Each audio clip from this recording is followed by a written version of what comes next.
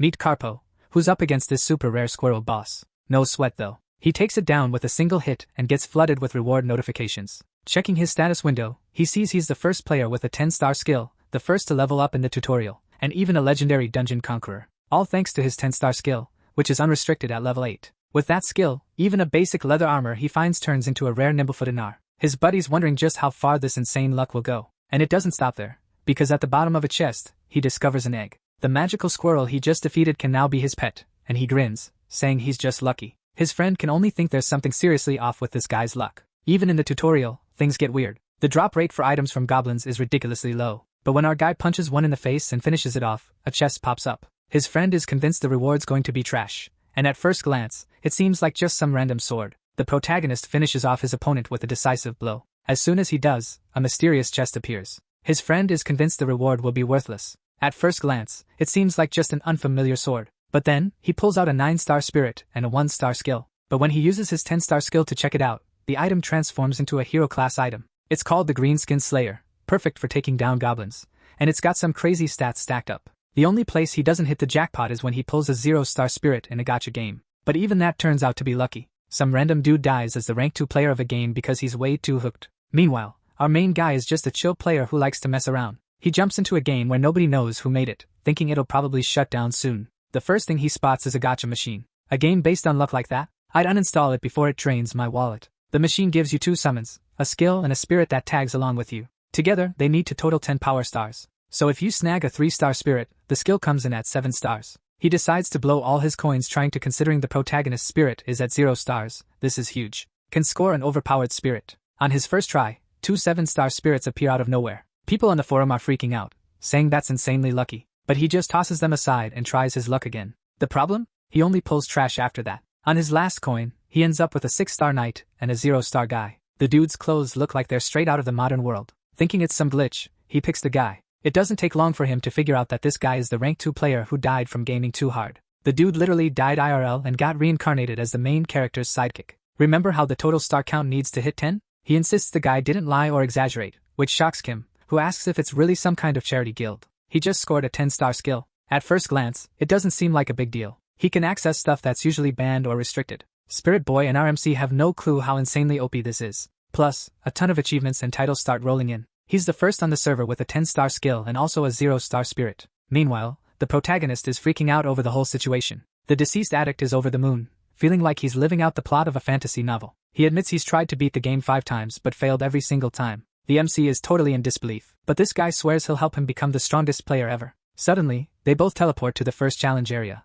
where they face off against that goblin from the start, which he takes down with just 1 punch. Meanwhile, Spirit Boy is wondering if this has anything to do with the 10-star skill the boy picked up. Right after finishing the tutorial as the first leveler, he's tossed into the city. He asks Spirit Boy how he manages to be there physically all the time, since spirits usually just pop in and out. The guy tells him to check the stats. Because the spirit has 0 stars in combat, he earned a title that removed the physical restriction. The MC isn't impressed. Clearly, this guy's a 0-star loser. But then he promises our guy that he'll share the wisdom of a 5-time veteran. Now they have to figure out their next move. But Kong isn't sure if he can just do his own thing, leaving our guy pretty confused. Out of nowhere, they notice some strange dude trying to recruit people for the Mamunism Guild, and he's really getting on everyone's nerves with his pushiness. In a kind of intimidating way, he warns that life will get tough if they don't join. Kim feels let down when he figures out what this guy's up to. But then, out of the blue, the guy claims he's not a PK. In fact, he's the total opposite. Grinning, he promises they'll protect them from PKs. He asks if they've heard about that quest on the bulletin board with the mutant deer, the one every newbie has to complete.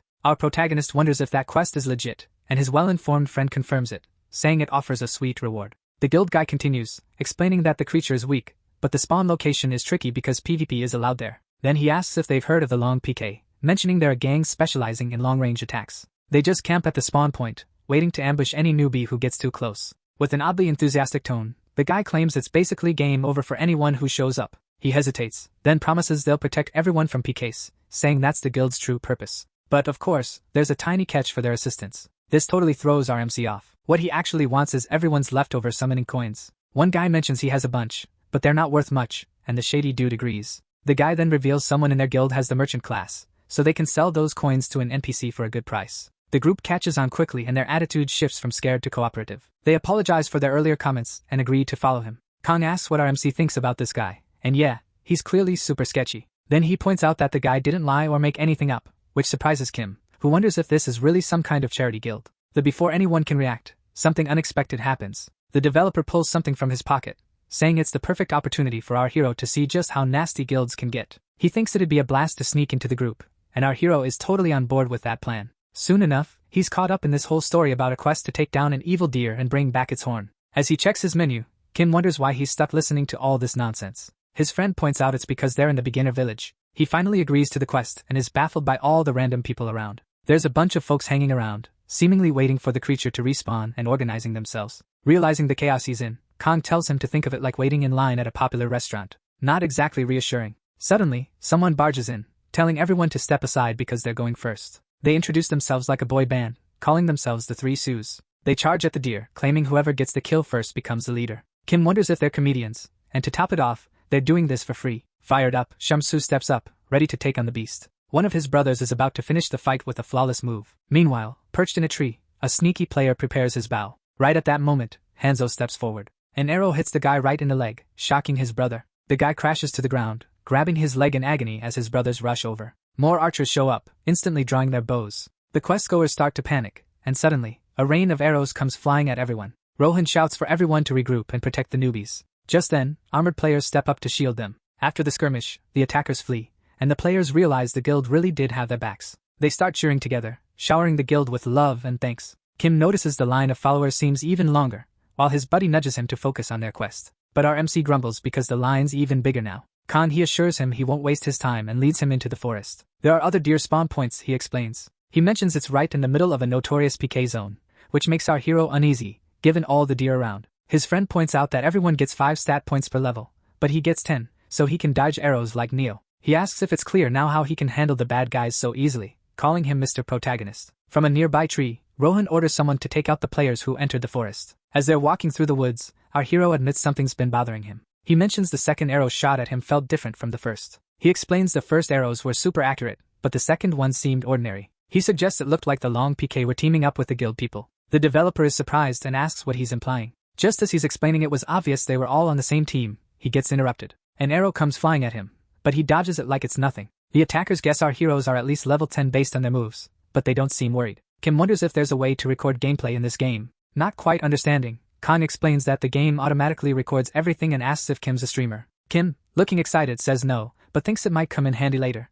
As he leaps toward the enemies, the system notes that since this is a PK zone, the first attacker might drop items if they get taken out. Kim moves at lightning speed and catches the attacker completely off guard. With a smooth move, he strikes the kid before he can even react. Feeling a bit bored, he mentions he's going to toy with him a bit more. Moments later, the archer is on the ground, pleading for help, but Kim finishes him off in the most savage way possible. The defeated player's sword clatters to the ground while the other two just stand there, stunned. And then they quickly realize they're no match for our MC and are basically toast. As he approaches the last guy standing, our protagonist gives him such a scare that the dude is left stammering on the ground. The guy starts pleading, offering up his stuff because if he dies, he can't log in for 3 days and will be stuck eating cup noodles in Zone X. But our hero asks if he ever spared anyone who begged during a PK. Besides, all his items are gonna drop anyway. In the end, the guy says he'll curse him every time he eats cup noodles. But Kim couldn't care less. Now, the real fun begins. As he's picking up the loot, Kong asks if the kid's some kind of soldier because he can't figure out how he's so good at the game. Then he wants to know what rank he reached in the game Fantasia. Our MC casually mentions he once hit rank 2.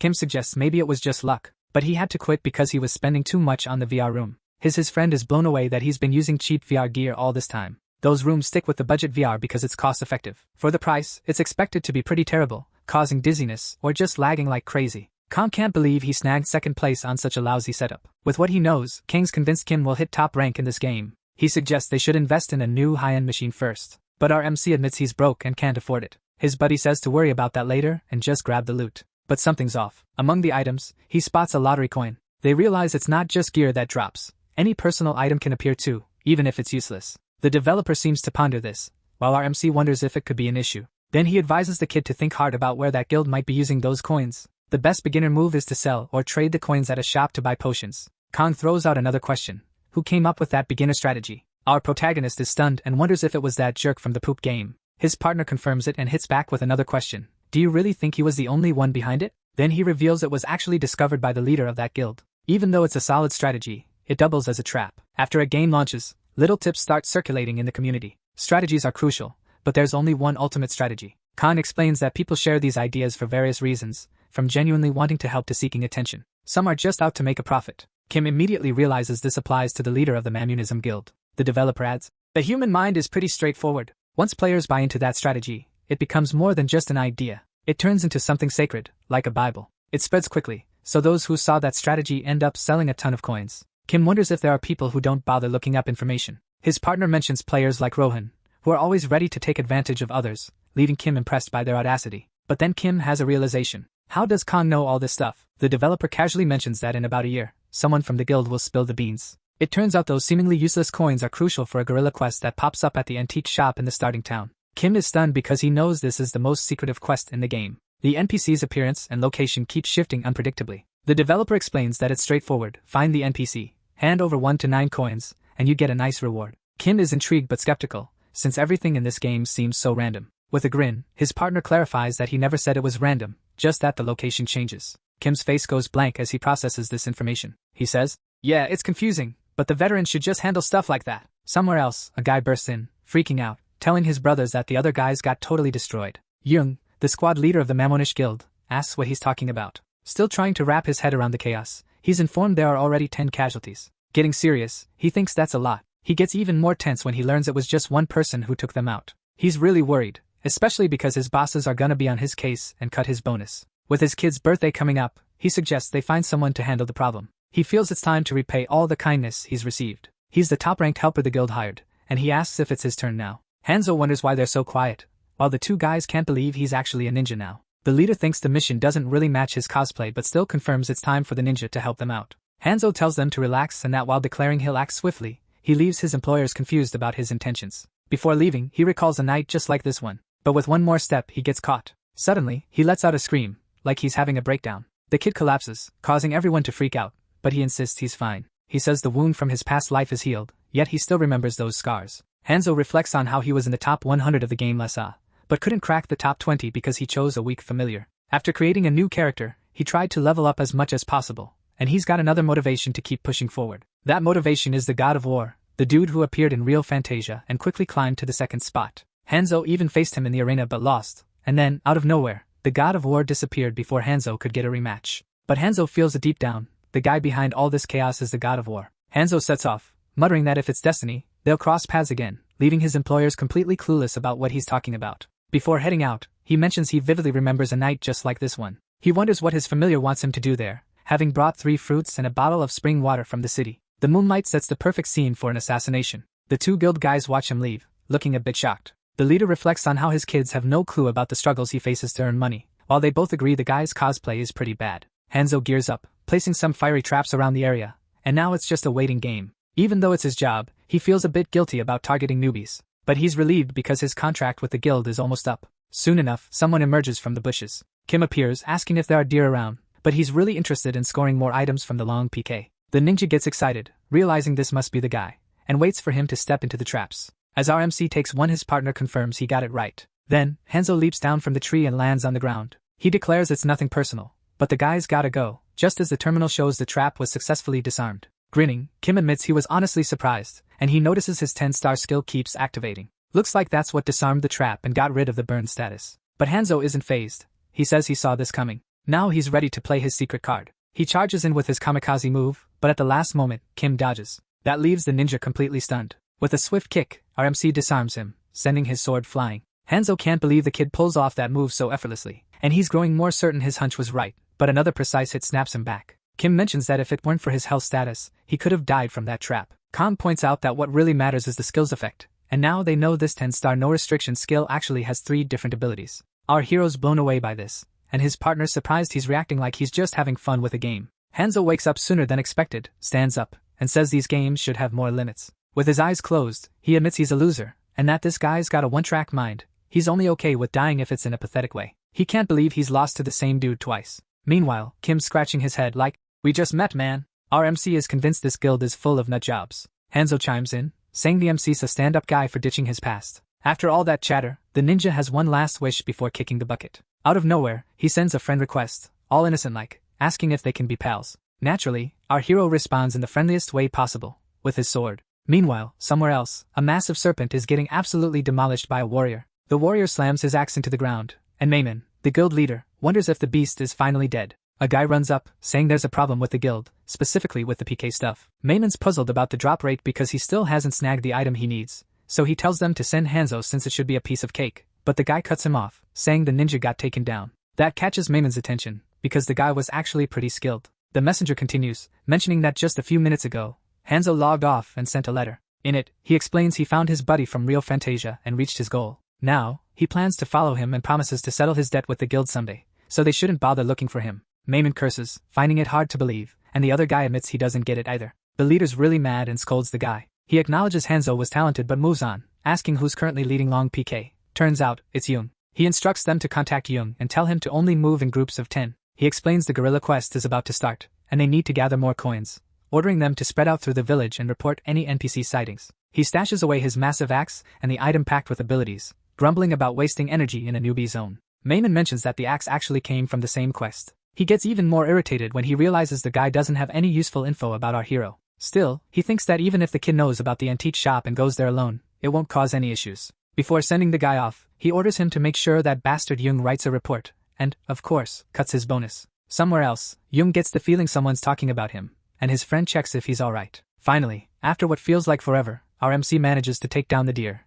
and now it's just about turning in the quest. Kim stretches, lamenting that they have to leave, while his partner suggests they go claim the reward. Our protagonist wonders if the long PK guys are now moving in groups on orders from their higher-ups because if 8 or more of them jump together, that could be a serious problem. So he's all pumped to chase the gorilla quest, but Kong thinks it's a waste because you have to wait for the NPC to show up. Kim wonders if they're just supposed to hang out in the village until then, but his buddy Spirit seems to have other ideas. He mentions that soon, near the church, he points out the spot where Kim just needs to grind some levels. Kim agrees since things usually go well when he listens to the guy, but he's curious if there are main and side quests in this game. As a developer, he gets frustrated and questions why the protagonist would even think that, but explains that the person in front of him is the one responsible for giving those quests. Naturally, Kim asks why he's only mentioning this now. He continues, saying that in Lessa, it's usually the familiar that hands out the main quests. Even though it's called the main quest, it doesn't really tie into the game's storyline. That's why many players try to bond with their familiars, as these quests help them level up. Kim's like, what the heck is this? I mean, this isn't a dating sim. But then Kong interrupts his thoughts,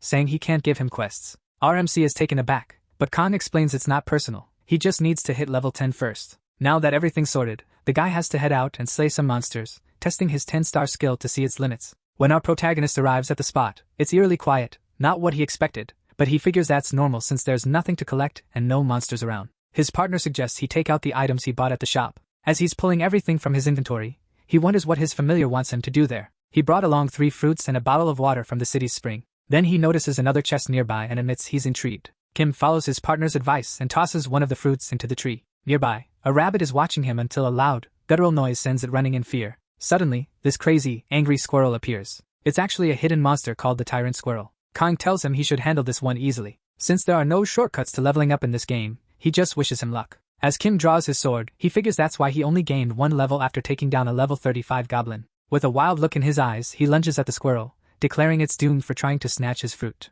After taking down the squirrel, he levels up several times. Kim feels a bit let down by the loot, but his buddy advises him to plant it and water it with the spring water he brought along. He does so, wondering if this might be the hidden piece. Then, out of nowhere, a gigantic tree bursts forth, leaving him speechless. Kong tells him he did well, and now he needs to stick his hand into the hole in the tree. When he does, he figures out he stumbled upon a secret dungeon. His buddy asks if he's ready. Feeling a bit shy, he confesses to his familiar that he actually prefers the villains in the romance novels he reads. As they head into the dungeon, he explains that the monsters inside can have random ranks, but they'll still be the same types. Most people think there are only 6 monster ranks in Lessa, but there are actually 3 more that are super rare, like Epic and Mythic. Playing the curious student, Kong pipes up with a question. Our MC is curious about the 3rd rank since Kong only mentioned 2. Kong admits he's clueless. He also thought Mythic was the top rank, but he discovered hints of another one. When he entered a dungeon to investigate, his physical body vanished, leaving him stuck as a 0-star spirit. Spirit Kong warns Kem to stay healthy if he doesn't want the same fate. At that moment, the dungeon analysis wraps up.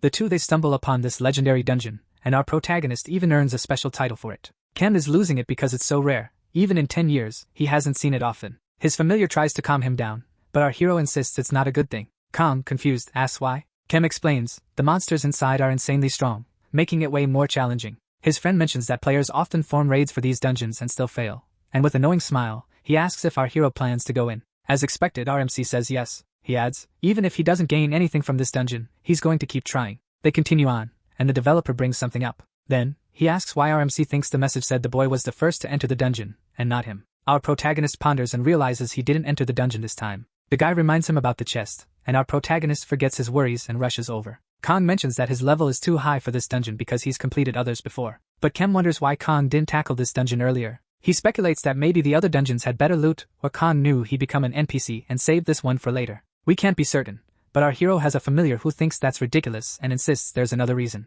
Meanwhile, our guy keeps teasing him. But suddenly, our protagonist freezes as a massive squirrel charges at him. He's genuinely freaked out, wondering what on earth that is. Finally, Kong reveals the real reason. He just didn't feel confident he could complete it, and that revelation totally deflates our MC. That squirrel looks pretty angry and seems ready to attack the group. Kim thinks it resembles a boar more than a squirrel and worries if he can even harm it. His partner encourages him, saying that if he clears the dungeon without getting hurt, he'll earn a title. With determination, Kim draws his weapon and declares he can definitely handle it. The squirrel goes berserk, getting a massive power boost. It charges straight at our main guy. Kim figures out that breaking through this beast's armor won't be a walk in the park. So, he decides to switch up his strategy and weapon. He thinks hard about where to aim next. Finally, he makes his move and targets its mouth. Kim admits it was terrifying, yet thrilling. But his familiar warns him that he's burning out fast. Trying to play it cool, he asks if they can just wrap this up. Kong is amazed at how much energy Kim still has. Soon enough, his partner starts questioning if Kim's even human. Given the number of squirrels he's taken down, it's wild. But it's a bummer that all they drop are these fruits.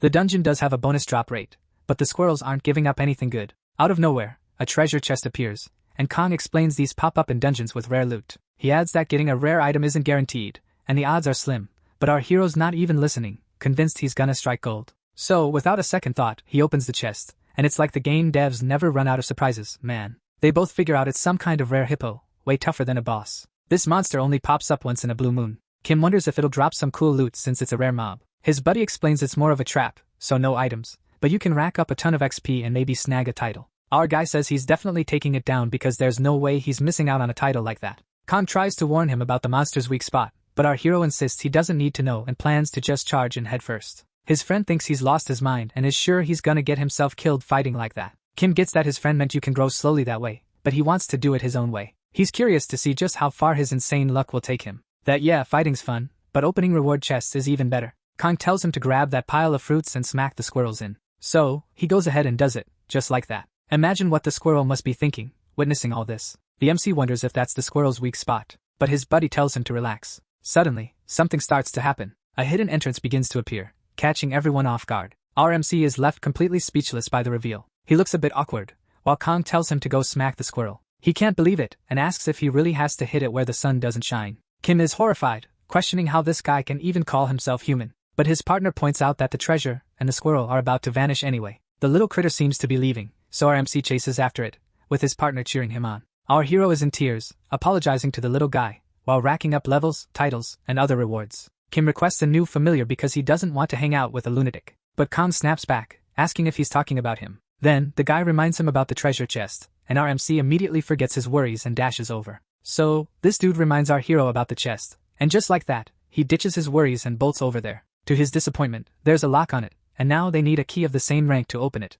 They're on the same wavelength and come up with an idea that feels a bit like cheating if it works. After trying a few tricks, they manage to open the chest. Inside, they find some unidentified leather armor. Khan thinks it's interesting but knows they'll need a high-level appraisal to identify it. But our hero, crouched there with a curious look, says, you know, the protagonist is always special. A bit later, the developer sarcastically suggests he just unlock everything and exploit Lesa's system. But then they both snap back, totally shocked, because they realize our MC's 10-star skill works for appraising items too. Following his guide's instructions, the kid opens the terminal to search for info. Pretty quickly, he notices there's new info there. Using his skill, he discovers he got a rare armor, while Kong wonders just how far this insane luck of his is gonna go. You gotta wonder how far his crazy luck will take him. Right after that, another legendary treasure chest shows up. Naturally, they open it without any trouble. They're a bit shocked to find an egg inside. Even though he's worried it might be a trap, he uses his power to identify it, secretly hoping it won't work. The egg turns out to be a magical squirrel, which can hatch if handled correctly. Kong mentions that magical squirrels are both useful and adorable. That's why they're popular in the game.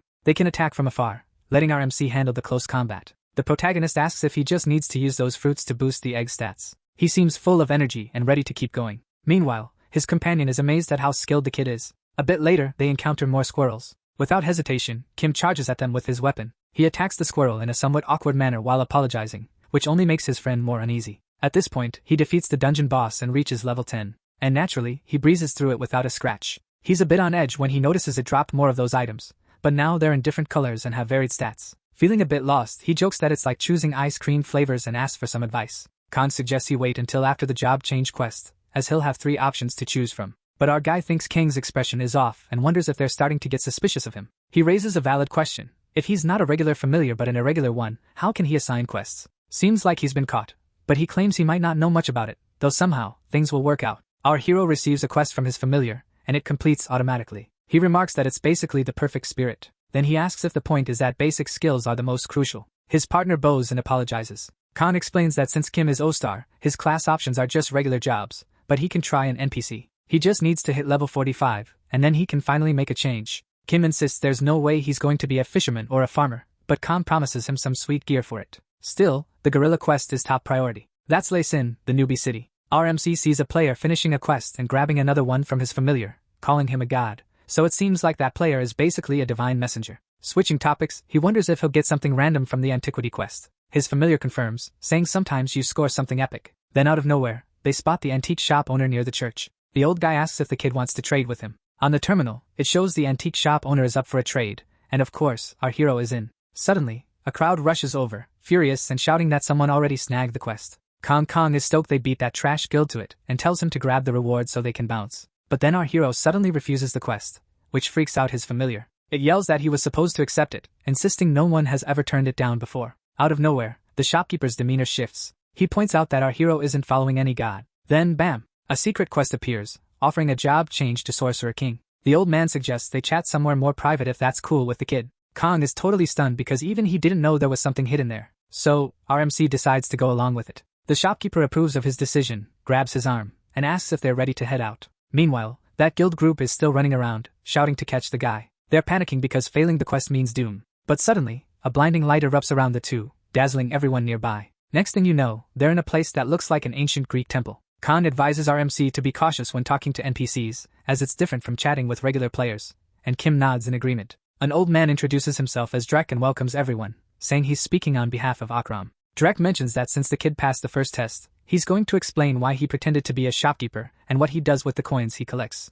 The old man continues, saying the kid resisted temptation, but our MC interrupts him. He points out that having a familiar means he serves a god. Drek stands up, opens a terminal, and asks the boy to hang on for a second. Then he reveals that the kid actually has a ghost tagging along. The old man says he'll find a good exorcist for him, and Khan is not happy about that. But anyway, the terminal shows he's eligible for the Sorcerer King Descendant class test. This Sorcerer King is the one who founded the Empire, which didn't last long because some entity came in and destroyed everything. Those entities were the false gods, also known as familiars. Kim starts wondering if the familiars are actually the ones invading this place. The old man keeps talking about how tons of people died. After a fierce battle, the Sorcerer King sealed all the familiars. But as time passed, the seal weakened, and the familiars started invading the continent again. Bit by bit, they altered history, becoming worshipped as gods. Now, they're trying to consume the continent once more. They manipulate outsiders, calling them messengers of the gods. Suddenly, the terminal shows phase 2 of the test, which totally freaks the old man out. He asks if Kim already finished the second test, shocked, wondering who this kid is.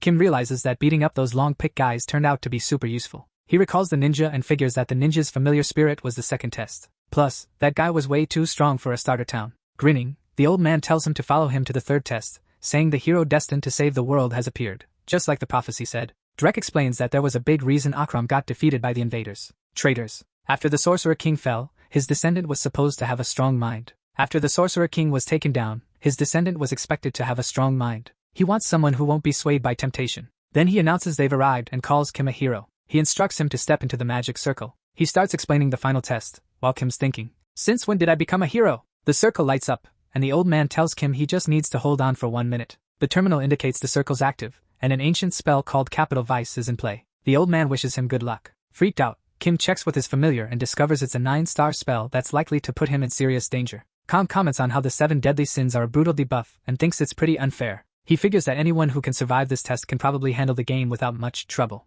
Our main guy uses his own 9-star magic too, and completely wipes out all the debuffs he had, finishing the quest. The terminal shows that because he cleared it in such a crazy way, his class got upgraded to Sorcerer Monarch. Kim is totally shocked, wondering if he really managed to pull that off. He switches over to the Mythic class and gains some unique skills, which makes Kong absolutely furious since it took him a decade to get his. Meanwhile, the protagonist is super eager to try out his new abilities. The old man is in tears, completely overwhelmed, because the Sorcerer King has finally returned. Kneeling, he declares that RMC is the new monarch, the ruler of all Akram. Kim awkwardly tells him to chill, like yeah, I get it. Then he asks him to open the box, and Kim wonders what's inside. Dekrek explains it's the magical weapon the Sorcerer King used. It looks like a glove but functions like a magic wand. Kim can't believe he just scored a second legendary item and is itching to try it out in a fight. But the old man advises it's not the right time yet, because first, he needs to prepare to face a formidable opponent. He mentions he's staying behind to continue his research, which piques Kim's curiosity. The old man explains he's gathering coins, as they're the only lead related to the false gods, so the protagonist offers to help out with that.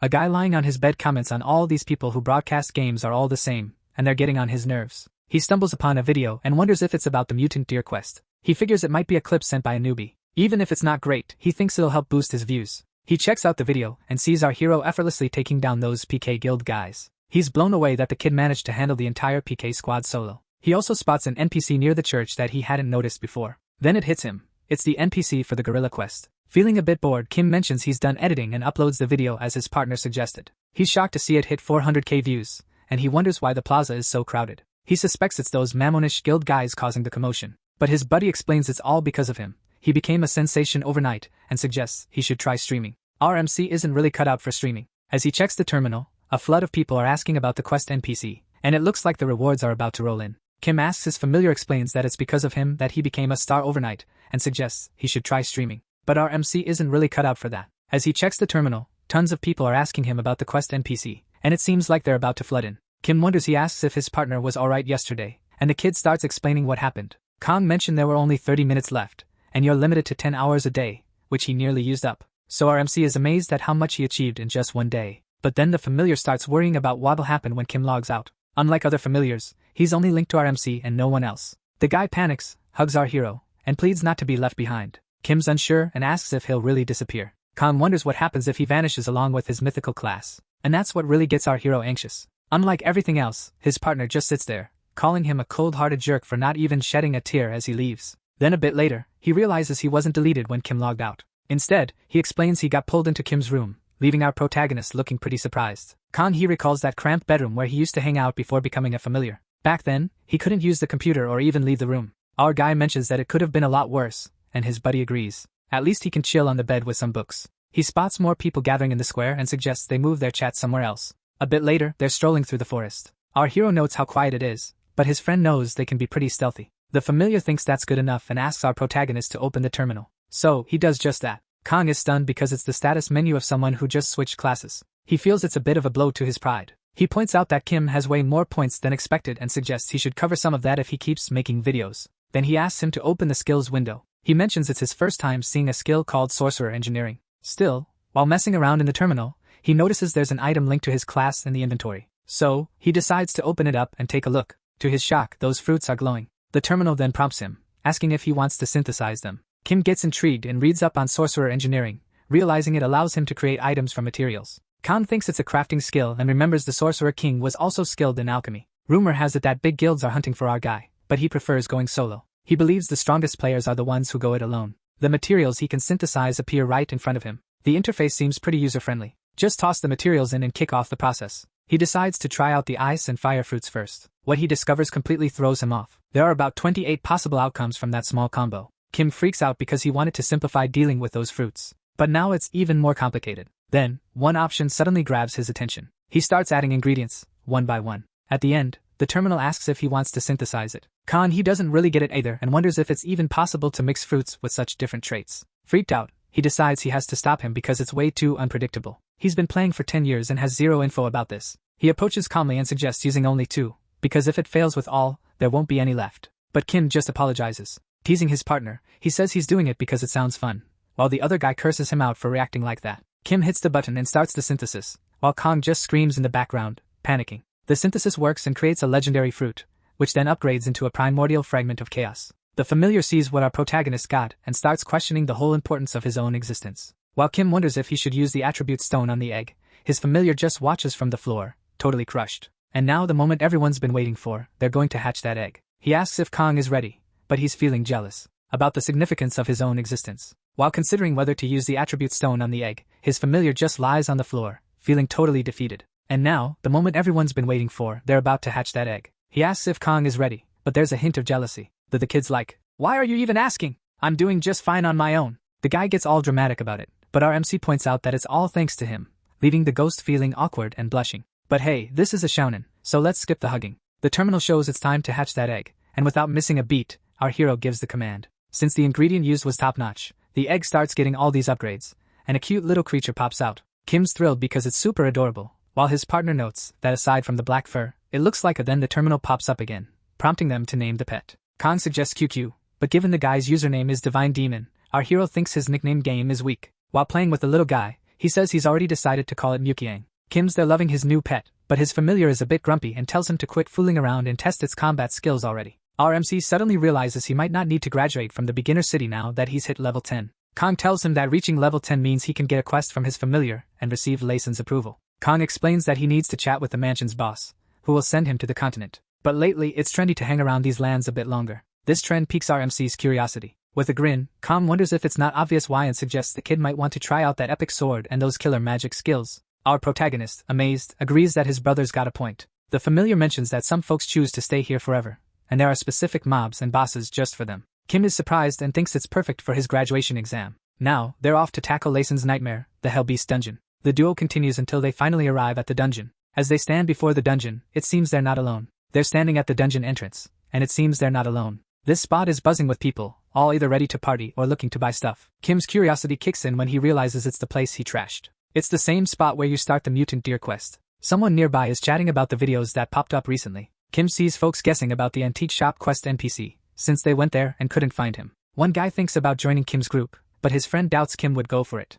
Khan jokes about joining too, but Kim's not into the whole celebrity scene. As he heads to the entrance, a terminal pops up with a question asking if he wants to enter the dungeon. He's caught off guard because this dungeon has a time limit to beat it. Khan points out a monument, explaining it's the record system, and tells him to touch it. A menu appears, listing the records of those who've cleared the dungeon, but those question marks spark his curiosity. His familiar mentions a player who chose to stay anonymous. Kim wonders if it could be the great Divine Demon, and his partner, acting all smug, tells him he's pretty sharp. In second place, we have someone named Tato Tashin. Our MC thinks that name rings a bell. Suddenly, people start emerging from the dungeon, and the crowd outside comments that they must have cleared it. A guy who just came out adjusts his glasses and says, "Finally got you, you filthy little dog." And then we see those three suspicious guys again, posing like they're cute little kittens. Those guys get curious about their ranking and go check it out, while our hero finds it amusing to see so many familiar faces. All excited, the three guys find out they're in 17th place and plan to head to the city to claim their reward. Then, they aim for the continent. Khan explains that the reward isn't a big deal.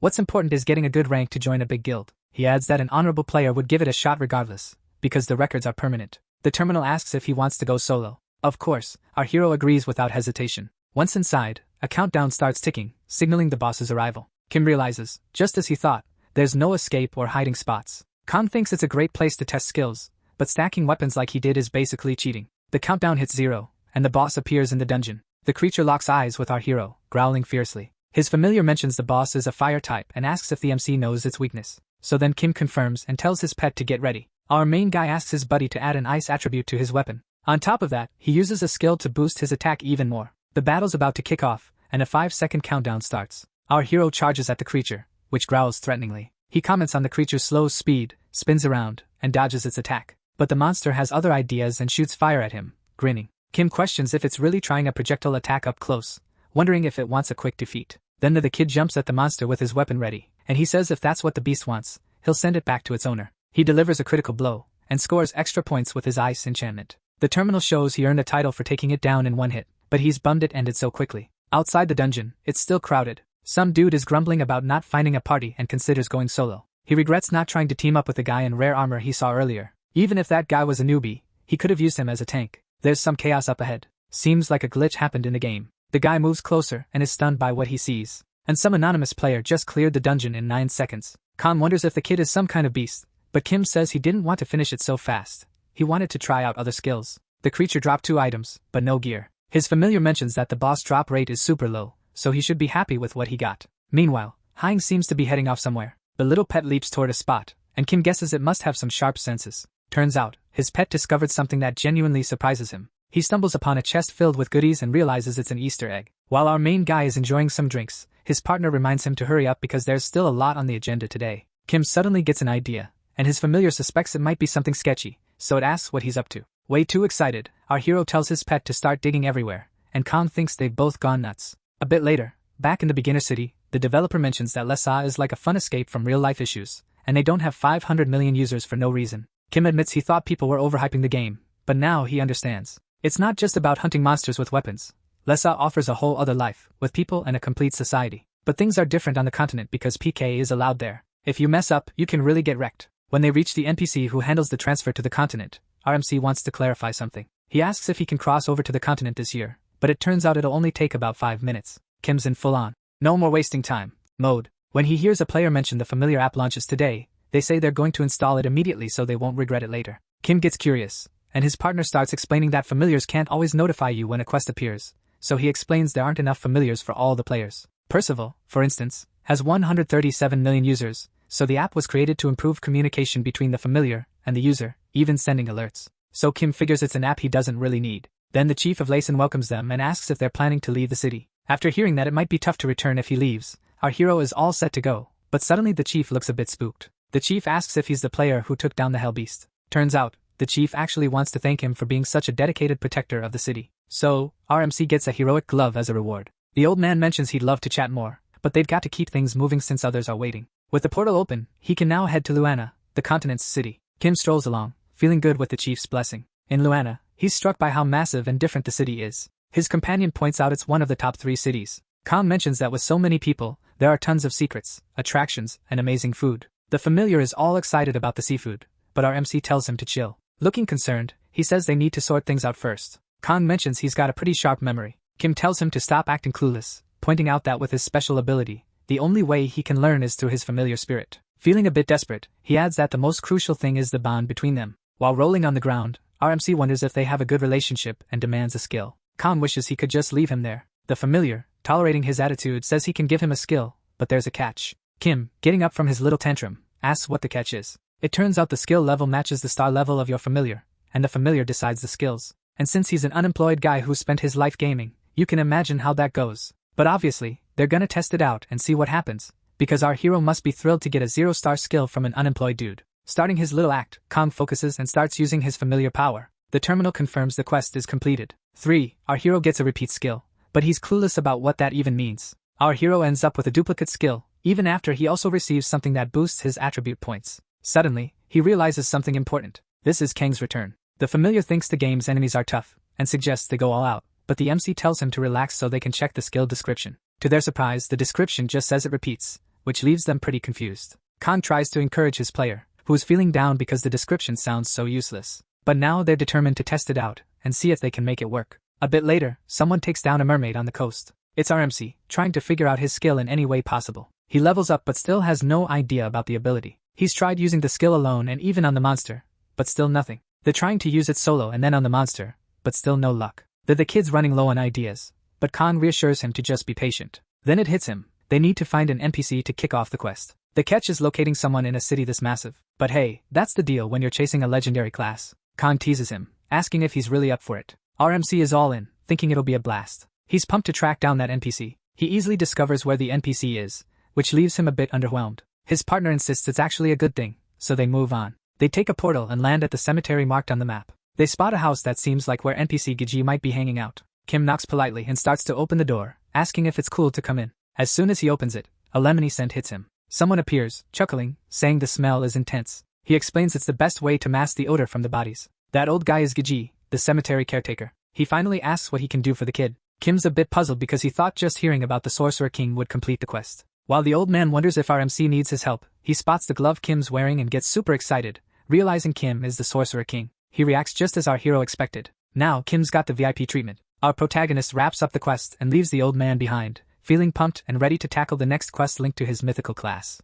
Giji mentions the Sorcerer King's relic is nearby, so RMC asks for the exact location. Then he learns it's in a crater right in the middle of the cemetery. Originally, that crater wasn't supposed to be there, and the relic was hidden there in secret. But about 150 years before the city was built, something went down, and trouble began when the locals decided to build a cemetery on that spot. Since the relic was loaded with mana, it started affecting the area, causing undead to appear. Kang's mind drifts to the first relic he found, which was like a puzzle, and he can't help but compare it to this new one. The old man admits they lack the strength to handle the undead, making it nearly impossible to access the ruins now. But he mentions that with some ingredients, the kid can craft an artifact to block that energy. So, he asks them to fetch some sea ingredients, known for their purity. Kim gets pumped because, without any gathering skills, he'll have to rely entirely on luck. He confidently promises to bring the ingredients back to the old man. With the quest accepted, the duo heads out and decides to check their inventory first. They score a reward skill, but Kang points out it's more common to earn those by leveling up, and it's all a game of chance. While Kim's soaking in the moment, his familiar tells him he snagged 5 skill cards. As expected, he can only choose one and has to let the other 4 go. Being overly dramatic, our guy goes to open his cards, while his partner wonders if the kid could act just a little more normal. Familiar asks if the kid could just be a bit more normal. So, he starts drawing, eager to see what he'll snag. He's all excited, but then he's bummed out when he only gets a 2-star magic skill. Kang chimes in, saying even this guy has off days. Meanwhile, the familiar explains he only gets 1 shot, and then everything vanishes. Suddenly, a terminal appears above them, asking if he wants another go. This is when everyone finally gets how his new skill works. Even Kim is blown away by what his skill can pull off. The MC jokes about someone showing up to delete his character for cheating, but Kang reassures him that's not possible, then playfully asks if he's really going to leave it like that. The protagonist says no way. He's going to figure out how many times those cards can change, and how often he can repeat the process. He keeps trying again and again, realizing he can keep going until he scores something good. So, he decides to go for a 4th attempt. He finally scores a 7-star skill called Sacred Sacrifice, and he's blown away since it's his first skill at that level. Kang pushes our hero aside and starts mulling it over. Kim asks if it's any good, and his buddy explains it's top tier for that attribute. The more MP you have, the more damage it dishes out. Plus, it deals holy damage, but there's a catch. It slashes 10,000 from your HP and reduces your stats by 300%. Kang thinks hard and mentions there's one more thing. Our hero gets a bit anxious and learns it's a one-time use skill, and once you use it, it's gone for good. Then his familiar checks the auction listings and sees they could sell it for a nice chunk of change. When he hears it's worth around 5 million won, Kim is ecstatic, thanking the guy for being his familiar. He then asks how much that is in fried chicken terms, because that's the kind of cash a student can only fantasize about. Looking to make some money, they head to the auction house in the city of Luana. Our MC is freaking out about the 5 million, but his familiar steps in to calm him down. Kim appreciates the tip because it means they can enjoy some luxury. That's a big deal for a student. Kang suggests he should manage the money, while Kim should just focus on the game. Kim thinks Kang is genuinely impressive. The familiar asks if there's room at Kim's place for a game capsule and suggests he check with his parents first. The MC mentions that his parents are doing volunteer work and are likely overseas. Kang is cool with it and jokes about whether the kid's chill vibe is inherited. But before diving into anything else, they need to set up his account at the auction house. An attendant calls for customer 137 and asks how she can assist. She inquires if the MC wants to register an account, and he confirms. She instructs him to place his hand on the crystal ball in front of him. In Lessa, agencies handle money exchanges to prevent scams. Kim had been curious about how they manage server costs just by selling skills, but looks like he's finally got his answer. The attendant tells him that now that he's registered, he can start listing items for sale. Our guy's like, what's the point if there's no real outcome yet? She goes on to say the measurement's done, and she seems pretty impressed with the results. She congratulates him, saying his rank is black, but our hero's totally clueless about what that means. She breaks it down.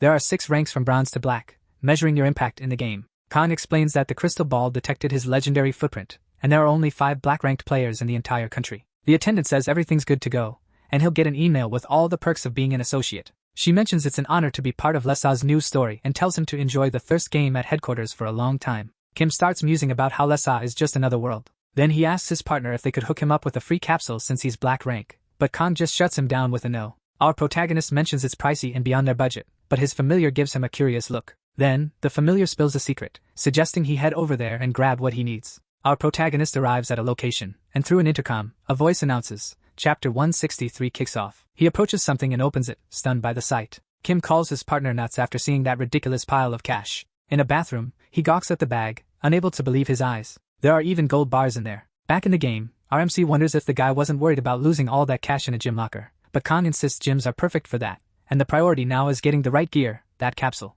A bit later, at the capsule store's HQ, the manager, Shine, is irritated because there's a free capsule trial happening, and the store's been swamped for 3 days. At the entrance, another customer shows up, and he'd love nothing more than to kick out that totally uncouth customer. The manager, being a bit rude, tells our hero that the trial period is over. He forces a smile and suggests the MC come back tomorrow, secretly hoping he won't. This leaves our MC puzzled. But Kim isn't there for trials. He's ready to buy an Artemis model. The manager is terrified and shaking. The manager nervously says he's finished analyzing Kim's class. He realizes, of course, that our MC is a black rank. Suddenly, the manager turns sweet and polite, asking if they can deliver and install it today. Kim casually mentions he'll pay everything in cash. The model Kim picks is unlike any other. There are only 3 of these in Korea, and its performance is top-notch. Kang checks in, asking if everything went smoothly, and our hero confirms it did. While petting Hyung, He mentions that delivery and installation took less than an hour, then asks about his partner. Khan says nothing much happened, except the little guy stayed with him the whole time. RMC was gone, feeling pumped. Kim starts stretching and suggests they dive into the quests,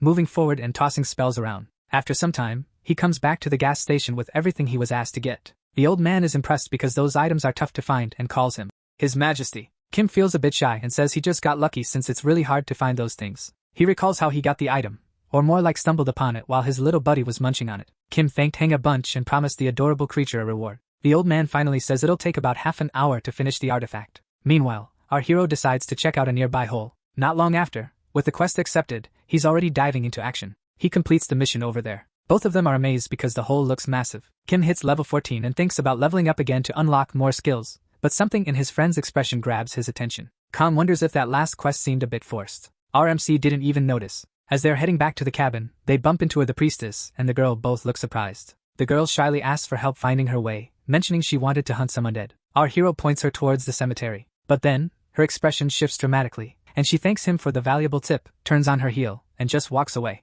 Khan teases his buddy, asking if she's his type, but RMC can't shake the odd vibe he got from her. He starts piecing things together and remembers she had a lemony scent, plus, there was something about that red liquid. Suddenly panicking, he bolts, realizing what it all means. Khan is clueless and chases after him, trying to figure out what's happening. They race back to the cabin, and our hero bursts through the door, shouting for the old man. But inside, he finds the man collapsed on the floor. Khan finally understands why they had to go on that seemingly pointless mission. It was crucial to push the story forward. Our protagonist reaches the old man and discovers he's still alive. With the old man reveals that their enemies have discovered their existence. He gives our hero his final gift, 2 quest items. As the old man dies, the terminal shows our MC has collected 2 out of 3 relics. Khan tells him to shake it off, reminding him it's just a story event and not to get too emotional. But our hero isn't upset about that. He's mad because they messed with his relic. When they return to the hole, they notice new footprints, almost like they're leading them somewhere. The terminal then reveals they've stumbled upon an event dungeon called Luana's Hole, so they decide to check it out. As soon as they step inside, a timer starts ticking down.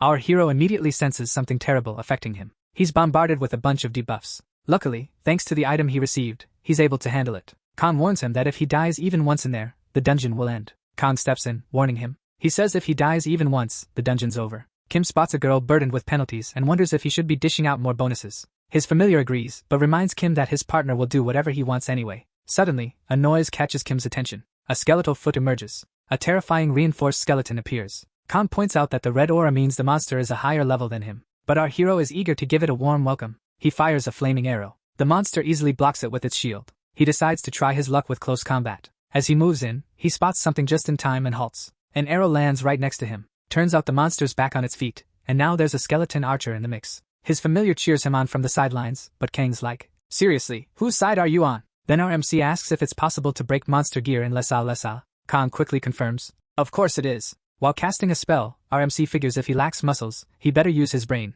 so he dumps 20 points into magic. He fires off a massive fire arrow, way bigger than before. The spell hits the enemies dead on, and something nearby starts to crack. Kim laughs, feeling pretty satisfied, while the skeletons look a bit down about it. He mentions he doesn't know who built this dungeon, but he feels kinda sorry for them since he's in a rush. Bones scatter everywhere, as he unleashes his fire magic again. Now, he's hit level 15 and gets to roll for another skill. Khan tells him to keep dreaming because he only got a low tier pack that maxes out at 7 stars. The top packs can reach 8 or 9 stars. Our MC keeps rolling for skills, going non-stop until he hits the last card. He lands a 5-star lightning skill, and Kim decides to keep it since it seems super handy. Glancing at the clock, he realizes they're running out of time. He suggests keeping it because it's super handy. A quick glance at the clock shows time's running out. They don't have much time left, so they need to keep moving, thinking someone might be waiting for them ahead. As they walk, Kim asks his best buddy if they're on a mission to catch the invader, and wonders if it could be another player being guided by a familiar spirit. But Khan explains that sometimes familiars can also sponsor an NPC. The hero doubts a player would have such perfect timing for the event,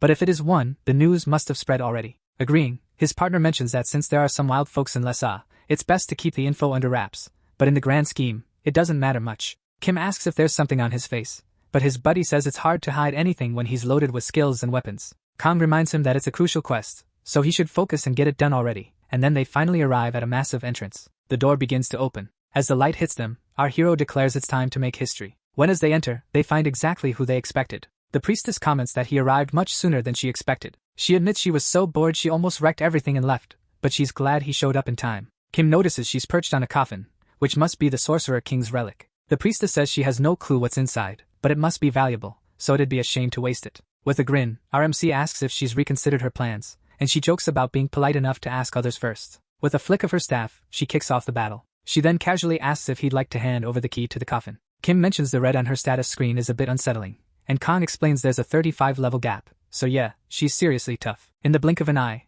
our MC lunges at his opponent. Their weapons collide. The girl teases him, saying she didn't expect him to be that quick, while already launching a counterattack. Her strike is so powerful that a chunk of his sword breaks off. Panicking, our hero realizes she just shattered his weapon. Kim asks his older brother if it's even possible to beat this NPC. The response he gets is that the thing's basically a beast. Kang mentions the kid's got a good eye and reveals she was made to be unbeatable. Just then, the woman points out something and asks if he noticed it. She gestures toward the coffin's center, suggesting the key he has should fit right there. His familiar points out that the quest is about grabbing the relic, not defeating the boss, so he needs to find a workaround. Looks like our MC finally realizes how deep in trouble he is. The guy tells him the first step is to lure her as far away as possible. Meanwhile, our protagonist is plotting something with his little buddy. The boss just keeps watching, and our MC asks if she can still take damage, which leaves Kang speechless. Kim thinks the reward for defeating her must be incredible. His partner freaks out, questioning why he's choosing the hardest path when he could just sidestep it. And while he just ignores him and charges ahead, Kang calls him a clueless casual player. After stacking every buff he can get his hands on, he decides to go for it,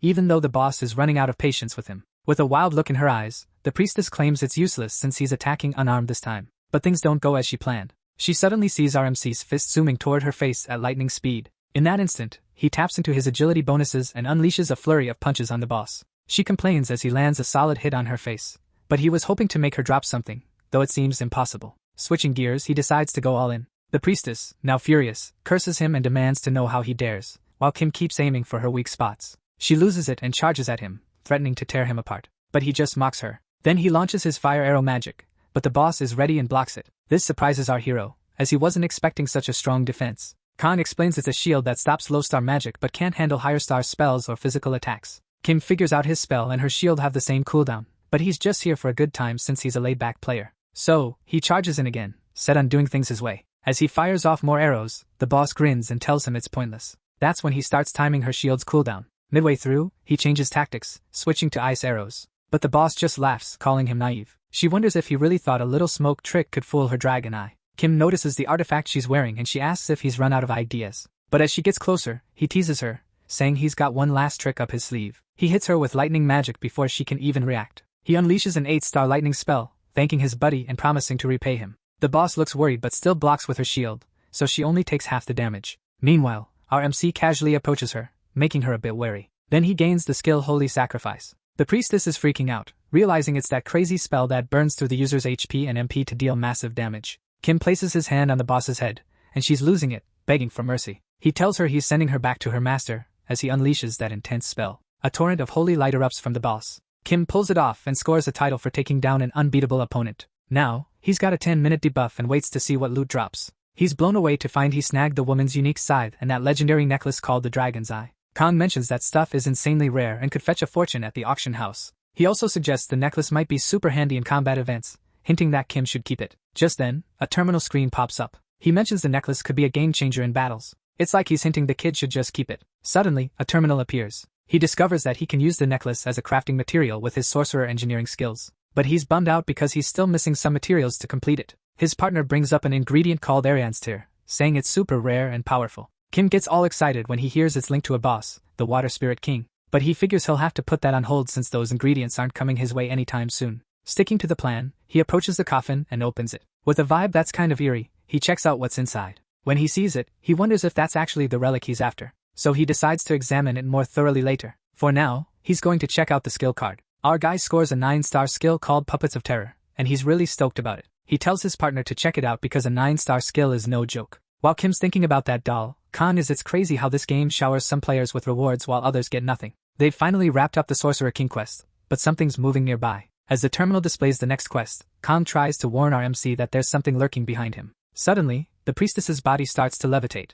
surrounded by this sinister aura, and she demands to know if he's the one who took down her beloved apostle. The entity complains about waking up after being buried for thousands of years and questions if our hero is Akram's remnant. Now serious, he replies. And what if I am? She stomps the ground, commenting on how the world seems to be in shambles now, and suggests it would be fitting for the boy to take responsibility. Kim realizes there's no way a player can handle a god-level monster like her. He regrets using his grenade too soon, but at least the quest is complete, and won't reset even if he dies. letting loose this powerful entity casts a spell, questioning how the kid can be so chill in front of her, and then she unleashes everything on our main guy, telling him to die. Kim just stands there, eyes shut, waiting for the inevitable. But suddenly, that stone he picked up starts to react, and its energy shoots straight at the puppet. In an instant, a woman appears, blocking the attack with her sword. The evil goddess is furious, demanding to know who's brave enough to interfere. The mysterious woman coolly replies that she doesn't have a name worth sharing with a heretic spirit. With a single swing, she not only nullifies the evil goddess's attack but also sends her own energy tearing through the room. The creature screams in disbelief, wondering how Akram could still hold so much power. She keeps shouting,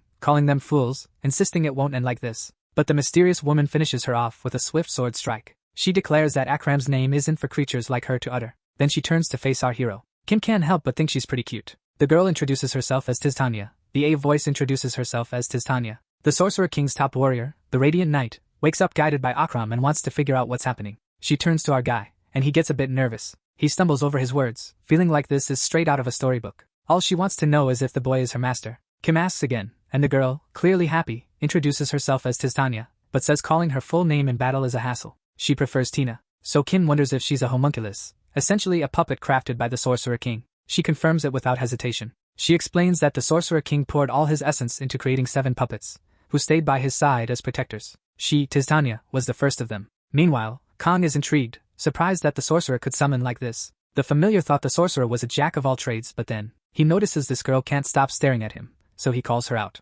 Tina, all fired up, demands to know why there's a wild spirit around. Kong takes offense, insisting he's nothing like that. She points out that the guy seems weak yet evil and asks for permission to take him out, but Kim jumps in, saying there's an explanation. A bit later, the girl figures out he had an accident and ended up in a spirit's body, and Kim tries to comfort him. Tina admits she was rude to the envoy who was just doing his best for his lord, so she bows and sincerely apologizes. Kang's mood lifts instantly, making our protagonist think he's a pretty simple guy. But right then, his game time is about to expire, so he decides to leave the rest for tomorrow. She bids farewell to everyone. Kong heads back to his room. He's still not used to it, and wonders how everything is supposed to work. He's also curious about the little creature tagging along, but then Tina asks if it's a military office because the place looks kind of odd. He freaks out when he spots a pretty girl there too, but she has no clue how she ended up in that situation. Kong starts panicking as more and more people keep barging into his room. The boy is horrified when he sees the terminal, which shows that the number of familiars has increased, making him the manager of the familiars room. A while later, Kim is strolling through the city, which has suddenly become crowded. Tons of people are looking for parties and selling stuff. Then he bumps into his supreme brother,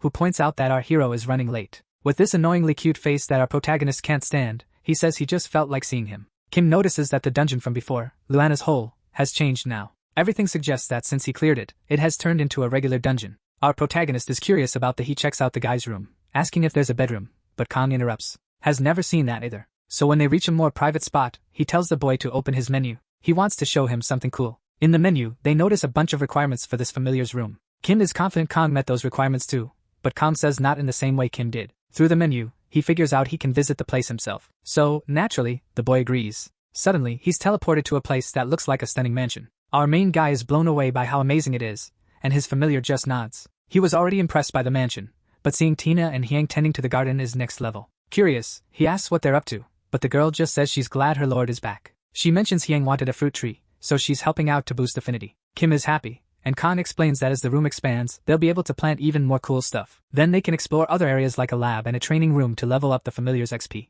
There's a garden and an orchid house for gathering more materials. Plus, there's a mine for all the ores they might need. As Tina walks into the room, she remarks on how much stuff is packed in there. She then excitedly hopes her lord will enjoy the place. Kim is genuinely impressed because this workshop is seriously amazing. His partner suggests he give crafting a shot. RMC hesitates but then remembers that the sorcerer class is also a crafting/production gig. Kong explains it's tougher than other professions and suggests Kim try it out himself. He advises using his magic engineering skills and without a blueprint to start with the simplest items. A circular light with a timer pops up in front of him, and Kim, confused, asks what he's supposed to do. Before anyone can answer, the terminal prompts him to begin. In a panic, he throws everything together in a rush and just tries to make it work somehow. He soon realizes the outcome is pretty rough. Determined, our protagonist keeps at it until he finally nails an excellent result. He's over the moon because he finally became an apprentice blacksmith. His buddy points out he's got zero rhythm, though. Fired up again, Kim declares it's time to tackle the next batch. The terminal says he can start rune carving now, and Kong is totally pumped. He wonders if that's another skill exclusive to sorcerers.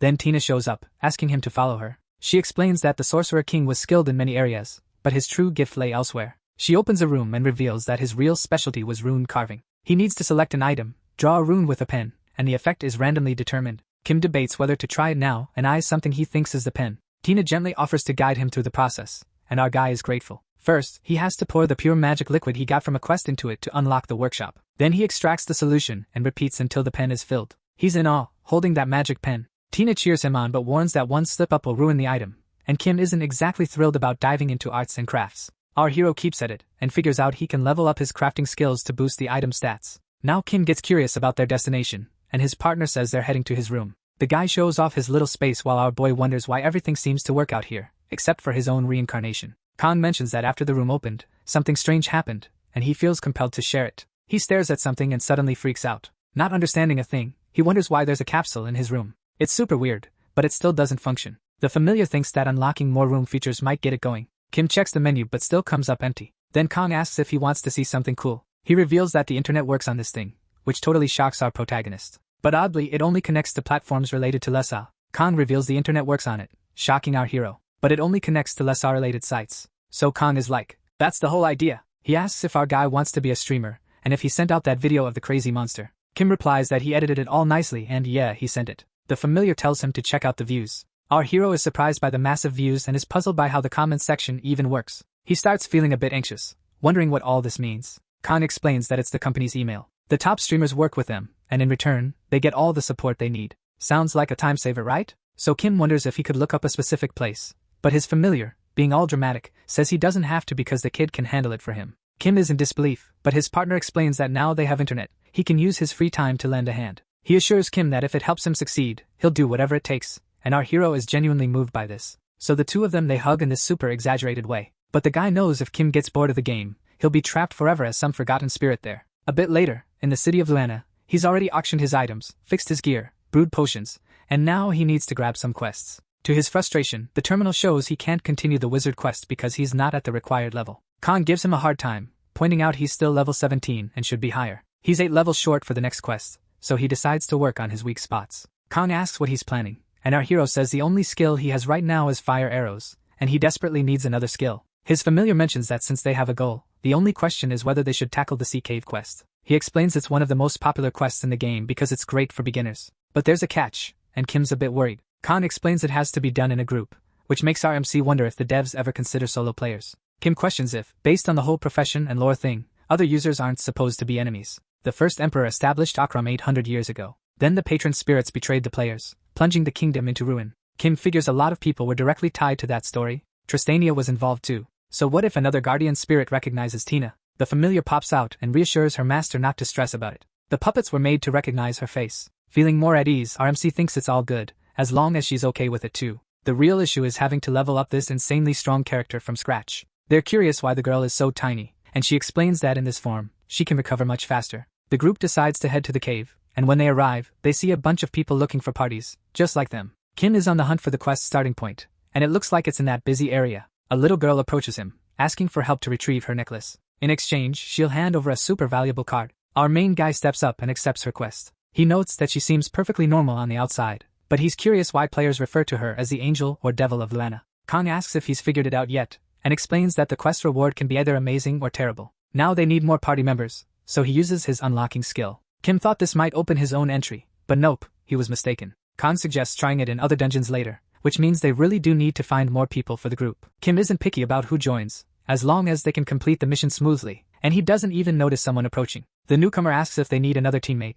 They call him the God of War. When Kim turns around, he sees that odd ninja pops up again, and the guy's like, perfect timing, man. The ninja plays it cool, saying it's wild how they just bumped into each other. He mentions their past life connection is unbreakable, but Kim's busy scanning the menu for a good candidate. While the ninja offers his help, our MC is still trying to find someone, but it's just not happening. The ninja steps in closer, trying to grab his attention, calling out to the great god of battle. Kim, a bit uneasy, asks why he's acting like they're old pals. Then it hits him.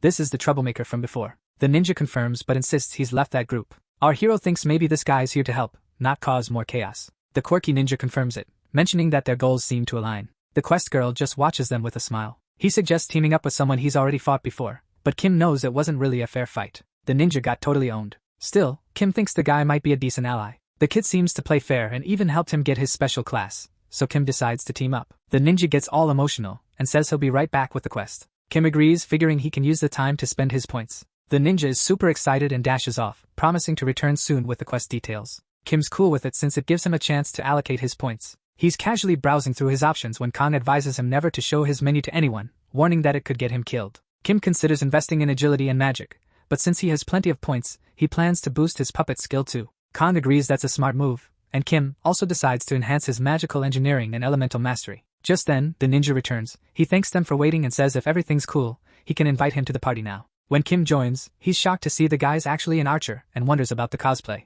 But Hanzo just tells him to follow along. Inside the cave, Hanzo asks how much Kim knows about the place. Turns out, it's Kim's first time here, so Hanzo clears his throat, ready to explain. The monsters here are like beefed up versions of the beach ones. They attack first, and the place is full of traps. Kim, all pumped up, mentions he didn't expect them to show up so soon, and suddenly, a creature appears right in front of them. Kim realizes it's the perfect time to use his dragon eye. After checking it out, the monster's info pops up in a window. Hanzo he tells him to leave this task to him. The guy starts doing some wild ninja moves. Summons something called Snow White, and Kim's thinking, how far is this dude taking the cosplay? A super cute hero rank pet shows up. Then he tells his buddy to hit it with an air cannon. The little creature instantly obeys, unleashing a powerful blast at the enemy. Kim notices the monster nullifies the attack effortlessly. It just uses its shell, no problem. Hanzo draws his weapons, gearing up for battle. He confidently declares one word, victory. Then he strikes a triumphant pose, casting a lightning spell with dramatic light effects. Energy pillars shoot up, and the ninja strikes his victory pose a bit further ahead. Kim praises him, saying the move was awesome,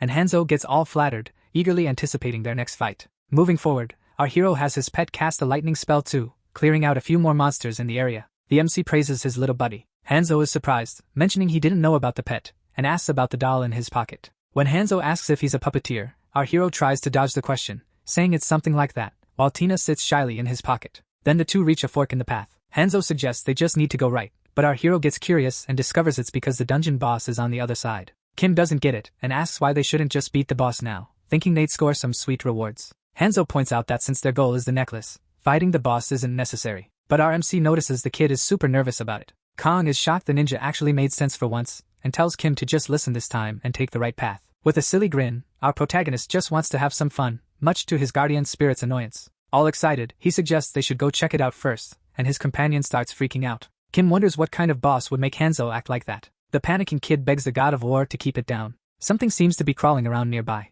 The desperate ninja says they've been found. Finally, the massive boss appears. Everyone screams in panic, but our MC stays totally chill. That monster comes crawling toward them. Then, all of a sudden, a glow bursts out from Kim's chest. Suddenly, a light bursts from Kim's chest. Tina jumps out with a weapon, ready to defend him. The protagonist thanks her, and she shouts that as long as she's around, no one will touch her master. Kim admits he got a bit freaked out by how huge the thing is. Kang and Hanzo close their eyes, struggling just to look at the boss because they can't stand bugs. Meanwhile, our MC is still clueless about why they're so bothered. Tina mentions the monster's toughness, prompting our MC to use his necklace to analyze it. As he checks its stats, he compares them to the priestess's shield he fought before. The giant bug just stares him down. Kang freaks out when he notices the boss has a quick attack skill. Our hero keeps brainstorming the best way to tackle the monster's metal armor ability. The creature is absolutely massive. Finally, Kim considers trying to burn it somehow. Without wasting a moment, he fires off his lightning arrow skill. He hits the nasty bug dead on and gets pumped to see the damage. But he's bummed out when he sees it only did 1% damage. Then he commands his pet to use the thunder summon skill. This time, he manages to deal a bit more damage. He checks in with Tina, asking how long she can keep this up. With determination, she insists she can go all day and promises that as long as she's around, no one's getting near her master. Impressed, Kim praises her reliability and tells her he owes her one. Then, he gets back to business. His first goal is to drop the boss's HP below 30%, so he invests 15 more points into magic. Facing the massive beast, he fires off lightning arrows again. The boss's HP starts plummeting much faster now, eventually hitting 33%. His partner jumps in, grabbing the big roach's attention. Khan admits he has no clue what Kim's up to, but it seems like things aren't going great, though Kim assures him this is the grand finale. Kim asks Tina if there's a weak spot in the monster's shell he can target, and mentions it doesn't matter where exactly. His protector admits she can't see an obvious opening, but thinks it might be possible. Satisfied, our hero equips the Greenskin Slayer. He charges directly at the roach, ready to strike. He jumps up to get a better view, and just like Tina said, there's a hole he's been searching for. Seeing it, he decides he doesn't care if it works or not. He leaps onto the creature and attacks it with his weapon. RMC leaves his sword embedded in the monster and slides down its body. Pleased with the outcome, he invests more points into magic and summons his pet. With his pet by his side, he unleashes lightning magic, hitting that giant roach hard. His companion comments that using the sword as a lightning rod was smart. Kim agrees, saying boosting his magic stats first was a great move, and now his little buddy can take care of collecting the rewards. Hying is ready for the task, giving a salute, while while Tina watches proudly since she taught him that. The familiar doesn't really get it. He just thinks it's a cool salute, way better than some soldiers he's seen. Our protagonist says they're done here and checks if Hanzo is okay. Feeling down, Hanzo apologizes for showing his worst side, but our MC reassures him it's all good. Then the kid he says it's time to spill the beans. When he was a kid, a venomous spider bit him in America. The venom wasn't too bad, but he had a crazy allergic reaction. Our hero is stunned, not just by the spider story but also by the fact that the kid is American. The ninja's life was saved by the hospital's emergency care, but now he freezes whenever he sees a bug. Kim mentions that if he had known, he could have tackled the boss solo. Hanzo insists that a true friend never leaves a buddy behind, and our hero gives him props for that. They finally snag the quest necklace, and a portal pops open for their exit. Kim says he'll take care of the rest and tells the guy to go chill out. Hanzo thanks him, but just as he's about to spill something, our boy cuts him off. That throws Hanzo for a loop, and Kim adds that the ninja doesn't need to explain anything. He steps in all friendly, saying he's cheering for him and can't wait to catch up again. Basically, not letting Hanzo get a word in. Our protagonist steps into the portal while the other dude shouts, "God of War!" and with a tear in his eye, laments that he still hasn't added him as a friend. Finally, he completes the quest and grabs his reward pack. He turns to his familiar, asking if he's not awesome. But all Khan wants to know is why they had to trek so deep into the forest just to open the pack. The MC explains it's to escape negative vibes, though he didn't expect Khan or anyone to see him as the sensitive type. After a bit, he figures they'd gone deep enough. He's pumped to boost his attack, but first, he wants to check out the boss drops. He wonders where the cute little guy even got that card pack. Turns out, it's a skill pack, and there might be something even cooler inside. Khan gives him a heads up, saying unless NPCs can pick up skills too. But unlike players who snag skills every 5 levels, NPCs only get a skill every 10 levels. Players, on the other hand, snag a new skill every 5 levels until they hit level 50, racking up about 10 or 12 skills in total. Once they hit level 50, they choose a second class and start picking up mid-tier skills every 10 levels. To unlock a third class, you need to grind all the way to level 150. This makes our MC a bit anxious, wondering just how high the level cap in this game goes. Khan brags that his top achievement was hitting level 300 and unlocking the 4th class, the Reincarnator. Tina chimes in, saying she's also a 4th class. Our MC is already aware that his familiars are ridiculously powerful, and Khan throws in another tip about the quality of materials in the inventory. Kim thinks about selling a sword, but he could also hand it over to one of the familiars. Basically, familiars can equip items too. Tina comments that it's a pretty unusual blade. Plus, our hero can craft it into a more compact version. Tina gets all hyped about the new sword and promises to do great things in his name as a thank you. Our protagonist finally declares that the real action is about to begin, making a big scene by summoning every god imaginable. He prepares to open a card pack. Kim's a bit bummed that the only 6-star skill he scored was for his pet, while Kong feels a twinge of jealousy because he's never snagged one like that. The MC checks out the menu and seems pretty stoked about his skills, plus he still has points to spend. Khan suggests they gather materials to upgrade the familiar's room since they're still 5 levels away from the next quest. Checking the list, he notices he already has most of the stuff needed for the upgrade, except for one item. His familiar thinks he knows where to find the missing item, but they'll have to take down a monster for it. He mentions that at the end of the beach, there's a forest with tree monsters. Their boss is likely to drop the item they need, according to Kim. Gets all pumped up, but his buddy reminds him they're not alone here. In Lessa, PK is a real thing, and some folks will do whatever it takes to get what they want. Our MC, though, can't figure out that strange grin. They both agree the first move is to hit the village and gear up since they're tackling this raid on their own. Kim chats with an NPC cook who hands him a quest to gather sea mushrooms. Then, what seems like a soldier gives him a mission to take out the tree monsters because he's worried about the villagers' safety. The duo keeps discussing how it feels like there's a swarm of monsters out there. They mention that taking down the tree boss could turn into a massive ordeal. Kim thinks it might be one of those battles where luck plays a big role. Suddenly, a familiar voice chimes in. "It's been a while, Descendant Lord." Our protagonist spins around, shocked to see that old guy again. The old man says he's glad Kim's okay, but Kong is baffled about why this guy is here. But first off, Drax suggests they move the conversation somewhere less crowded, which piques our MC's interest. Kim recognizes it as the spot where he took on the class challenge. The old man chuckles and says he'll explain why they're there, but first, he wants to discuss something else. Suddenly, he bows deeply, offering his respects to the Sorcerer King's first sword. Kim guesses the girl must have been with the sorcerer, making her a legendary figure too, while the old man keeps bowing like there's no tomorrow. Drax mentions that if he dies here, that memory will be etched in his heart forever. Kim thinks he's being a bit grim, and it seems the girl isn't thrilled about it either. The old man admits he might have lost some manners over the years, and reveals he's there to give our MC an item. So, Kim receives a gift box for hitting level 20. Kong explains its standard procedure. Usually, a familiar delivers it, but since Kim got his class from an NPC, it played out differently. Kim is super excited, thinking a reward from a mythical class has to be epic. His partner, though, thinks it's just the usual stuff. Kim finally decides to open the package. A blinding light shoots out as soon as he unwraps it. Kim finds a blueprint, some enhanced potions, and a super rare robe. Kong can't believe Kim's luck again. That radar thing is perfect for boss raids, and he mentions that other players will be seriously envious. Enjoying his new gear, Kim says there's not much others can do about it. Kang thinks he's being a bit cocky when Kim mentions he's lost his chosen one, so naturally, he's a big deal. The old man is thrilled that Kim liked the gifts. He mentions he has other things to do, so he's heading out,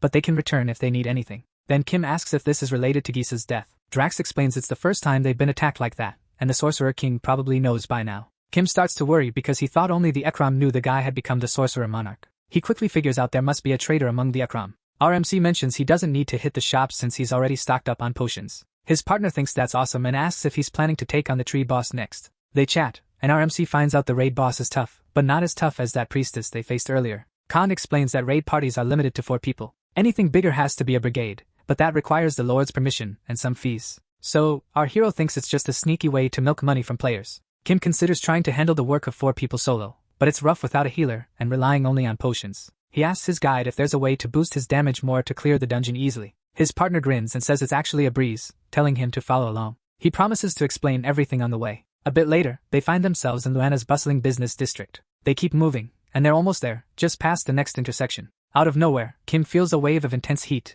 and wonders where it's coming from as he shields himself. Then, a loud hammering noise rings out, like metal being struck hard. They arrive at a forge, where someone is shouting about crafting the finest quality weapons. Kang mentions it's an area full of workshops and weapon shops, which puzzles RMC since he thought his weapons were already top-notch. But his companion says they haven't reached their real destination yet, and the kid's mistaken if he thinks they're just here to grab an item. So they keep walking, with Kang leading the way, and end up somewhere new. They've entered the enchantment district, and it seems like today might be the day our main character tries his hand at enchanting. Kang warns it's risky since enchanting can easily lead to destruction. RMC notices a ton of shops around and wonders how many upgrades have a guaranteed success rate. Turns out, it varies by item, but usually, it's between 4 and 6, depending on the item's rarity. Kim figures if you've got the cash, you can make it happen. But Tina suddenly appears out of nowhere, nearly giving him a heart attack, and says it's not that straightforward. To do that, you need a refining stone, which you can get from monsters or buy in shops. She mentions noble families who got rich through refining, and she's even had her gear refined before. But the best she ever managed was a 12-stage item,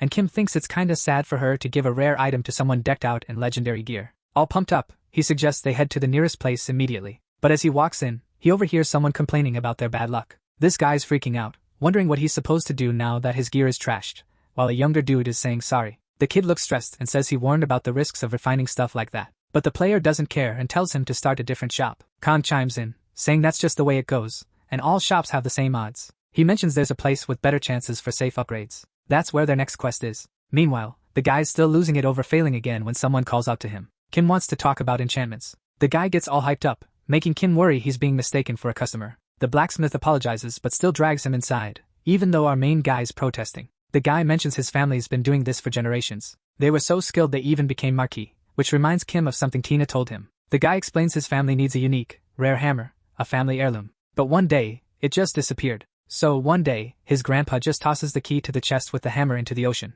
They tried using their fortune to retrieve it, but they couldn't, losing both their technique and their reputation. Things got so rough they struggled to even afford food. Kim wonders if history's about to repeat itself. Then this dude offers our protagonist a quest, promising a reward in his family's honor. Kim, catching on, realizes it's a hidden quest. So, he agrees to help, calling the guy Sir Fergus. Kim figures out the confusion was due to the hidden quest, and his familiar mentions he wasn't the only one to get it. Turns out, the NPC asked thousands of players, each trying to complete it their own way. Some players tried boosting affinity with gifts, but failed miserably because what the NPC really needs is the hammer. Kang mentions over 500 million players took on the quest, but none found the key. Our hero asks his familiar if he knows where it is, but all he gets is a negative. As they're chatting about its possible location, a bell suddenly rings throughout the city. Kim panics, thinking an earthquake is hitting. The NPC asks if this is Kim's first visit to the city, because if it is, the shock from the tremor makes sense. He suggests it's best for Kim to see it firsthand, so he tells them to follow him. He leads our protagonist to a spot with a clear view of the sea, and Kim is blown away by what he sees.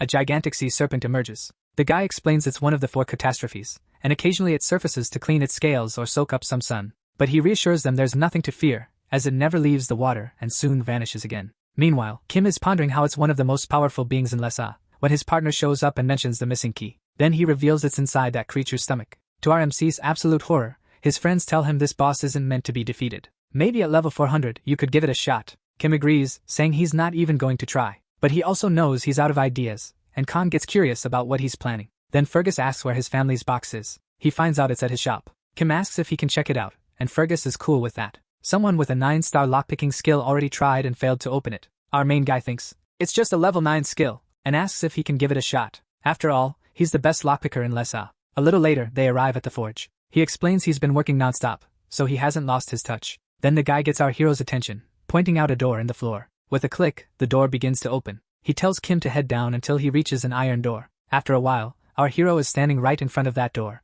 The guy mentions that's where his family's box is kept. Kim steps closer to take a look, recalling how he once opened a legendary box in the squirrel dungeon. Our MC gets a bit anxious because he can open one legendary box a day for free, but he's unsure if he's already used that perk today. Khan wonders if the mana cost varies with the item's rank. Since Kim isn't sure, he checks his quest menu. He panics a bit when he sees it'll cost 500 mana, but then he calms down, realizing he only needs 10 more points. That's when the blacksmith asks if something's up. Kim explains he's just low on MP, and Fergus is like, "You should have mentioned if you only needed 10 MP." Fergus rummages in his pocket, tells Kim to hang on, and offers to lend him something. He shows him a ring that boosts both HP and MP for the wearer. The menu indicates Fergus is lending the ring for 30 minutes. Our protagonist thanks him. The menu shows Fergus is lending the ring for 30 minutes. Our hero thanks him. Suddenly, he uses his unlock skill, and there's a flash followed by a click, clearing the quest. Fergus, in tears, thanks him profusely and promises to record Kim's name in the family records as their savior. This makes our MC feel a bit awkward. The blacksmith then offers to forge any weapon Kim desires, just name it. He also gives Kim the greatest reward he can offer from his family. The blacksmith gets busy enchanting the item,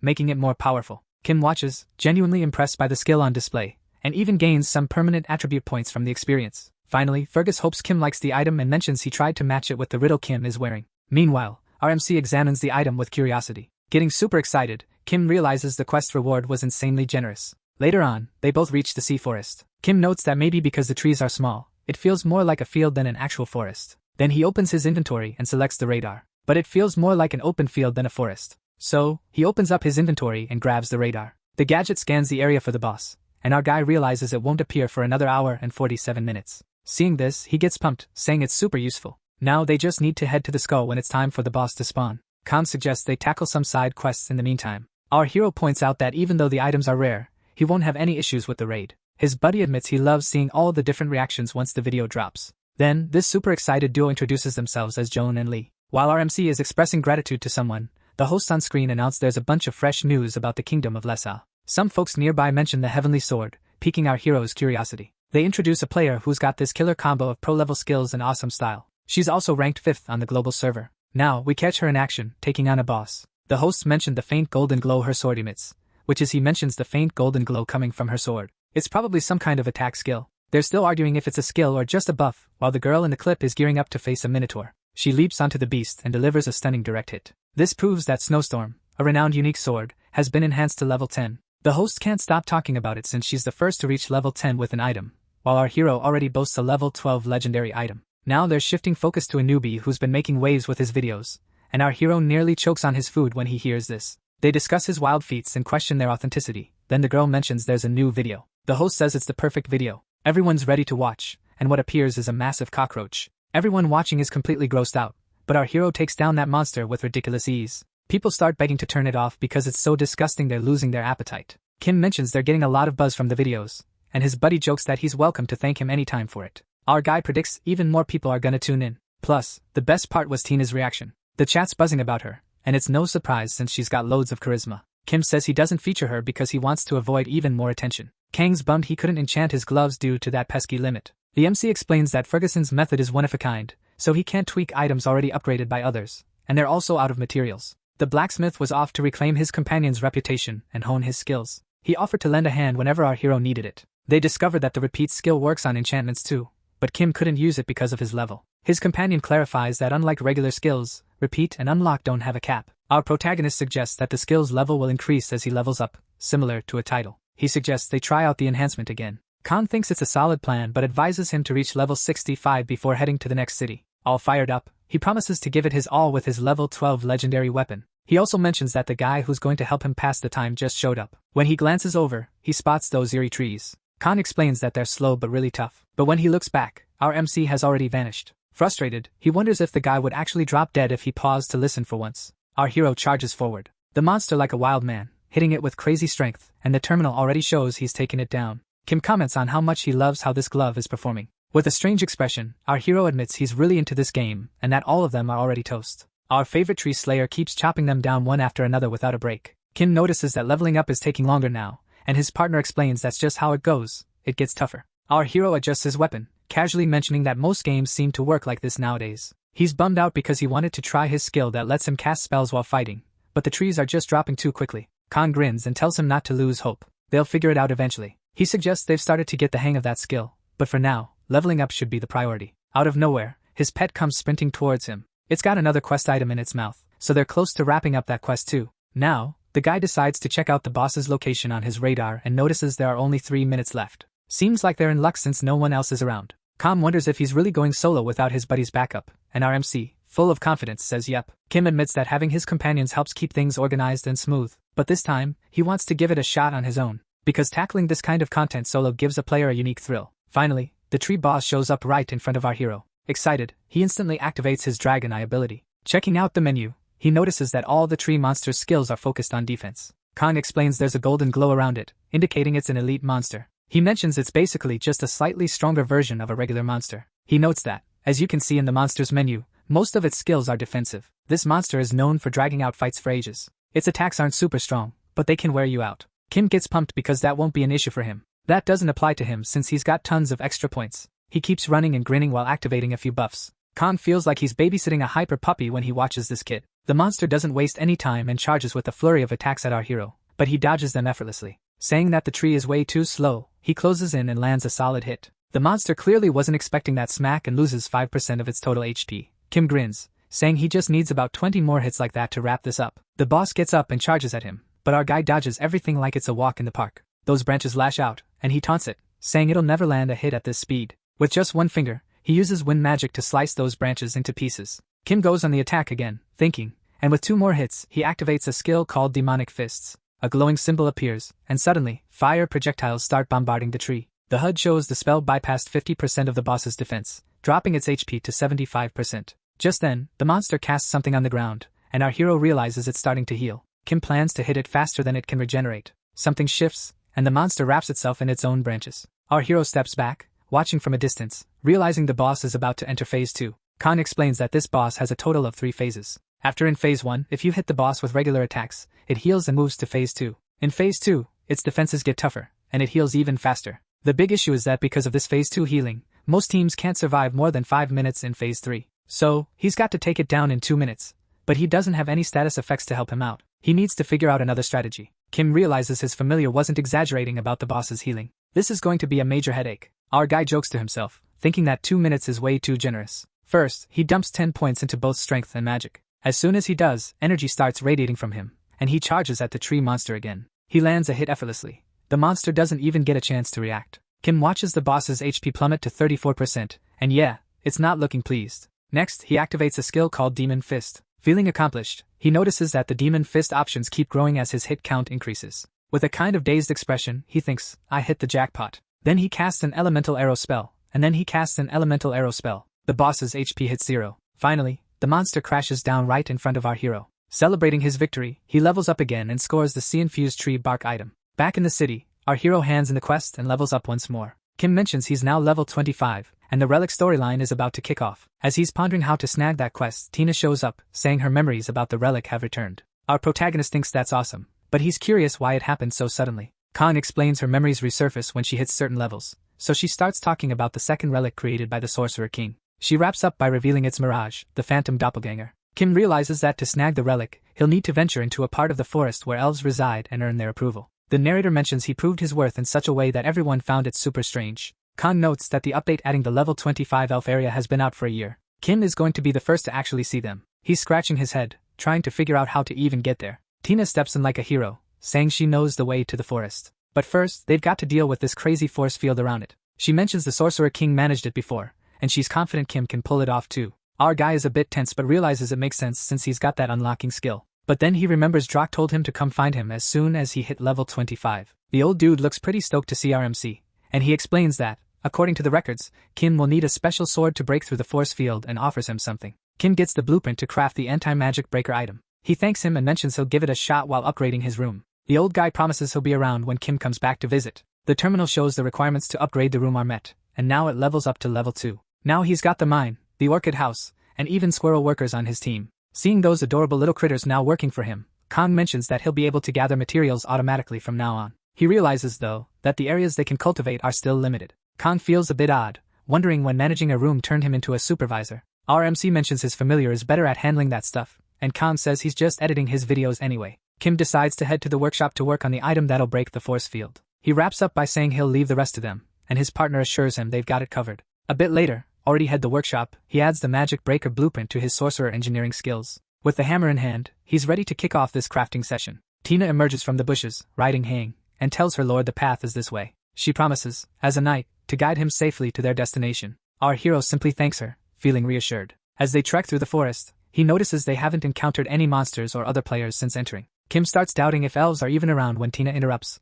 pointing out the entrance to the elf village. The MC understands he can't see the entrance because of some force field obviously, but Tina tells him to check out his own feet. Following her advice, he spots a hole right beneath the tree. Tina explains he needs to enter through there, but he argues there's no way he can fit through that small opening. She mentions a sorcerer could just use a spell to get in easily, but that's an issue since he hasn't learned it yet. To his dismay, she says there's only one way in. Then, a bit later, our hero remarks that the game's realism is over the top, and he's genuinely freaked out by how intense it is. With a grin, Hang comments that many people would lose their minds over details like these. Kim, feeling a bit uneasy, envies Hang for being a ghost who can just slip through things. He feels relieved when he notices there's more space inside, and even some fireflies, starting to think maybe it's not so bad after all. Tina, much to his relief, points out some lights ahead. Soon, the boy makes his way out and is stunned by the view. Gazing at the stunning trees, he wonders if this is the legendary Forgotten Forest. He checks his minimap, but finds nothing. Tina mentions that the force field blocking them is now right in front of them. Kim stares at his reflection on the force field's surface. He touches it,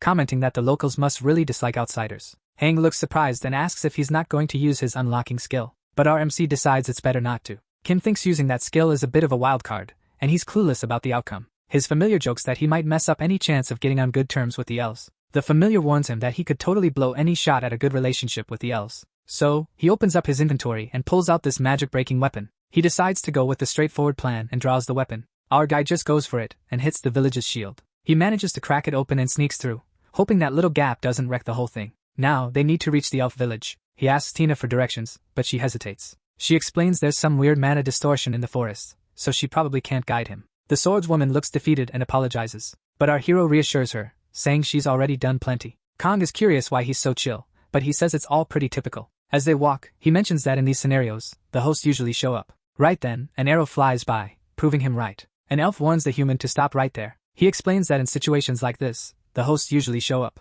Right then, an arrow flies by, proving him right. An elf warns the human to stop right there. Some folks show up, puzzled about how he bypassed the shield, and warn him that sticking around might be deadly, so he should scram. Kim, with a nervous grin, says sorry for dropping in unannounced and assures them he's not there to pick a fight. The girl tells him it doesn't matter what he wants. The only way to avoid a showdown is for him to leave, but you can see the determination in his eyes. Our guy isn't about to just walk away, so he starts weighing his options, like maybe talking them down. Out of nowhere, the elf girl looks shocked and blurts out that it's been ages. All excited, she calls out to Stania, and Tina responds, noting how much she's grown, wondering if it's been like 800 years. The elf gets all emotional, saying she missed her, while our hero is left wondering if these two have a history. The girl then asks who the human is. Tina, a bit sheepish, apologizes for the late intro and explains that he's her master, the one destined to succeed the Sorcerer King. The elf then says sorry for not recognizing the savior of her village, which piques Kim's curiosity. With a grin, the girl mentions that Tina hasn't spilled the beans to him yet. Ages ago, her tribe got a massive assist from the sorcerer. Our hero is shocked to learn that many still remember and appreciate it. They chat, and the elf agrees to take him to the queen, knowing he's after the sorcerer's relic. Kim's feeling pumped, thinking this relic hunt is going to be a breeze. Soon enough, they're in front of the elf queen, who just says, nope. The MC is baffled. She admits the sorcerer left the relic 780 years ago, but questions why she should just hand it over to him. Internally groaning, our protagonist realizes things are never that simple. He tells Queen Altair that if someone comes back for their stuff, it's only fair to return it. But she's ticked off, questioning why humans treat, throw away, and store, like they're the same. Kim is totally lost on what she's getting at. Frustrated, Altair lays it all out. Frustrated, Altair lets it all out. It all kicked off with that fool of a sorcerer king. She mentions that no one knew if he was dead or alive until he popped back up after 2 decades, and casually tore down the village's force field like it was nothing. Kim just stands there, feeling all kinds of awkward, as he listens. She goes on about how, out of the blue, he dumped a relic in their village, told them to pass it on to his descendant, and then just bounced, despite their protests. After that, monsters started swarming the village, all gunning for the relic. She yells that thanks to that jerk, they'd been pouring money into security for 800 years. Kim figures out the guy basically caused chaos and dipped, while Tina acts clueless in the background. Our hero steps up and says he'll take responsibility for the mess, asking what he needs to do to get the relic back. The queen shifts gears, thinking the kid knows how to own up to his actions, which must be why Titania is loyal to him. She mentions there's something she wants. Her Majesty says there are some sap beetles in the nearby forest, and these bugs are a real nuisance because they mess up the trees. They're big but not exactly tough, so she figures he can handle them. And yeah, that's right up our hero's alley. So in her generosity, she only needs about 800 of these bugs, which makes our guy realize there's not much generosity here. Feeling a bit down, he agrees to take on the quest to squash 800 bugs. Altair assigns an elf named Ceres to show him the way, and then mentions she'll be hanging out with Tina since they have about 800 years of catching up to do. Tina, determined, says she can't leave her master, but our hero interrupts her. Being all sweet, he tells her she can chat as much as she wants because he wants to be a thoughtful master. Tina gets all emotional at his kindness, but let's be real, Kim's motives are pretty transparent. After a bit, the guide points out that the forest is just ahead. He shows him the bugs on the trees and says those are the sap beetles. Ceres explains that these insects need loads of nutrients since it's mating season, but there's no way these trees can produce fruit like that. Kim expected his pet to back him up, but she got distracted by food, thanks to Queen Altair. He's bummed out that she doesn't even care enough to stick with him after everything he's done for her, so he steps up to get a closer look at one of his targets. He flicks his wrist and takes a swing at the bug. His guide wonders if he's not using magic, since these bugs are tough against physical attacks, but Kim is trying to avoid damaging the trees. Ceres thinks it over and agrees, saying he really does seem like the Sorcerer King's descendant. Our hero keeps grinding, leveling up, and getting along better with his guide. Excited, he bragged to a family member about only taking down 40 of them, but he feels like he's hit the jackpot. Khan thinks it's obvious why. He's the only one there, so no competition for mobs. Plus, he takes them out quickly, making it a perfect grinding spot. Our guy is leveling up in the most efficient way. He's on a snowy mountain, which is a level 130 hunting zone. The top player on the North American server takes down a Yeti and mentions that just one isn't enough to snag the ice crystal. A girl approaches and tells Gunther, her lord, that he did a great job. He tells Kate she must have been bored waiting for him, but she replies that her class isn't really suited for that task. With a grin, he says it's too bad because he wanted to see another high-level player bite the dust, but if that's the case, his wish won't come true. Gunther gets curious about what she's so into, and Kate explains it's a viral video of a newbie taking down a tree boss. She shows it to her friend, and he's completely captivated by the video. Kate asks if she should try to recruit the player, and her partner agrees, saying he'll provide whatever resources she needs. Gunther mentions that once that video drops, every guild will be scrambling to recruit him. He's super excited, and with his sword on his shoulder, he says he can't wait to see how things unfold. At the Maimonism Guild office, the leader thinks the great Guak isn't all that impressive. He still hasn't caught that guy, after all. A young, polite player shows up and apologizes for being late. Guak defends himself, saying he can't gather much info about the kid just from the videos. The leader tells him to do his best to capture the kid. Once he finds him, he should focus on recruiting him. That suggestion takes Guak by surprise. The boss is all fired up. The boss says the guild's image is already tarnished, and even Hanzo couldn't beat the kid, so recruiting him is the smartest move. Speaking of which, he asks about Choi. Guak reports that Choi has completed his transition to Blood Priest, a secret monk class. Choi's sync value with Apollon is 107, which is 2 points higher than the Divine Sword. Plus, he's become the guild's main focus, thanks to his 8-star patron. Sync measures how well a player's in-game actions match their real-world commands. There's always some delay, and the smaller it is, the higher the sync number. The boss is all about being nice to the kid, saying he's destined for greatness and should get whatever he needs. But Guak isn't buying the whole nice guild act. Guak points out that the unique item the kid wants has a hefty price tag of 10,000, which is no small change. But the leader isn't having any of it and insists on buying it. Guak can't believe what he's hearing and questions it, but the boss just tells him to stop acting like he didn't hear and get on with it. The boss argues that they shouldn't skimp on resources when it comes to talent. He even suggests buying it for 30,000 to show they're serious. He thinks it's worth spending a bit to keep a talented player happy. Meanwhile, back in the insect forest, our hero is busy taking out bugs and leveling up like a champ. Khan notes that the guy's leveling speed is off the charts, while Kim uses the moment to stretch. Then he asks our hero how many more insects he needs to take down before he can call it a day. He's bummed to find out he's only at 361 kills, but he's determined to finish the job today. Khan knows it's impossible, but he figures he'll still be quicker than most players. He grumbles a bit, then notices something in the menu. To his surprise, someone already bought his items, racking up over 3,000 gold. Kim starts wondering how much that gold is worth in real cash. His friend tells him to relax and worry about the extra zeros later. Kim agrees. He plans to collect his earnings once he's back in the village, but then he realizes time's flown by and he needs to log off. Khan mentions it took a while to get from the tree boss to the elf village, so the MC decides to open the skill pack later. He says goodbye and asks him to say hi to Tina and Haeyoung for him. Meanwhile, Queen Altair asks if Tina enjoyed the tea, mentioning it was made with special leaves. Tina seems to love it, and the queen is pleased. But something's clearly on the elf's mind, and finally, she decides to confide in Tina. She says that if chasing after that relic means another war with the patron spirits, she's speaking for her people. They're not getting involved. She clarifies they don't want anything that could disrupt their current way of life. So Tina nods, understanding, and mentions that he just wants to retrieve the relic that was left behind. Altair reassures her not to worry, saying he'll get it back soon, but she still seems deep in thought. Tina asks what's on her mind, and her friend apologizes, saying she just zoned out for a moment. The queen comments that the girl seems really different from before and is glad she found a master who treats her well. She adds that she's happy not just for Tina, but for Haeyoung too. Tina agrees, saying everything's been great with all of them. Suddenly, a flash of light interrupts their conversation. Altair asks what just happened, and Tina guesses it looks like her lord returned to his own world. As the girl begins to fade away, the Elven Queen suggests they can continue their chat another time. She mentions that the outsider has an interesting talent, and admits she might have gone overboard by not letting him properly introduce himself. As she sets her tea down, she starts discussing the second relic, a sacred tree known as Woodguard, symbolizing fertility, which the elves have safeguarded for ages. Altair suspects the Sorcerer King's second relic is hidden beneath it. She gets anxious thinking about Mirage, the ghost, and realizes they still need more time. Later on, the guide arrives to report to Her Majesty. Bowing, he informs her that the descendant left after dealing with the insects and should return the next day. Altair inquires about the descendant, and the elf describes him as strong and kind. He concludes by saying he believes the guy won't cause any trouble for their people, which leaves the queen deep in thought.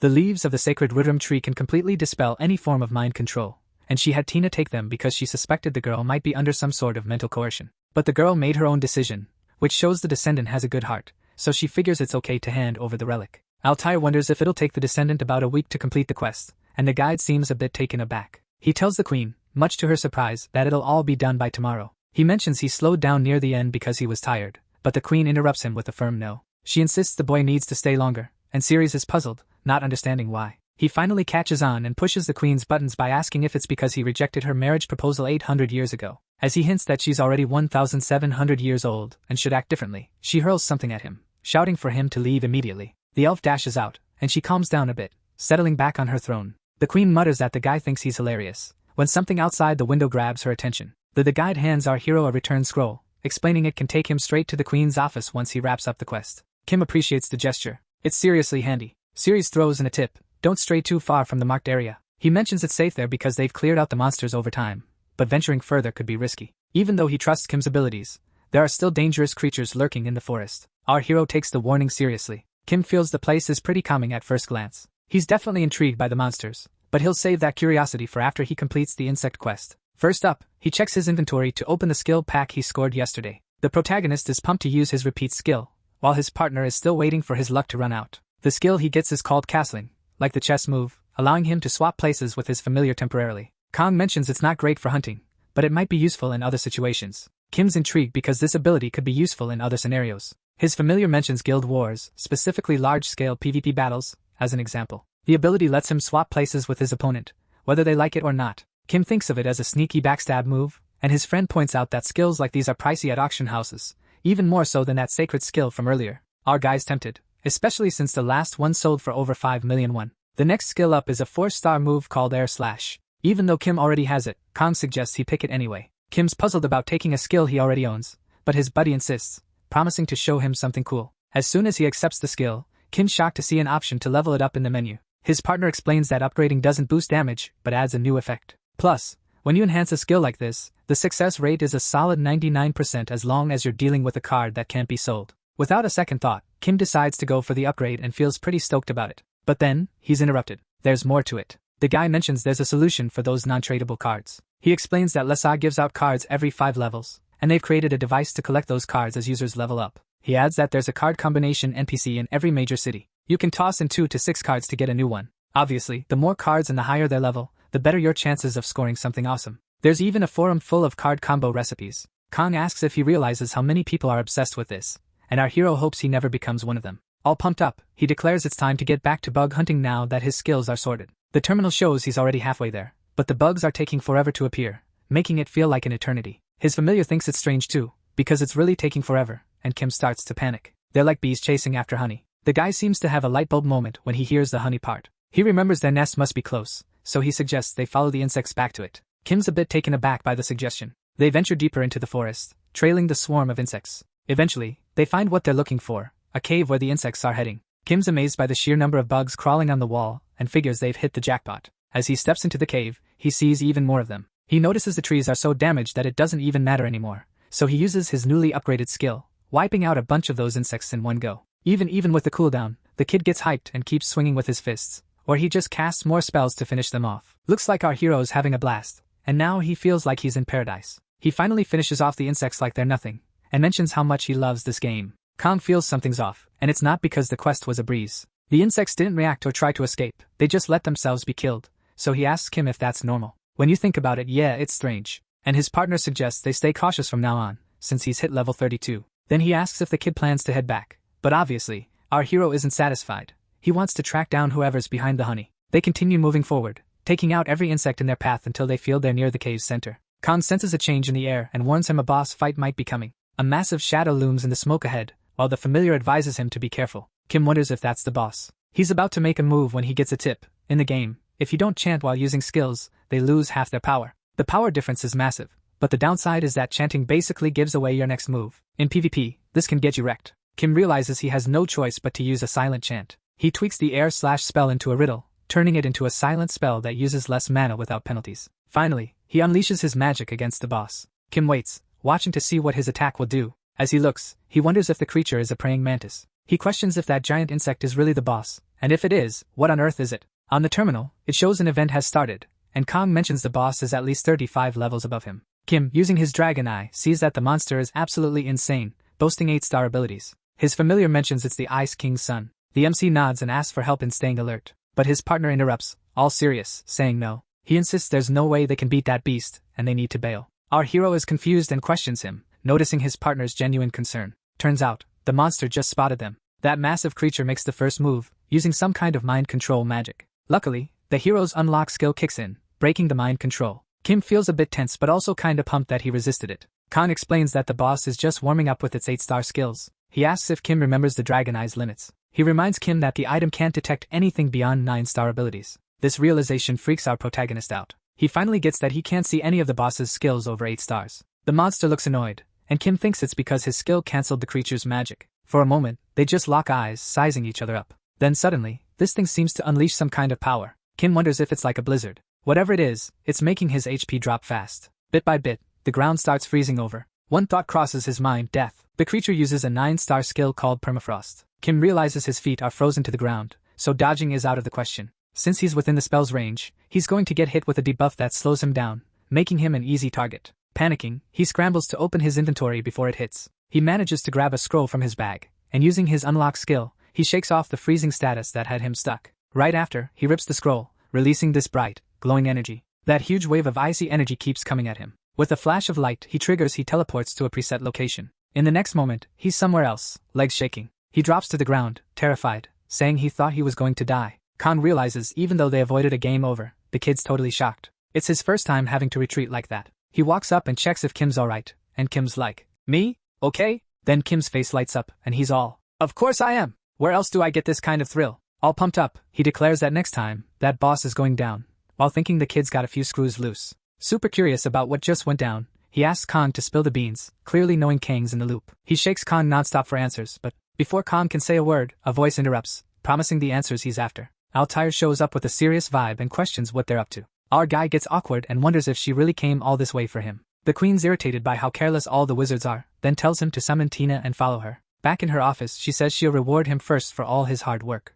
She snaps her fingers, and the menu pops up showing he not only completed the quest, but also earned her approval. Then, placing her hand on a chest, the queen tells him it's his now. He opens it to find a hero-class bracelet. Kong comments it's top-notch and something he'll use for ages, which really lifts our MC's spirits. The familiar suggests they focus on hit-trigger spells next, like ones that activate when you land a hit. These spells don't use MP, and theoretically, you could even attach a healing spell to hits, making potions unnecessary. There's also an elven bow as a reward, but Altair figures it'll be more useful for Tina, who gratefully accepts it. But now, back to the main topic. She asks if he found the geyser fragment during the quest, referring to that bizarre praying mantis creature. Kim explains he tracked the insects to the cave and discovered it, noting that it's ridiculously powerful. Altair agrees it must be, saying it's a miracle he survived the encounter. Kim's shocked to find out that even a fragment of this thing is one of the 4 legendary catastrophes that appeared when the world was created. First up, there's the sea serpent from the east, then you've got the ice spirit chilling in the west, next is the hurricane beast tearing through the south, and finally, the blazing phoenix ruling the north. Altair mentions that just one move from these beasts can obliterate a nation,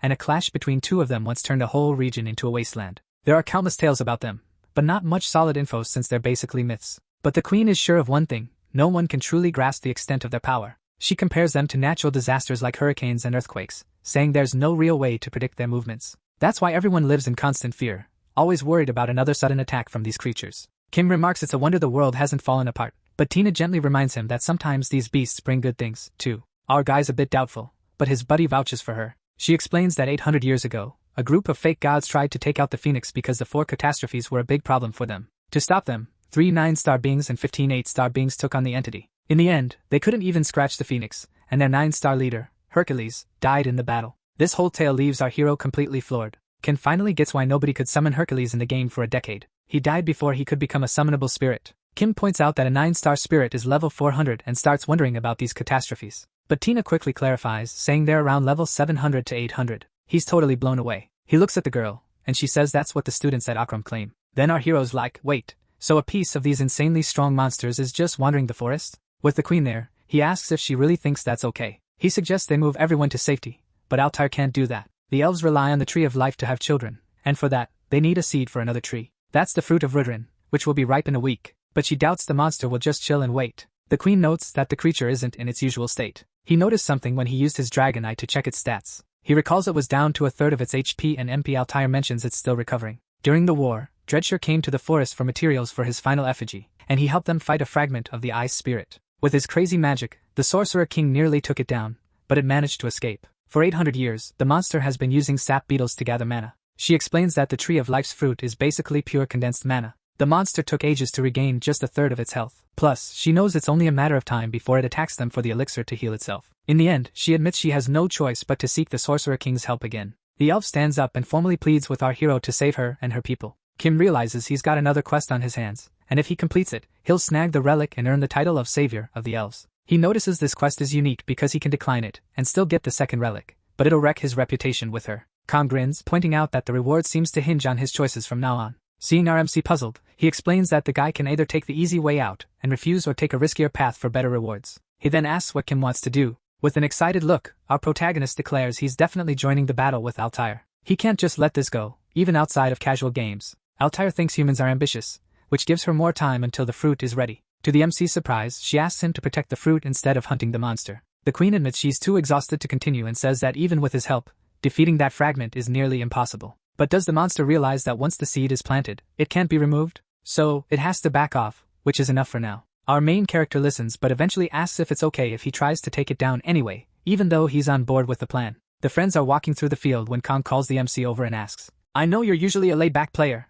but were you serious?" Kim, all relaxed, responds, "Oh, come on." He admits to the queen that he got a bit carried away earlier, and before he knew it, he had already said too much. He mentions he has a plan, but he wants to see how things unfold first. Our main guy notes that this fragment is on a whole different level compared to the other monsters he's faced. He recalls that permafrost skill and is blown away by the sheer power of a 9-star skill. He points out that the sum of the skill level and the patron always adds up to 10. He wonders if it's worth trying a 1-star patron on the first attempt. Khan chimes in, saying lots of players try that in the game, but almost everyone fails. Plus, it's known that a high-level skill would drain a massive amount of MP. Some skills cost 1000 MP, so using them at level 1 is out of the question. You need to wait until you change classes to make it work. He continues, explaining that even if you manage to use the skill, there are still more hurdles. Kim gets a bit anxious hearing about all these complications. You know, like needing the right stats or a backup skill. So he asks Khan how he pulled it off, and the familiar mentions there's an express package. This package is even better than a higher level one. You can snag it from the exchange NPC or, if you're lucky,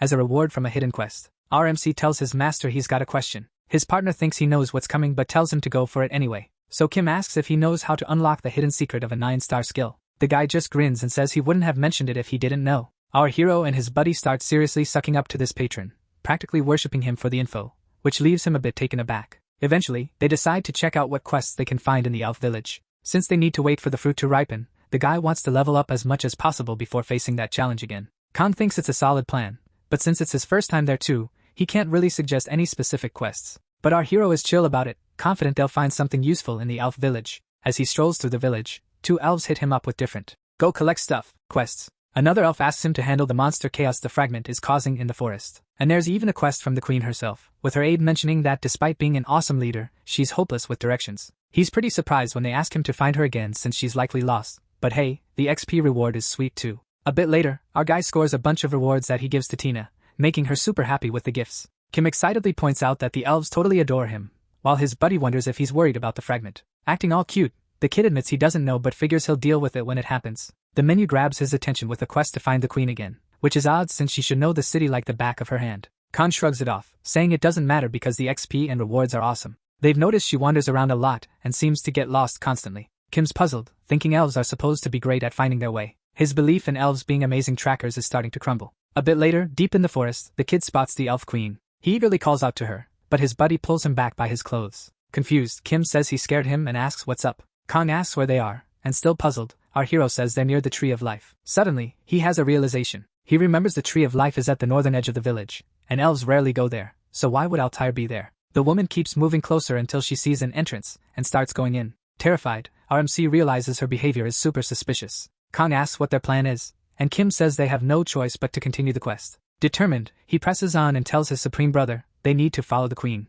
With his usual excitement, he wonders if the queen has something really fun planned for them. Kim reaches the tree Altair passed through. The menu shows he's the first human to enter, earning him a blessing. His partner mentions the elves won't show up for another year, which is why he's the first. He's even more pumped because everything's going just as he hoped. Following the queen and there should score him some awesome rewards. The group hits a fork in the path, and the queen definitely took one of them. Kim thinks he knows which way she went. He suggests they take the middle path, checking the marks on the ground. As they continue walking, it starts getting really cold. It's impossible not to compare it to the beetle cave. Worried, he feels the cold is exactly the same, but this is the last place he should be. So why is he feeling so uneasy? They keep going and reach a stunning clearing, and his partner tells him to take a look. Altair is just chilling on top of a coffin. The familiar mentions the coffin might be the source of the chill, and Kim jokes about having way comfier spots for a nap. It's been a while since she got there. Suddenly, a magic circle pops up above her. The protagonist is taken aback, and his buddy suggests they should lay low for now. Out of nowhere, the geyser fragment appears, and Kim, already hidden, wonders what that thing is doing there. The cold air starts swirling,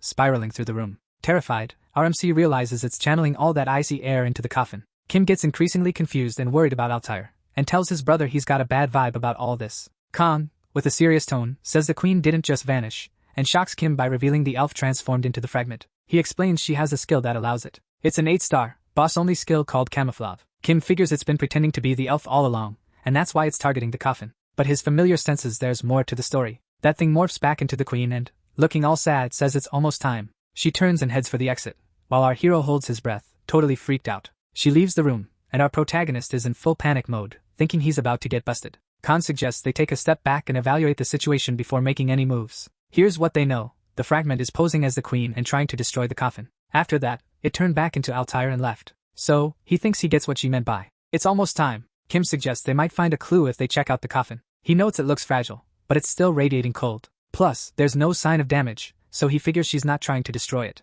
If anything, it seems like it's being well cared for. Khan points out there's a missing piece to the puzzle, and besides, the coffin seal is likely Altair's, so opening it might be impossible. So, here's the thing. Our hero's got a knack for opening stuff, and that's exactly what's on his mind right now. They exchange a look, like they both just had the same lightbulb moment. As he gets closer to the coffin, he's all pumped to see what'll happen next. He whips out his stolen lockpicking skill, and suddenly, this energy pops up right in front of him. Both of them are just blown away by what they're witnessing. A strand of golden hair shows up, and Kim's like, "What's going on here?" Inside, there's the elven queen, just chilling peacefully. Our guy's confused and wonders if the queen's here, then where's the relic? His buddy thinks he's got it figured out, but first, he mentions that the fruit's almost ready, so they need to focus on the scenario event. As they walk, the menu says they've got an hour until the fruit's ripe. They start sprinting, and the clock's ticking down. They roll in at night, just as the timer hits 0, and they hear the village elves yelling that there's an emergency. One of them shouts that the monsters are coming. The village erupts into chaos. The orders are flying to gather the kids and keep everyone safe. They're all praying for Ridrum's protection. They hope he shields them from this evil. Suddenly, that fragment appears with a horde of monsters. An elf commands the archers and mages to prepare for battle and stay alert. She rounds up as many as possible, but it's still not nearly enough to face that massive monster army. Seems like the fragment brought every creature it could find.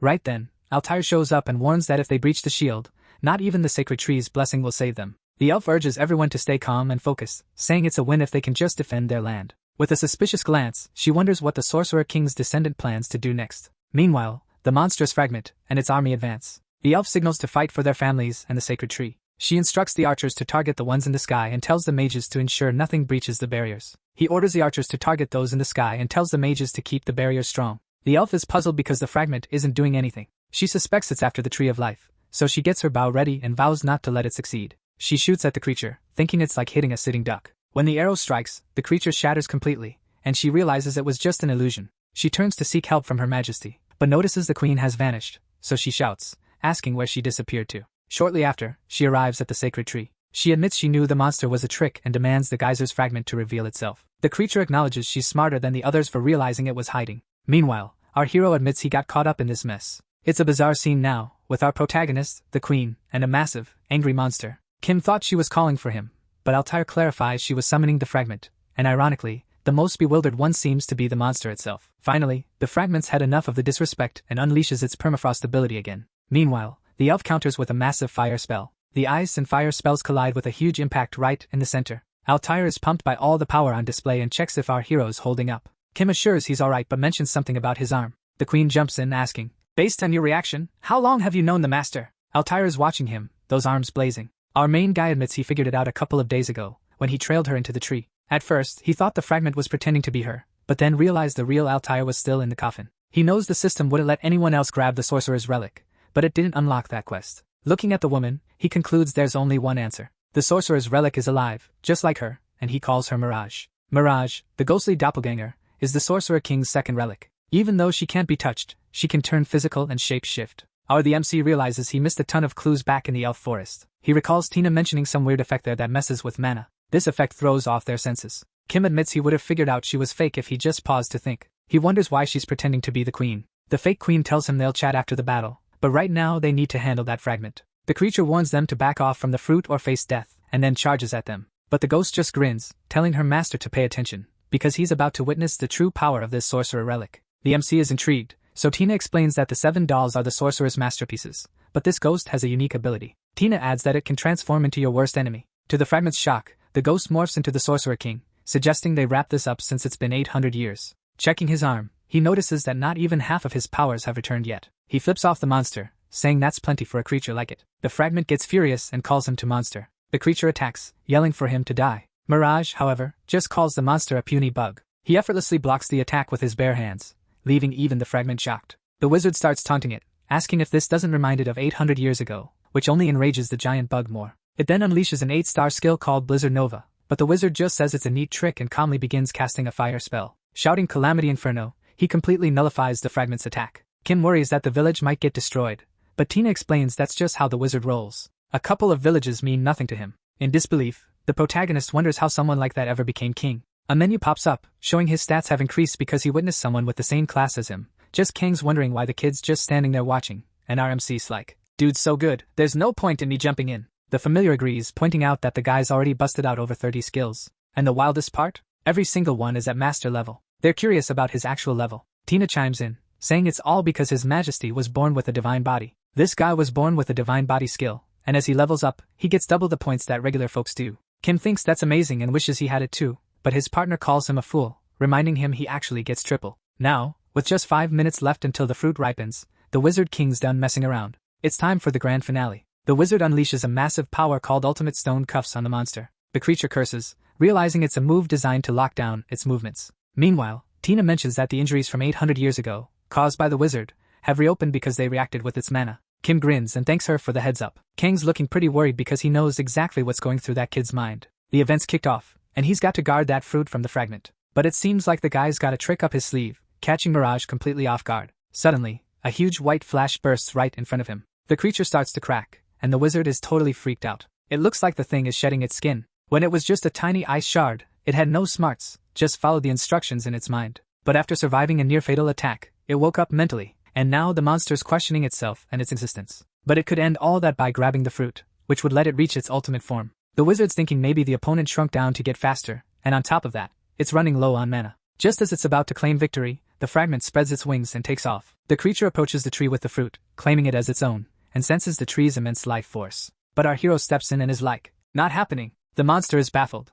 looking at this tiny thing and wondering how long that squirrel has been chilling on the tree. It stares at the little guy for a moment, thinking it's kind of adorable, but then snaps out of it, yelling no. As the fragment is shouting, the squirrel gets whisked back to its master using a shadow skill. Our hero is pumped, saying his pet's timing was spot on, and the pet salutes just like it was trained to do. Watching our MC play around with his pet, Mirage realizes the descendant had a companion from the start. Kim is surprised he can't stash the fruit in his inventory, and his partner points out that would make the quest way too easy, which is a bummer because he doesn't want to keep holding it. Then Hien gets all excited because her master asked her to hang on to the fruit a bit longer. The creature loses its cool, calling him a little bastard, charges at our hero, demanding they return the fruit. Kim guesses it must have used up a ton of energy shedding its skin, and just then, Tina steps in to protect him. Mirage jumps in too, firing his magic at the fragment. Even so, the monster manages to land a hit on RMC, knocking him down to 50% HP. Kim freaks out over how powerful that attack was. He watches the battle unfold right in front of him, and it's basically like a pet showdown. He thinks they need a strategy,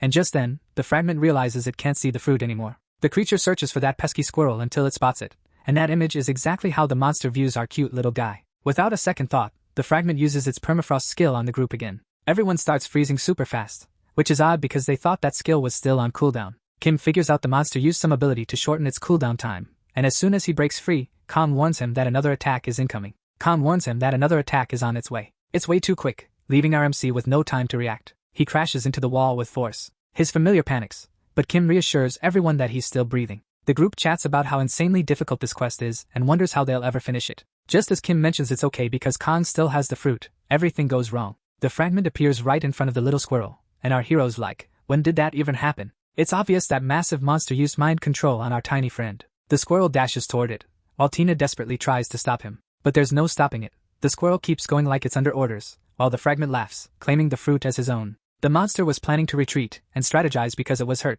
but it didn't expect the fruit to just fall into its hands. It celebrates, thrilled to finally be whole, but our hero steps up, declaring it's not over yet. The fragment is confused about why Kim is there instead of the squirrel. Kim just grins, saying he learned a lot, then uses his swap skill to switch places with his familiar. The fragment is stunned at how quickly he changed positions. Kim teases the monster about its curiosity, getting ready to make his move. He charges in, crediting his ultimate betrayal type skill for the advantage. The fragment acknowledges Kim's incredible speed, but believes it can still protect its weak spot and counterattack. Kim mocks it for trying to hide its scars just to buy time, while he gathers strength. Not giving it a chance to stall, Kim attacks, leaving the creature shocked by his speed. Kim opens his inventory and pulls out a magic-breaking dagger, driving it straight into the fragment's stomach. Kim smiles, satisfied, as the opponent begins to crack and fall apart, lamenting it can't die like this. After catching his breath, he receives bonuses and levels up again, grateful it's finally over. His familiars rush over, worried about his condition. Chang is in disbelief that Kim actually defeated the monster, while Kim feels a bit awkward about the praise. Then this woman shows up, relieved to see him safe and sound. She congratulates him on finishing the mission. Our hero thanks Altair, wondering if he should call her Mirage instead. The elf just grabs the fruit and says she's keeping it. Hyam looks really down, but our hero promises a super generous reward for it. Kim's all excited about completing the mission and wants to know what the reward is, thinking it must be something awesome. His familiar asks if it's like the stuff that fell from the ice fragment. With that classic greedy gamer look, our protagonist goes to snag the loot. Khan even thinks the kid's got a point, but coming from him, it sounds a bit off. A bit later, they gather everything and find a ring, some magic materials, and a card. First, the ring is called the Ring of Frozen Restraints, perfect for resisting and boosting ice skills. Then Kim checks out the card. He's a bit let down when he sees it's just one card, not a whole pack. Kong tells him to think it through. So, he wonders why players are willing to kill each other just for a shot at fighting a boss. Finally, it clicks for RMC. It's all about the loot. His familiar confirms that bosses can drop rare or even exclusive items. But there's more to it. Bosses also have a tiny chance of dropping a high-level skill pack. Because these skill packs are so rare, they sell for an insane amount of money. Then, he mentions another scenario where you get just one card, which shocks Kim.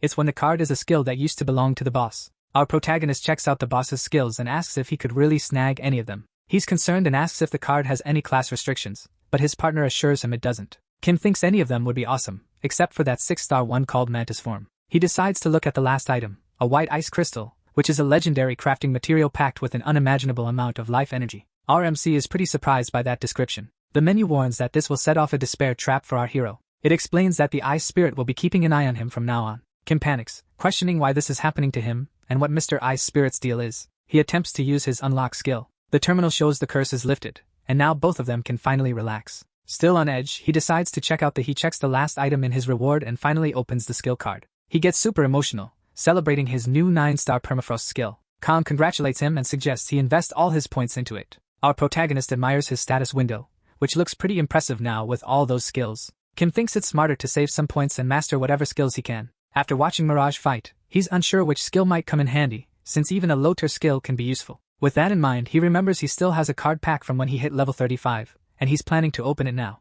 But suddenly, a group of elves rushes over, worried if Her Majesty and he are alright. The lead elf explains they sent soldiers to the barrier and hurried over, asking if the fragment got away. Altair grins and says they crushed it, all thanks to the descendant. Kim feels a bit awkward hearing the queen say that. She gets super excited and declares it's time to celebrate with a festival. All the elves cheer, praising the queen and the sorcerer king. Kim feels content and happy seeing all this, so he joins in with everyone. He figures there's nothing else he can do and decides to open the card pack later. Meanwhile, far away in the magical kingdom of Ice Crown Mountain, inside an icy cave, someone mentions they came from the east. That's Geyser, the ice spirit, and someone broke his curse. Whoever defeats the fragment gains power but gets trapped in their own consciousness. But whoever it was managed to break free from that. This being has existed for centuries and has never seen anything like this, the emergence of an irregular. In the end, he finds it pretty fascinating. Back in the elf village, everything's buzzing with energy. Chilling in a corner with drinks and awesome food, our hero is super stoked, saying this is exactly what he needed. Tina and the adorable little creature are also really pleased with everything. But it seems like Yang overindulged.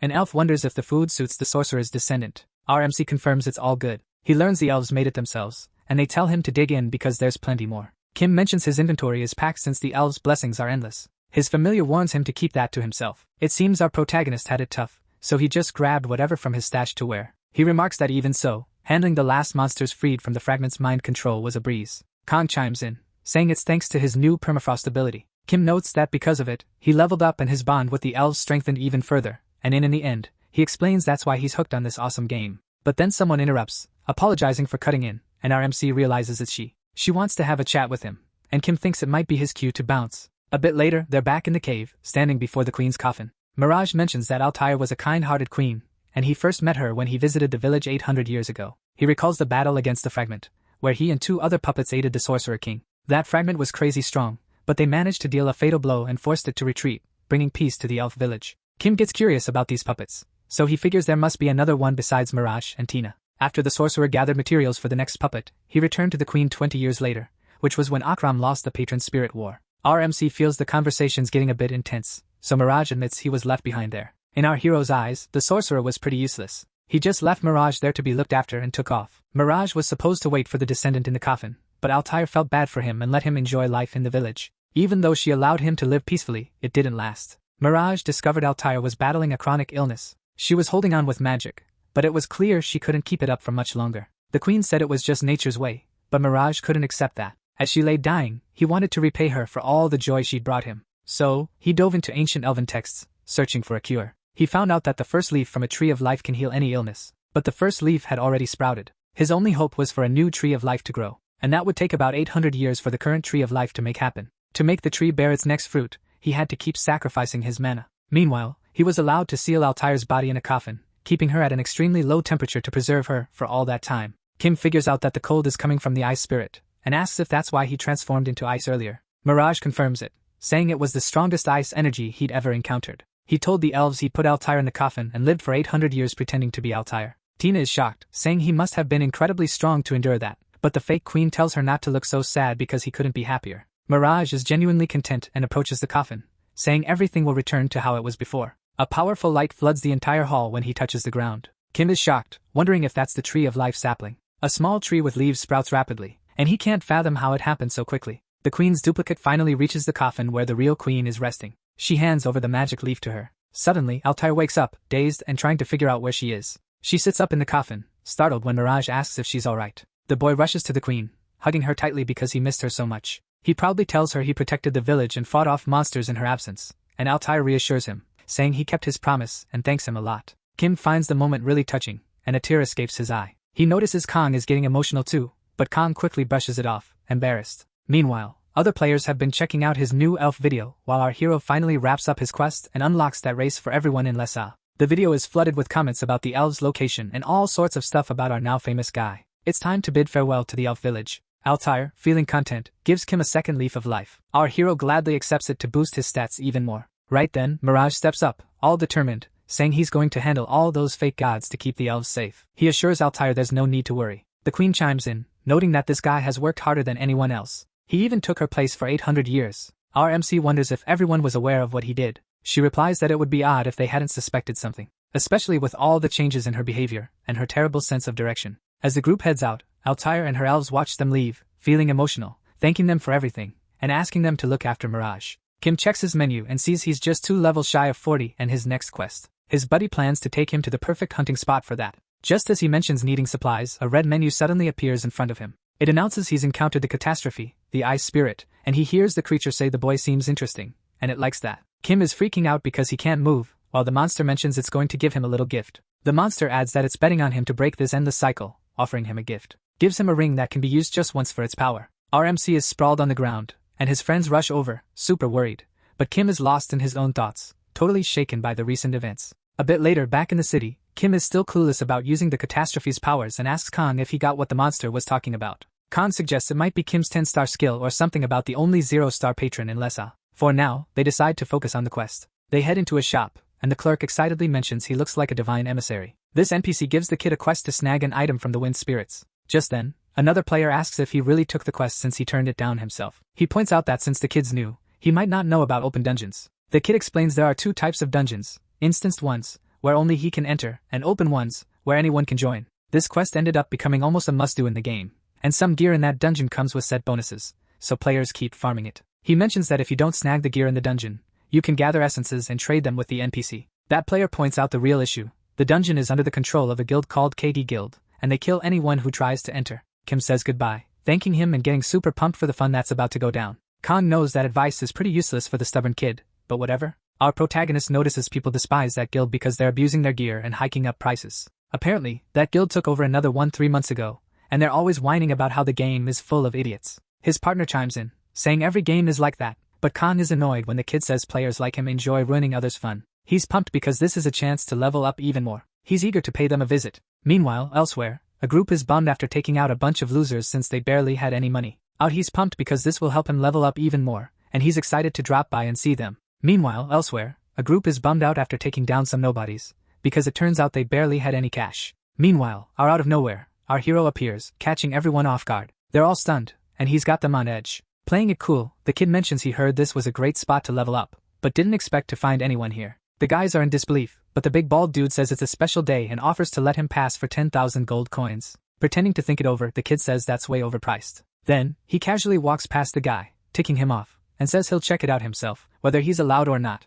At his breaking point, the bald guy curses and attacks, asking if the kid wants to die. But to his shock, our overpowered MC stops an attack with just a single finger. Kim declares it's self-defense now, and while the guy starts cursing again, he's interrupted by a massive punch to the face. Kim admits it's his fault since he asked to pass through. And now, if he wants to live, he'll have to pay 10,000 gold coins. A bit later, a group rushes over, and their leader gives a heads up that they're almost there, so it's time to gear up. Jillian mentions he sent scouts ahead, and it seems there are around 10 guys hanging out at the entrance, but taking them down should be a breeze if they're not on high alert. The group gets the message. This guy's a game streamer, and he stumbled upon the chance of a lifetime. He's been recycling speeches from a guild war in another game to rack up followers here. Jillian's a bit miffed at our MC because his videos are stealing the limelight, but today's the day he's set on taking down that guild. Still, he's hyped because thanks to this bunch of fools, his videos are going to explode in popularity, and soon he won't just be a streamer stuck in a chair. He'll be sitting where KD Guild is now. They reach the top of a hill, and he shouts that justice is about to be served, ordering the attack, but to his shock, the entrance is deserted.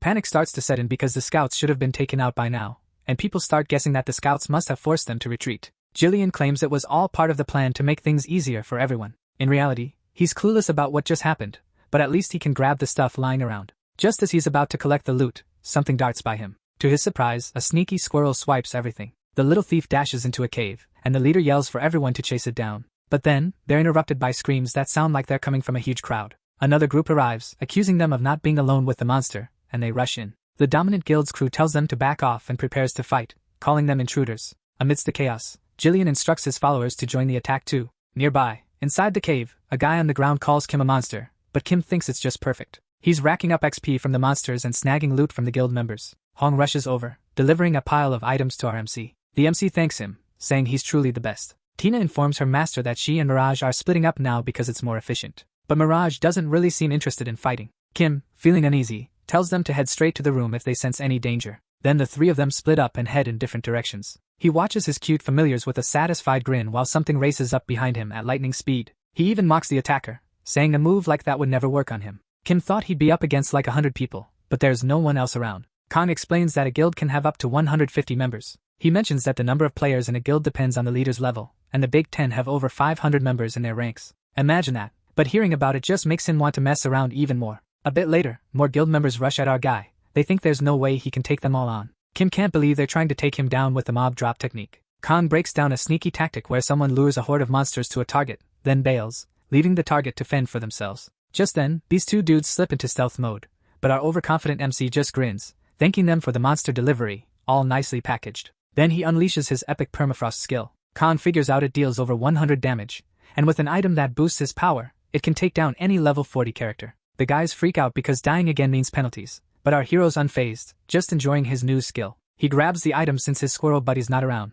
but something in the cave catches his eye, and it doesn't resemble Tina or Mirage. Kim gets a bit uneasy when he arrives and spots a group of strangers surrounding a wind spirit that looks super strong and kinda sinister. From his hiding spot, he figures out the guild members are battling the raid boss, and his partner comments they're well prepared for this. Our hero sees these guys are tough, but there's something odd about how they fight. Curious, he asks Kong if a guild member can attack another guild member. Turns out they can, but only if they're in different parties. The familiar explains that forming a 4-person party is simple, but to create a larger raid group, they need the feudal lord's approval. The guys in front of them are split into 2 groups, so our MC uses his dragon eye to check one of their stats. Still hidden, our hero uses his silent casting skill. He watches the guild members battling the boss. He gathers fire in his hands and launches a fireball, just like one a guild member used. But he targets the other guy. That guy gets mad and starts swearing, but the mage knows it wasn't him and that he actually hit the boss perfectly. Kim is thrilled with the outcome, and Kong is stunned because the guy changed skills, cutting the fireball with wind magic and then casting his own spell. Once things calm down, the guild member asks for cover while he attacks.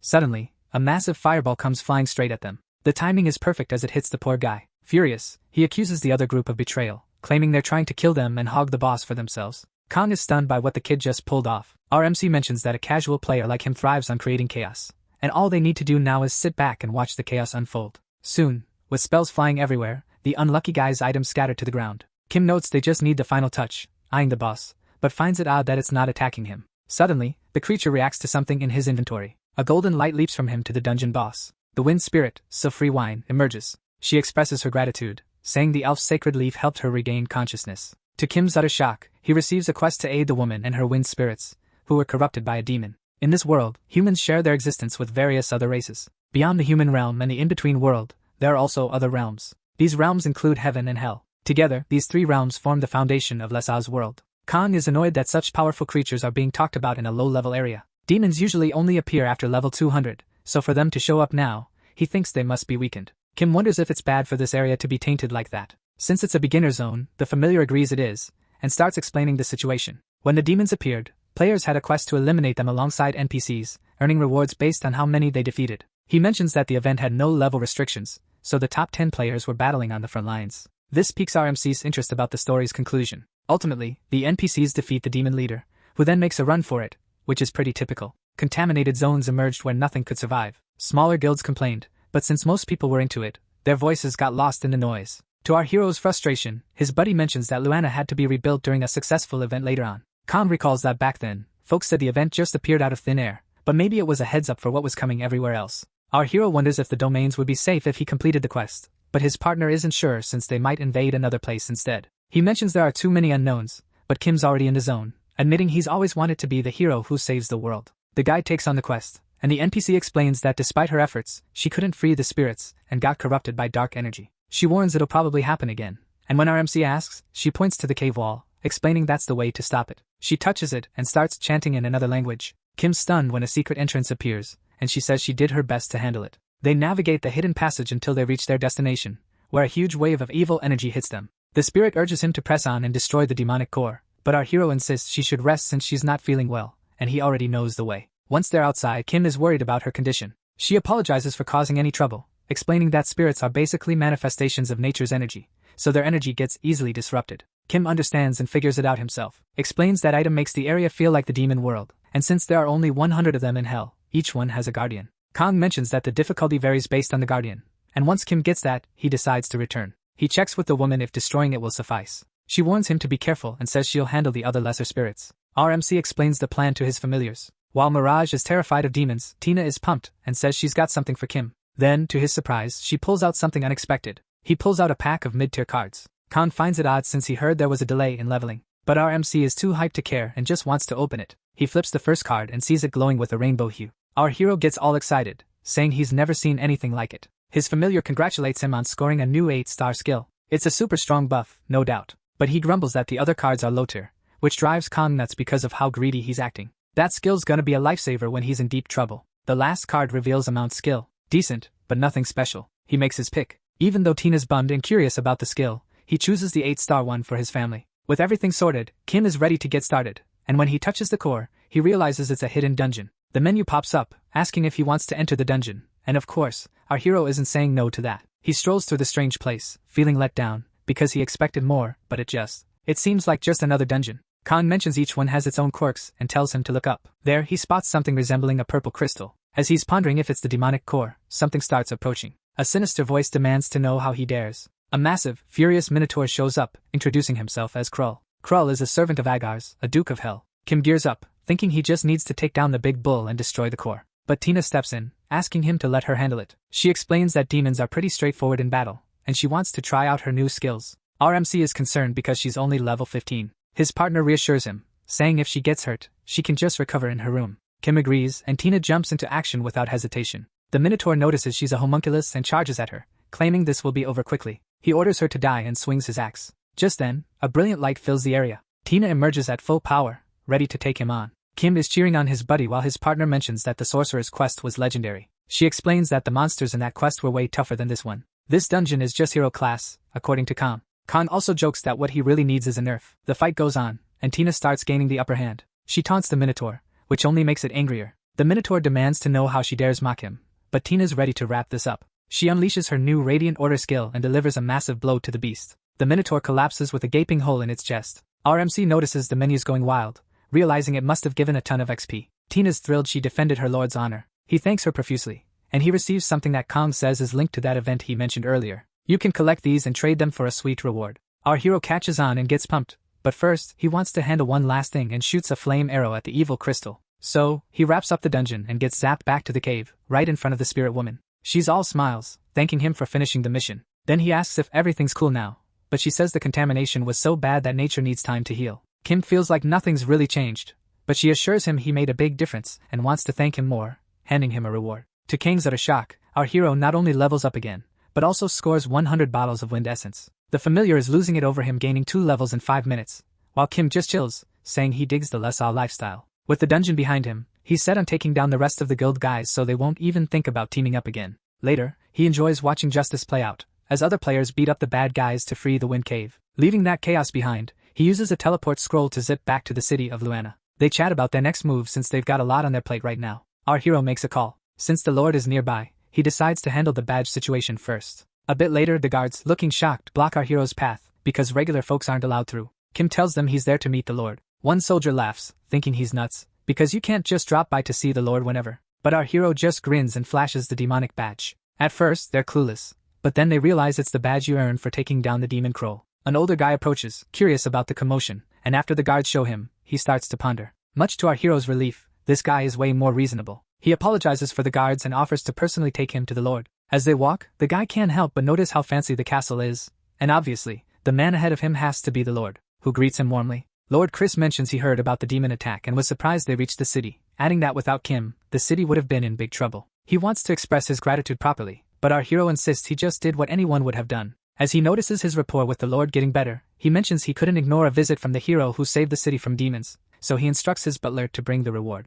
Kim's thrilled when the guy reveals that since he wasn't sure what Kim would like, he prepared a bit of everything. He's shocked to receive 10,000 gold and the authority to form an assault unit, but the Lord insists it's no big deal and hopes it'll come in handy. The older man is sincerely thankful and offers to help with anything else Kim might need. That sets RMC's mind racing, and he comes up with a plan. Meanwhile, that earlier group is celebrating their takeover of the Wind Cave. Everyone cheers for Jillian, and he gets all emotional. He knows there weren't many from the other guild, but honestly, that doesn't even matter. This dude's super excited, thinking he's about to strike it rich now that they've got control of that cave. But then, a guard rolls in and kills the mood. He announces that from now on, everyone needs permission to enter the dungeon because of the demon incident. The group starts complaining, but the guard warns he'll arrest anyone who disobeys the Lord's orders. That streamer freaks out because, after all his efforts, the cave's basically a lost cause now. Kim's chatting with his buddy about the assault unit since he prefers playing solo. But Kang's like, you could totally be a raid leader someday. Anyway, Kim decides it's time to hit a hunting ground and train more. Then someone walks up and says, God of War. And RMC's stunned because Hanzo shows up all friendly,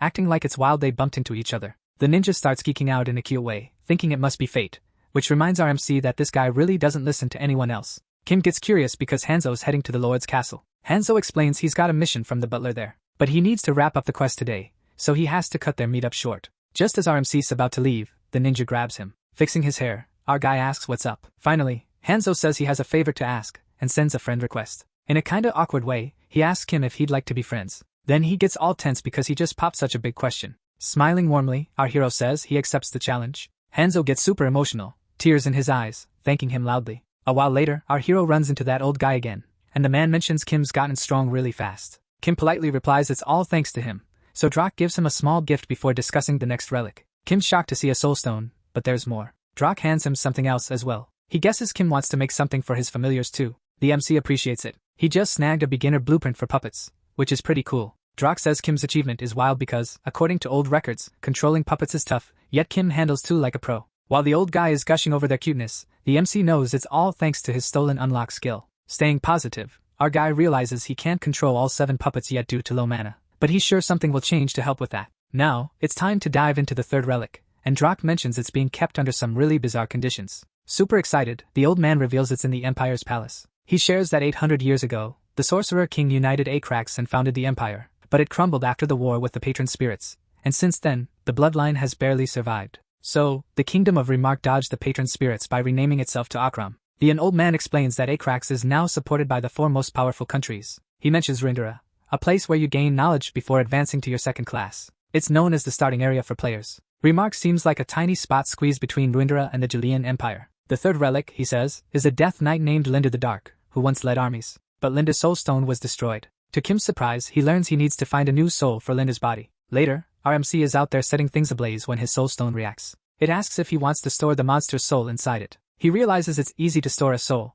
but it can't be just any random one. He needs to know what traits a death knight should have. Khan reminds him there's an alternative, getting a soul with permission to avoid the hassle, which isn't going to be a walk in the park. Kim eyes his familiar, thinking it would be the perfect soul, but quickly realizes it's not ideal at all. Later, they return to the quest NPC they assisted, and the guy's blown away that they managed to gather so much essence. He tells them it's more than enough, and since he doesn't have any other customers, he'll handle everything super fast. But then something grabs his attention, and he suddenly seizes our hero's arm. Our protagonist watches him act all strange about his arm, but eventually, the NPC lets go and thinks, "These muscles, he's definitely my soulmate." He mentions how young folks don't respect blacksmiths these days but admits he's really starting to like Kim, then gives him a pat that nearly knocks him out. Then a secret quest appears, offering to teach Kim how to craft defensive items like the ones he came for. A bit later, the pair continues on their journey, and Kim feels like Christmas came early. He says his crafting skills are seriously top-notch now, and the guy realizes he'll soon be able to assemble a complete hero class set. They're chatting about the quest and figure out he'll need to head to the Harpy Cave, where he'll encounter the Harpy Queen and snag the wind feather he needs. His familiar jumps in, mentioning there's another quest he can tackle too. This one's about finding a medicinal herb that only grows in a specific valley. Khan explains it's basically about delivering the herb to the Lord's butler to cure his granddaughter, and our MC realizes he can handle both quests at once. A bit later, already at the location, our MC checks his radar for the area boss, but it's the quietest hunting ground he's ever seen. His partner knows why, and tells him to look up. Kim glances up and gets it. All these monsters are just chilling up in the sky. Khan explains they're tough to hit even for ranged attackers because they're super fast and dodge most attacks. While they're griping about how annoying that is, one of them seems to spot our hero down below and lets out this strange screech. It dives down to attack, but our overpowered hero dodges with ease and counters with a solid punch. Kim's surprised, thinking they'd be tougher, but his familiar mentions that if you can take them out in one shot, it's a breeze. With the warm-up done, they continue their search for the boss, and near a waterfall, Kim thinks he's finally found what he's been searching for. At last, he spots a majestic creature coming his way, and yep, it's the Harpy Queen. Khan warns him to be cautious because she uses magic and is a real hassle, but our impatient hero brushes it off and instantly launches flames at the boss. The fire arrows soar towards her, but she effortlessly deflects them while glaring down like a human. On a whim, she licks her lips, imagining how tasty he must be, and swoops in to attack. She charges, declaring she'll devour him whole, and they clash, sizing each other up. The Harpy quickly realizes this isn't going to be a walk in the park. She can't even comprehend how he managed to block her and grab her leg. With a swift motion, he slams her into the ground like it's no big deal, and she gets a taste of just how powerful this guy really is. It lands a solid hit, and thanks to it he holds the pressure just long enough. She's blocking with her wings, a bit freaked out by his strength, but she's not letting go of her prey and tries a charm-type skill. With a scary look, she threatens to devour him, acting like she's already won. But Kim uses unlock, apologizes, and completely cancels her attack. The Harpy's like, "How did you do that?" And the kid just says it was luck. That's when she realizes, terrified, that Kim isn't prey, he's the real monster. She starts backing away, thinking of escaping, but our guy notices and winds up an attack, Yusuke style. He hits her with permafrost just in time, freezing her leg. Kim jumps in with an air slash, boosted by his glove, and he's even healing while doing it. She realizes she can't keep this up and doesn't want to die. With effort, she breaks free and retreats. Feeling a bit safer just being alive, she thinks as long as she stays away from him, she'll be okay, even though she's missing a piece of herself now. But without her noticing, something sneaks up close. that a cute squirrel is already right next to her and greets her. Meanwhile, our hero uses his pet skill and feels a bit tricked, thinking she was actually going to eat him. Suddenly, he's airborne right in front of her. Kim declares he's ending this now, but the boss is terrified and pleads for him to wait. He touches the harpy, uses his skill, and the monster screams in desperation, getting slammed into the ground with crazy force. The boss is defeated, and he realizes he lost 10% HP, even though he used her to break his fall. Kong is in disbelief at what he just witnessed, and our hero admits he considered persuading her, but quickly decided against it. He says he's smarter. He mentions that all the event bosses were smart, and served as a rite of passage to reach the sorcerer's relics. Our hero says he could have gained something extra from this quest, but his partner insists it's always good to have a backup plan. He's concerned because players usually hit level 50 before reaching this point. But hey, this is Kim we're talking about, so he's probably good to go. Finally, our guy checks out the loot. He scores an awesome item for his squirrel, and it's over the moon when he equips it. Kong comments on his luck again, since pet items are super rare, and suggests they finish up some other quests and move on. A bit later, he hands the herb to the butler, who thanks him profusely for saving his granddaughter. To show his gratitude, the old man gives him a pack of cards and maxes out their relationship level. The blacksmith is thrilled too, thinking Kim was faster than expected, so he hands over the blueprints for crafting those special items, as promised. Kim heads back to his room and realizes it's been quite a while since he last visited. Turns out, his familiar did a great job taking care of the place and even organized everything. He was about to open the card pack when something interesting catches his eye. There's a chance to upgrade his room even more. The weird part is that one item on the requirements list is missing, and it's really bugging him. The terminal asks if he wants to use the second leaf from the Tree of Life to swap out that item. Naturally, he agrees and waits as the room upgrades. Now, it seems like the room can grow a Tree of Life, which will offer him some sweet perks. While he's checking out the tree, Mirage comes over, curious to see it too. He touches the tree and says it recognizes Kim as its master.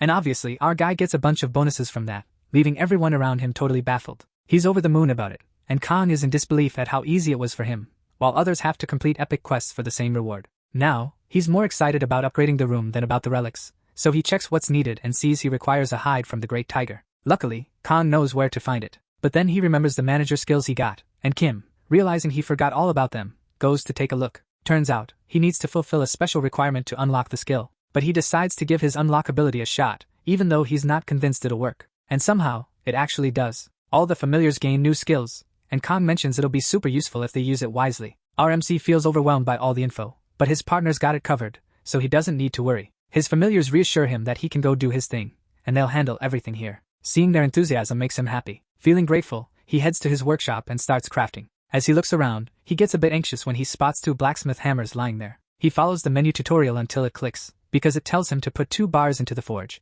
which kinda freaks him out. But the old Kim is history, now he's mentally prepared for this, and he's ready to keep up. Determined and pumped, he dives into work, hammering like everything's on the line. After some time, he finally reaps the rewards. His hero level item set is complete.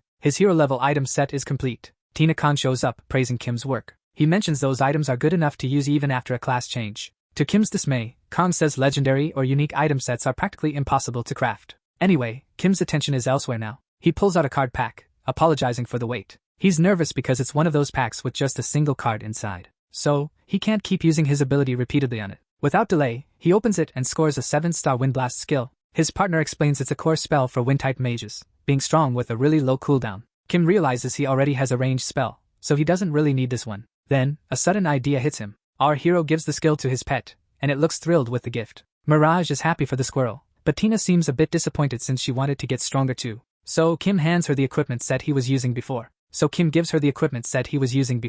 She's super thankful, and when the MC considers giving something to Mirage, he discovers the kid can mimic equipment too. So, he'll hook him up with an accessory later. After crafting what he needed and opening the card pack, he wonders what the next move is. A bit later, back in town, our guy mentions he followed his friend's advice. He listed stuff he didn't need at the auction house and snagged some other items. While doing that, he realizes his shady rank allows him to list unlimited items at the auction house, but he also notices there are no Tina cards available. She totally freaks out, insisting it's fine, but it's clearly not. Kong urges him to do something because he can't stand the awkwardness. So, Kim tells her not to be so upset. He marked the skill as a favorite, so once it pops up, he'll buy it for her. That cheers Tina up instantly. Kim mentions he's finally wrapping things up in Luana. Kong agrees and suggests he check out the teleport NPC in the shopping district. That they decide to head straight to Tiger Forest to wrap up the quest. So, they make their way to the teleportation spot. The NPC greets them but immediately points out that Kim's level is a bit low, and it might be risky. But our hero thinks he can handle it. He assures the NPC that if things get too intense, he'll come back. The NPC agrees, so Kim selects the Kingdom of Remark as their destination. He hands over 5 gold coins for the journey and initiates the teleportation. The NPC blesses him and warns he might feel a bit nauseous during the process. Once they arrive, our guy questions if this is really the right spot, and his partner confirms it, though he admits it's not as impressive as he expected. Kang mentions nothing has changed, and when Kim asks what he means, Kang explains he had visited before his third rebirth, and it's a well-known place. Then he tells Kim to take a look around, and Kim notices people nearby giving him odd looks. That's because this area used to belong to Akram. Explains it's because this area used to be part of Akram, before it fell during the Spirit War, so they aren't too fond of people blessed by those patrons. Kang mentions that this kingdom is the weakest in all of Lessa. At first, everyone thought there was a hidden quest here, so it was crowded. But once they realized there wasn't, the place emptied out. Kim recalls Drac telling him to bring his emblem to the palace for access past the gate guardian. A bit later, they arrive at the palace, and a soldier instructs him to wait there. While waiting, the protagonist reflects that he underestimated the old man, because as soon as they saw the emblem, they let him through. He also notes the castle is smaller than he imagined, which probably indicates how poorly Remark is doing. Suddenly, someone comments that he arrived sooner than expected. Kim, surprised, thinks he recognizes the voice and stands up, calling out to Drac. Now dressed sharply and smiling, the old man welcomes him to Remark Castle, calling him descendant. The old man expresses his pleasure at seeing him there, and our hero responds politely. Then he mentions he's going to request an audience, but just then, someone rushes in through the door. The door bursts open, and this dude walks in, claiming he's heard the sorcerer's descendant is around. He checks out our hero. Meanwhile, Kang piques Kim's interest, mentioning he bumped into that pesky old man again. Then he comments this place is kinda dull, but if there's one thing that stands out, it's Jillian the sword. The 4 catastrophes are the top dogs in Acrix, and right after them, there are 11 of the continent's strongest. Among these are the 4 almighty, and this old guy is the toughest NPC in Remark. And it turns out this guy actually likes our MC and just wants a chat, which makes Kim feel a bit awkward. Drac apologizes, promising it won't take long, and asks Kim to cut the general some slack. Suddenly, Kim finds himself whisked away, totally confused about what's going on. The guy is already gearing up for a fight, saying this is how men have a conversation.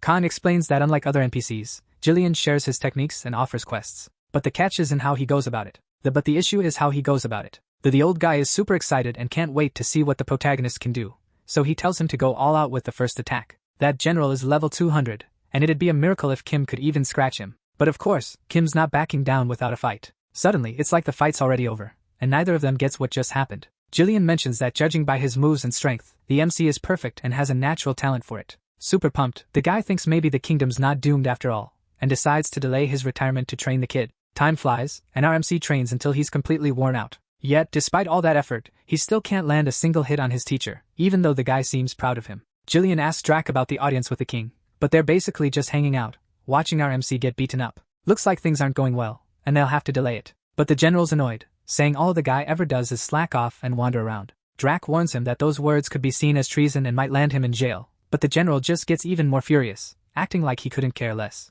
Jillian apologizes for the general's outburst, and suggests continuing training with our MC, but our MC prefers to focus on leveling up for now. To his surprise, the old man mentions you can level up in a group and offers to help, basically turning into the biggest freeloader in Lessa. With everything ready, they head to a hunting ground filled with some nasty beasts. Jillian gets all nostalgic, remembering it's been ages since he was last there, and when asked, he explains it's because he's been busy defending the front lines. He's shocked to find out Kim is level 43 and hasn't advanced to his second class yet. Later, the general asks Drac to appeal to his majesty to find the descendant, since it's been 800 years since the last visit. But Drac, being the sensible one, says they need to be discreet, or they might attract unwanted attention, so they should do it as quietly as possible. The old man observes our hero and thinks he's quite the oddball, and wonders why he doesn't have more flair. He mentions that the wizard used this spot for experiments, which probably led to the creatures multiplying like crazy. But instead of being worried, as he heads toward the beasts, the old man says it's the perfect spot where he trained his soldiers. The creatures waste no time and attack him. Meanwhile, Jillian meets their charge with his sword. Kim is blown away by the guy's strength, but then Jillian casually mentions it reminds him of the old days and says he'll be right back, basically leaving our MC to handle things. The guy dives back into the fight while they chat about how the general is always like this, and naturally, our hero is super thankful for the backup. But knowing our MC, he soon gets bored and decides to find some action himself. Our hero charges at the monster and smashes its head with a ton of force. He's shocked it doesn't go down in one hit. Guess he's gotten too used to easy battles, so he's just hammering away at it repeatedly. Kim grumbles about having to hit it like 10 times, but Kang jokes that this is a high-level hunting area. Meanwhile, as he's watching his teacher, the terminal shows that he's hit level 45. Besides snagging a card pack, he can now choose classes. The old man is having a blast, and both of them are pumped that he leveled up twice so quickly. Kim thought the second class was only available at level 50, and when he asks Kang, it turns out Kang isn't sure either. But the familiar says it's actually better this way since he'll enjoy the class perks sooner. He's pumped for the tougher quest ahead and decides to dive in, asking for the class change quest. But it seems like the system's glitched. He waits, and Kang gives it a shot too, but the quest doesn't pop up. It turns out the patron can only offer that quest to someone at level 50. After that, 3 job options will be available. Kong mentions he got his quest from an NPC, not from him, so our guy figures he might need to visit Drac again. But it seems like he's stuck at level 45 until he finishes the quest. It's a bummer because the old man is really putting in the effort to help him out. Still, Kong reassures him, saying he'll get all the stored XP once he completes the quest, which lifts our protagonist's spirits. The old man returns with a big grin, saying this is the good stuff. He asks if our hero leveled up, and Kim thanks him, mentioning he'll need to see Drac for his class change quest. Adds a bit more info. Later, he meets Drac, who apologizes but admits he doesn't have any info on his second class. Our protagonist is shocked, realizing it might not be as straightforward as he thought. The old man promises to let him know if he finds anything in old documents, and while he's pondering this, Jillian shows up. Kim says he couldn't gather any info about his quest. He knew it was going to be a tough journey, but he didn't expect it to be this hard just to get started. Jillian, all fired up, tells him not to stress over things he can't change, because there's still plenty to do right now, which makes RMC a bit uneasy. He's got a bad vibe about the whole situation, and soon enough, they're back at it, clashing again. Feeling defeated, our main guy thanks him, and his teacher reassures him that he's getting stronger by the minute. Even after all this time training with Jillian, he still has no clue what his class is. Kim also digs up more info about the old man. Turns out, he's around 160 years old and has been a general protecting the royal family since the old days. Suddenly, a soldier interrupts their training, so the general has to leave. He asks Kim if it's okay and apologizes. Our protagonist senses that things are oddly convenient for him in this place. Later on, Jillian mentions his request for an audience got turned down again, and he knows he needs the king's approval to snag the third relic. The general hints that the king might be scared of him, and says it's time to spill the truth to the kid. He reveals that the kingdom has 2 princes. Cryan was the second in line for the throne. Honestly, he wasn't even supposed to be king since the first prince was way more qualified. Cryan started isolating himself some time ago, and the general regrets not stepping in sooner. After the sudden death of the old king, the usually timid Cryan pulled off a coup, and from what I've heard, it was pretty wild. Back then, Jillian was fighting on the front lines, and since Cryan had royal blood, they had no choice but to accept him as king. He mentions that amidst all this chaos, our main character made an appearance. So Kim, feeling uneasy, says he's not into all this throne drama.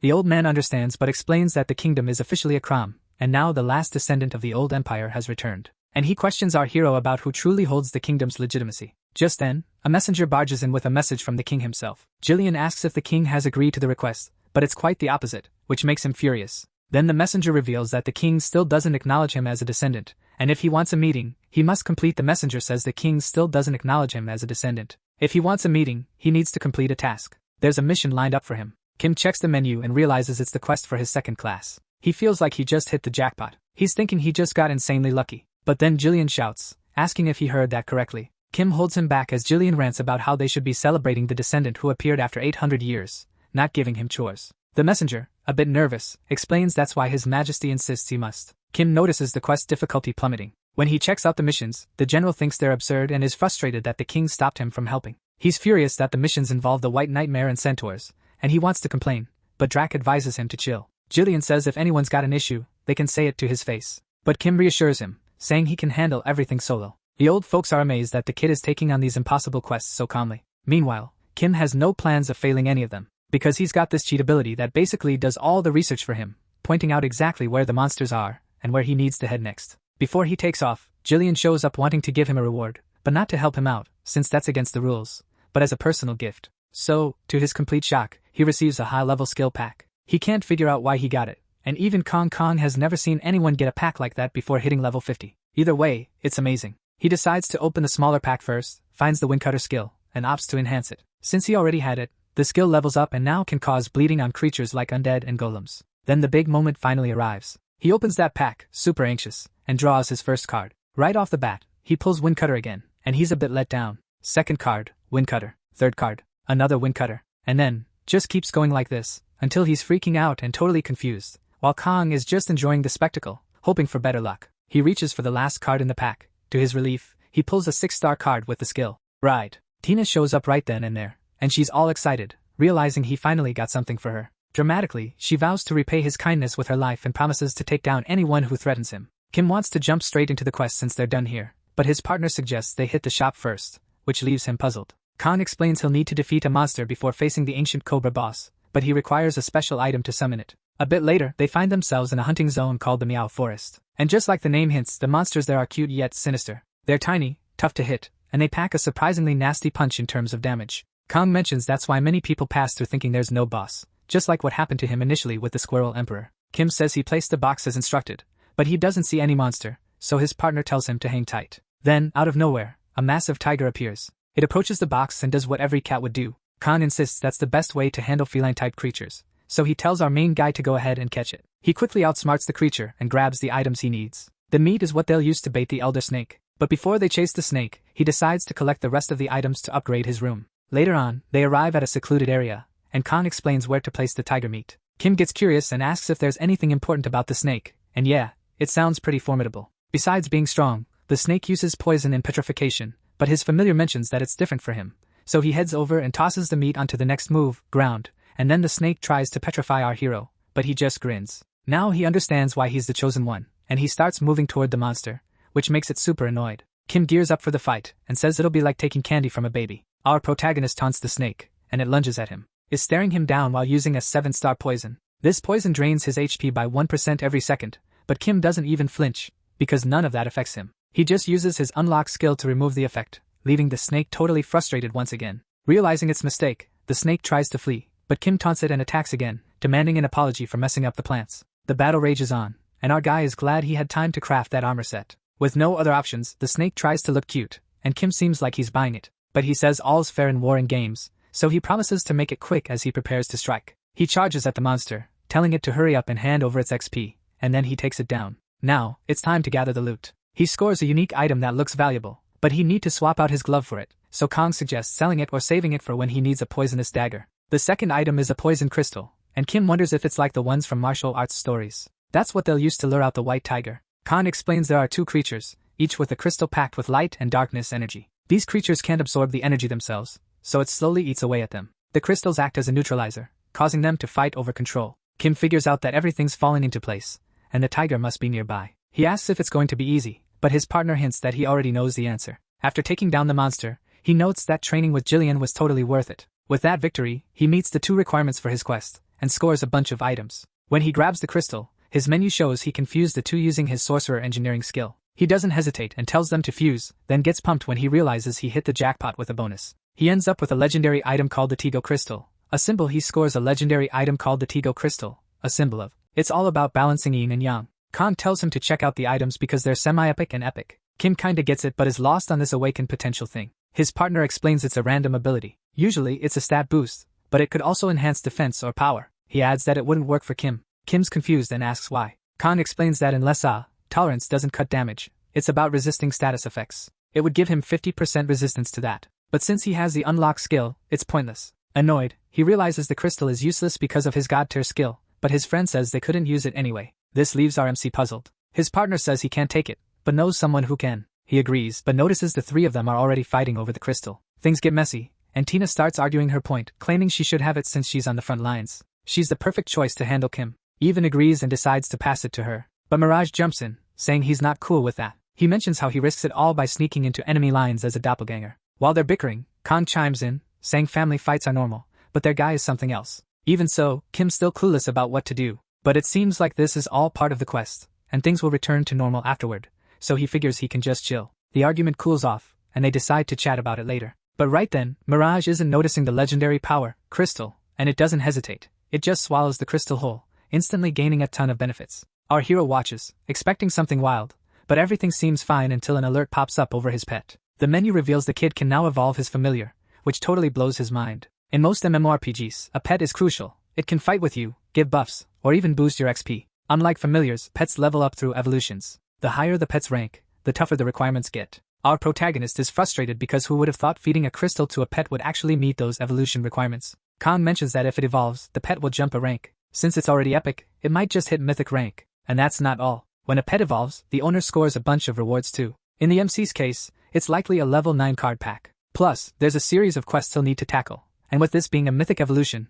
who knows what those quests will entail. The menu shows the quest, and it seems like he'll need to slay a bunch of monsters, but Kim's got this. Fofo promises to ensure he reaches mythic rank. Everyone's all smiles and feeling good about it. Meanwhile, back in Remark, Jillian is thrilled to discover that the monsters from local legends were actual beasts. Super pumped, he's planning to deliver all this info directly to His Majesty. So the super pumped, he's planning to hand deliver all of this to the king himself. So, all that's left now is dealing with the centaur. His teacher mentions it's lurking in the castle basement, because the sorcerer used to conduct experiments there, and after the war, the creature's been stuck there for 800 years. Since our hero has already scoped out that hunting ground, it's no big surprise. The old man adds that since the sorcerer designed the place, it's likely packed with traps and treasure. Plus, the legend says the centaur is the guardian. He admits he's not sure because the entrance was sealed, thanks to the sorcerer king's tricks. Not even the return magic works inside here. He wraps up by telling Kim to prepare, saying he's counting on him. Once Kim's ready, he should come find him. A bit later, the duo wraps up their shopping spree, but the MC wonders if he should auction off the dagger and bow.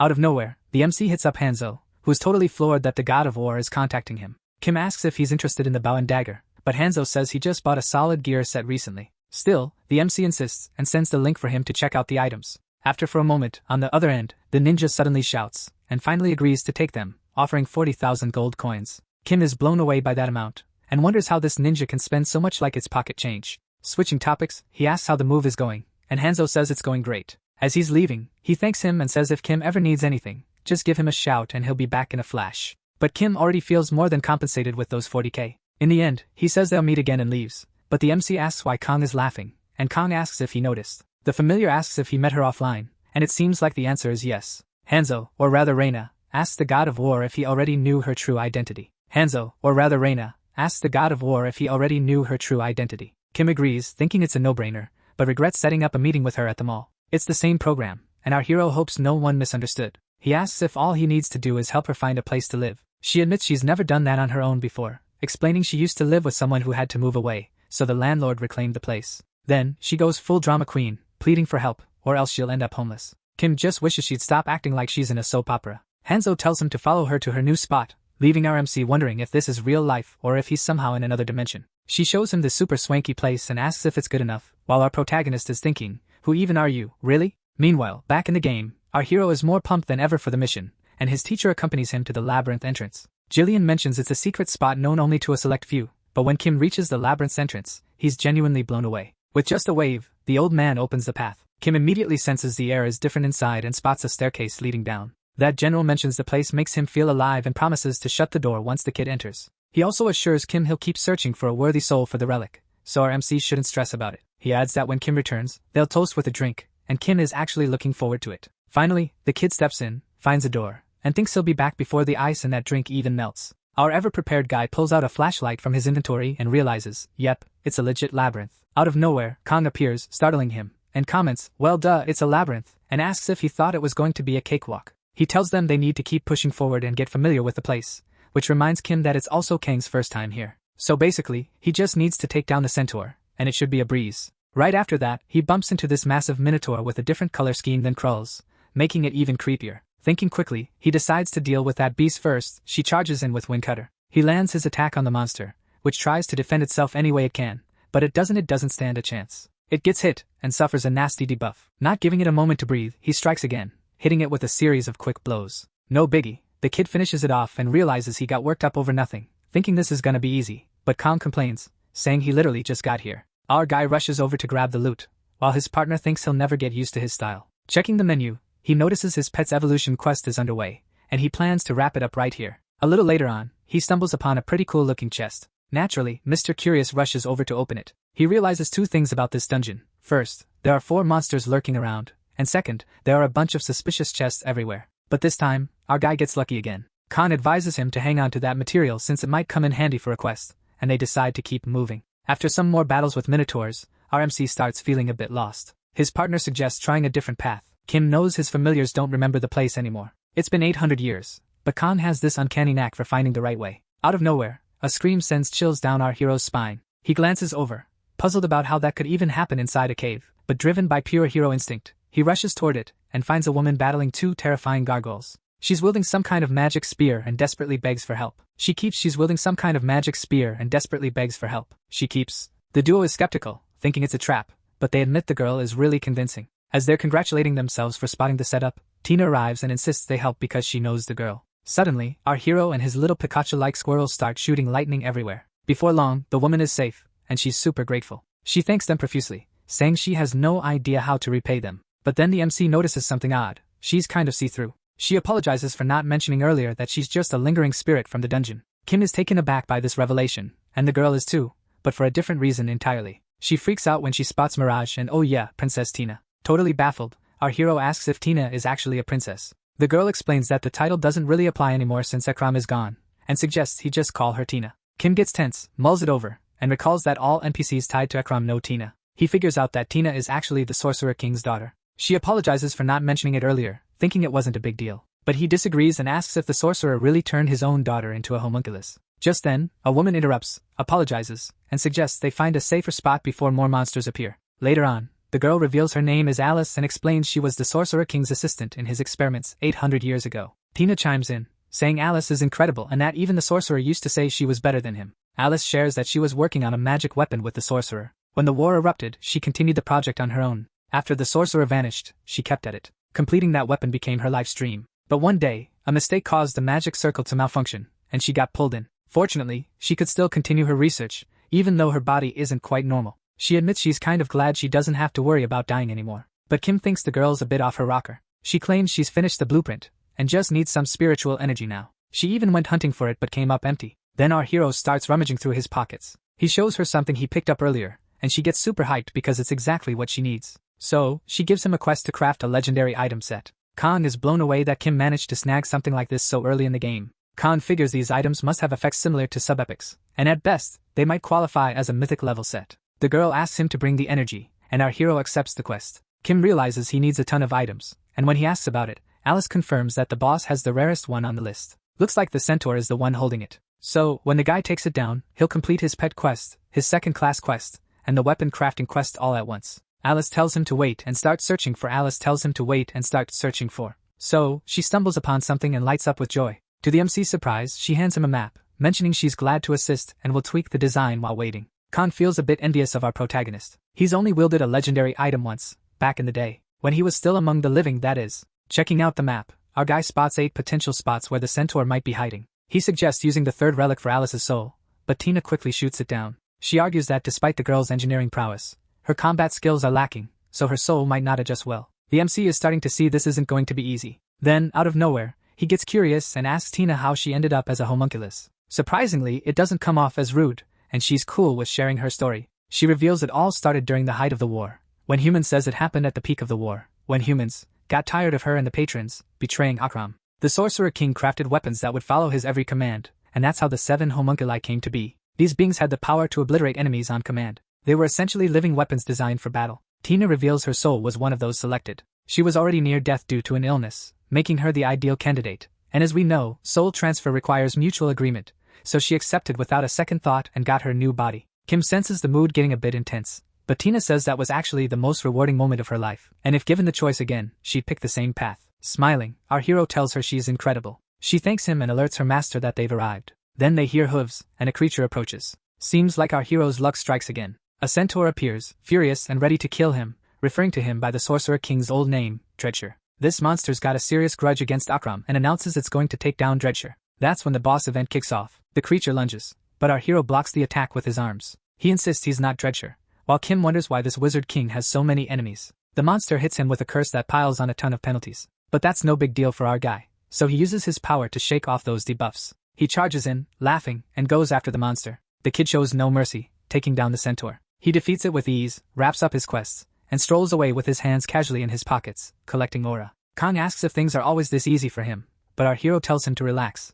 mentioning he's also gathering materials for a magic weapon. 3 days later, our main guy shows he catches up to Alice with all the crystals he needs, and she's thrilled and thanks him. Kim hits level 55 and scores another skill pack, plus unlocks a new skill for reaching his second class. Checking the menu, he discovers he got a dimensional portal. Even his familiar is surprised by that one. His partner mentions that portal-type skills are super rare, like only about 10 people have them. Obviously, it's going to be super handy, even with some limitations. Our MC is thinking about maxing it out since he hasn't saved any coordinates yet. Khan explains that maxing it reduces the cooldown by 20%. Plus, he's got a swap skill that acts as a backup. Still, he decides to level this one up to master. The next skill is also for movement, but it's a quick, explosive dash meant for attacking. Kim figures out that investing points in it reduces the cooldown and increases speed, so he decides to master that one too. With that done, Alice congratulates him and says the magic weapon is ready. She tells him to come pick it up. He's totally shocked when he gets the weapon named Vasilis, which has an anti-magic shield skill. Khan mentions his gloves boost both attack and magic, and this new weapon is perfect for fighting magic-based enemies, for example. The guy watches enviously while Kim celebrates having such insanely overpowered weapons and gear. But so, how do you even equip this thing? Alice says she figured that out and explains it's worn like a shoulder guard. They're both shocked because it fits into a rare, super unusual slot. In the game, there are the usual equipment slots and a few extra rare ones that only a handful of players ever manage to fill. Kong mentions that many people don't even know these items exist because you can't sell them at auction, and our MC can't believe he actually got one. He finally equips the new gear and gets some compliments from his friends. Kim mentions something's off and explains it seems to clash with his current set. He has two sets, a hero rank wind type and another legendary magic type, and the issue is he'll have to switch sets and choose the best one for each Alice. Alice seems to have a solution. She asks for more spiritual energy, and since she's the one who made that glove, she turns it into an inner glove. This way, he can combine everything and stay completely overpowered. Kim notices his HP and MP have tripled, and his buddy points out those are basically tank level stats, calling that mythical class absolutely bonkers. They check out his attribute skill points, and it looks like the main guy gets a ton every time he levels up. He starts allocating points to stats like strength, dexterity, and vitality, but his familiars suggest using them differently. Looking closely at the menu, he sees the M next to permafrost is gone, and realizes it's because some skills evolve. Kim decides to invest points in it again, and while he's enjoying the moment, Alice approaches and apologizes, saying she needs to talk. He assumes it's time for her to move on to the afterlife, but instead, she asks if she can tag along. Alice wants to start a new research project, and since she's a ghost, she doesn't need to sleep or eat. She pleads to be allowed to do it, but honestly, the scene's getting a bit eerie. They discuss it further, because Alice will need a place to work, and Kang's worried she might not be able to stick around since she's just a regular NPC. But our guy is curious and decides to test it out by using his dimensional portal skill, setting the coordinates to his room. When she touches the portal, a menu pops up saying he can make her his familiar now that the conditions are met, and he agrees without hesitation. The girl is thrilled because their plan worked, and her classroom is about to get a sweet upgrade in the workshop/engineering department. Meanwhile, back at the king's castle, our hero is welcomed by his teacher, who's pleased he's met all the requirements to obtain Jillian, who's now on a bit of a rant, because with all these items, the king has no more excuses, so he's planning to check it out himself. A bit later, the old man returns and tells our protagonist that his audience with the king is finally approved. They head over, and our hero is feeling a bit anxious, since it's his first time meeting royalty. Jillian reassures him, saying there's nothing to worry about, he's a king is just a title, what truly counts is the person behind it. Drac warns the general to be careful with his words to avoid getting arrested, but the old man couldn't care less. A little later, Kim finds himself at a door. He knows the king is just beyond it. Our guy reflects on why he became the wizard king. Just then, his familiars appear to back him up. When the door swings open, the king greets the descendant of Remark, but Kim is taken aback by what he sees. Then the king mentions he's been expecting him. The king looks thrilled yet a bit uncertain, but still asks Kim to introduce himself. Kim also notices that the queen seems a bit different. She's absolutely stunning and exudes confidence. She finally tells Kim it's a pleasure to meet him. The general, however, loses his cool and questions why she's even there, considering the topic is about the imperial family. This young dude, Sergei, grins and drops some icy words for the situation. He mentions it was the king who let him stay, and the king backs him up. You can totally feel the tension in the air though. The king insists Sergei is a citizen and must be at this meeting, but the general objects, pointing out Sergei's actually a foreigner. The king, visibly annoyed, shuts him down, reminding everyone he's the king and what he says goes. Even the queen looks taken aback. Right after, the king apologizes to his general, but Jillian ends up apologizing for his boldness, even though he's fuming inside. Sergei steps up and says he'll lay out the king's stance. The bottom line is, they can't just give away the relic for nothing. Jillian's fuming, thinking the kids overstepped, but Sergei's had enough. He declares he's the king's official rep, and warns that if the general keeps disrespecting him, it'll be considered treason. This only fuels the general's anger even more. Sergei's all smug, saying they'll hand it over for a price. When the hero asks what that price is, Sergei's grinning like they're finally on the same wavelength. In a dramatic twist, he slowly points at Tina, declaring she's what they want. He goes on about her royal blood, saying she'll be kept as the king's concubine. But then the general stomps his foot, and questioning if Sergei's lost his mind. Meanwhile, the king just sits there looking clueless on his throne. As the general rants, the girl calmly declares she refuses. Kim's already considering using magic to handle the situation, but Tina jumps in first, saying all the wizard's relics and rights belong to her lord. She angrily insists that the kingdom of Remark can't claim rights over the relic just because they have it. Sergei just smiles, saying he gets it, but Tina's not done. She adds that she has standards. Finally, she declares she won't marry a guy who can't even wield a sword. The general finds it hilarious, genuinely entertaining. After the audience, our hero asks if his familiar got a good look at the king's face, but Kong feels something's off. He remembers being in Remark when he was alive and seeing the king during a secret quest. The king didn't look like that. Kim wonders if someone might be impersonating him, but his partner insists Jillian would never let that happen. King's got a gut feeling that a lot changed in Okram after Kim became the wizard's descendant. Then Drax pops in and says sorry, saying it'll take some time to get the relic. Apparently, Jillian went back into the king's room for a private chat. Kim's curious about that guy and asks around, and the old man explains that Sergei has all of the king's trust right now, even though nobody knows his origins. That guy was the lone supporter of the second prince when everyone else backed the first. But the kicker is, he was the mastermind behind the coup. Kim thinks it's a classic move, but still a massive headache. While he's stressing about how to snag this relic, the menu shows the quest has changed. Drax offers him a new way to snag the relic, and when Kim asks for details, our hero is all in, no hesitation. The old man grins and tells him to follow along, because they're heading to a secret spot. He apologizes, explaining they have to walk. Using scrolls would tip off the palace's magic agency. But Kim's curious why someone of the minister's rank is being so cautious. As they delve deeper into the city, his companion thanks him for tagging along. He asks Kim to keep everything he sees or hears a secret once they pass through the door. Not even a word to General Jillian. Kim agrees. The older man knocks while our MC just waits there. Then the guy recites a few lines, and the door opens, making Kim wonder if it's some kind of there's a password, and another guy opens the door. And Drax invites the descendant to step inside. Inside, the man welcomes them, and after confirming Kim's identity with Drax, he gets a bit flustered and super excited. As they head upstairs, the guy can't stop geeking out over the protagonist. They arrive at a door with 2 guards standing by. The guards smile and let them through. The old man announces, "Sir Roy, we're coming in." A man greets them, apologizing for not meeting them downstairs as planned. He got caught up with something. Roy mentions he's heard a lot about our main guy and is glad to finally meet him. Kong suddenly understands the situation. The familiar asks him if he remembers when he mentioned the king he knew was different from the current one. To Kim's shock, his companion reveals, "This is the real king." The man introduces himself as Royston Remark and welcomes Kim to Akram's secret organization. Just then, a menu pops up with a revolution quest for Kim, making him realize the gravity of a quest that involves an entire nation. Kim thinks that if he speaks up, the kingdom is doomed, but Roy admits it's his fault for not seeing what his brother truly needed. He explains that Sergei manipulated his brother to gain public power. Taxes skyrocketed and were harshly collected, leaving the people enraged. On top of that, the defense budget got slashed, so the number of soldiers took a hit. He mentions that since the kingdom borders the Jillian Empire, they're on the brink of collapse, and though he's embarrassed, he admits he needs help. With humility, the Real King asks for assistance. Kim thinks it over and says it sounds like a solid plan since Sergei seemed like trouble. He wraps up by saying that if they need any help,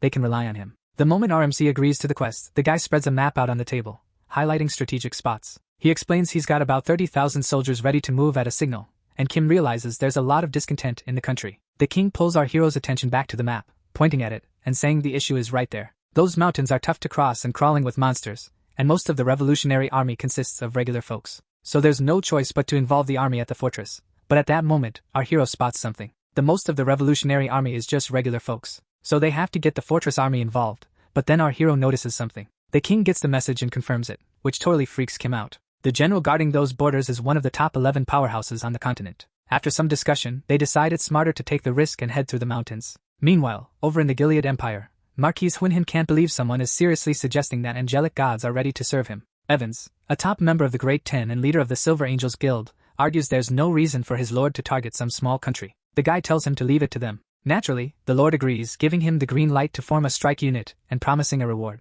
Evans seems pretty pumped about that. His guild might not be the most popular, but once he streams himself completing a national level quest, that's going to change. He believes it's finally their time to rule the world. The lord is satisfied and says he'll wait, eyeing the gift he received and noting how foreigners are truly fascinating. He asks the shadowy figure nearby for their opinion, and the figure responds by calling him greedy. The old man admits it, but he doesn't really mind them, since they're willing to get their hands dirty for a reward, even if it leads to death. He mentions that's only possible because they're immortal. Then he talks about the peace deal between the countries and the political moves that justify interference. He points out that a foreigner isn't included in the deal, and after tossing a gift on the ground, he calls them rookies, but then shrugs it off, like, who knows. He suggests that a pack of mutts might intimidate an old tiger, and the lord is curious about how Jillian will handle that. Later on, our hero is grumbling about getting another tough quest right after dealing with the ice fragment, but Khan explains that's just the way the Sorcerer King's quests roll. His familiar asks what the issue is this time, and it's straightforward. Kim has to confront Jillian. Our hero is reluctant to face him, since Jillian has helped him a lot, but his partner warned him not to get too attached to an NPC.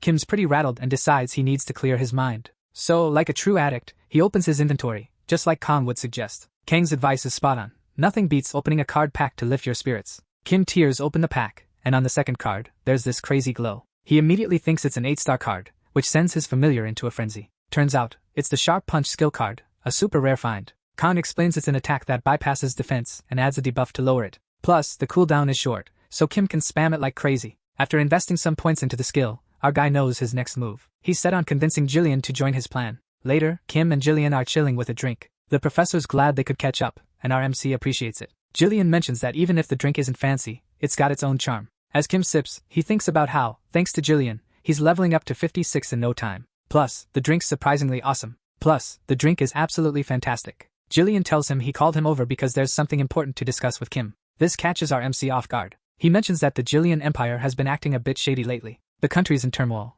and our guy wonders if the old man is aware of the revolution quest. He says he needs to concentrate on the border. His absence might lower the soldiers' morale, so he can't join him for hunting right now. Kim, trying to stay cool, realizes Jillian's clueless, so it's all good. The old man continues, saying he doesn't want a repeat of what happened a decade ago, when the king lost the people's trust, and it seems like this is the moment our MC's been waiting for. So he gulps down his drink for some courage and taps his glass on the table, asking why they don't just follow the people's wishes this time. He mulls it over and asks if that's really how Kim feels. Our hero freaks out a bit because that's basically treason, and he's clueless about how the old man will take it. Jillian places a hand on his face and points out that if they're speaking for the people, the kid might actually have a valid point. Then he admits he can't do it, and when Kim asks why, Jillian says Kim already knows the reason. It's because he's already committed a sin against the king. He goes on to explain that the second prince was a virtuous man, so he offered his granddaughter's hand in marriage. That's when Kim realizes he's talking about the queen. The general confirms it, mentioning how much she liked the second prince, while Kim can only think about how different she is from the old man. Then he mentions all he can do is support the prince,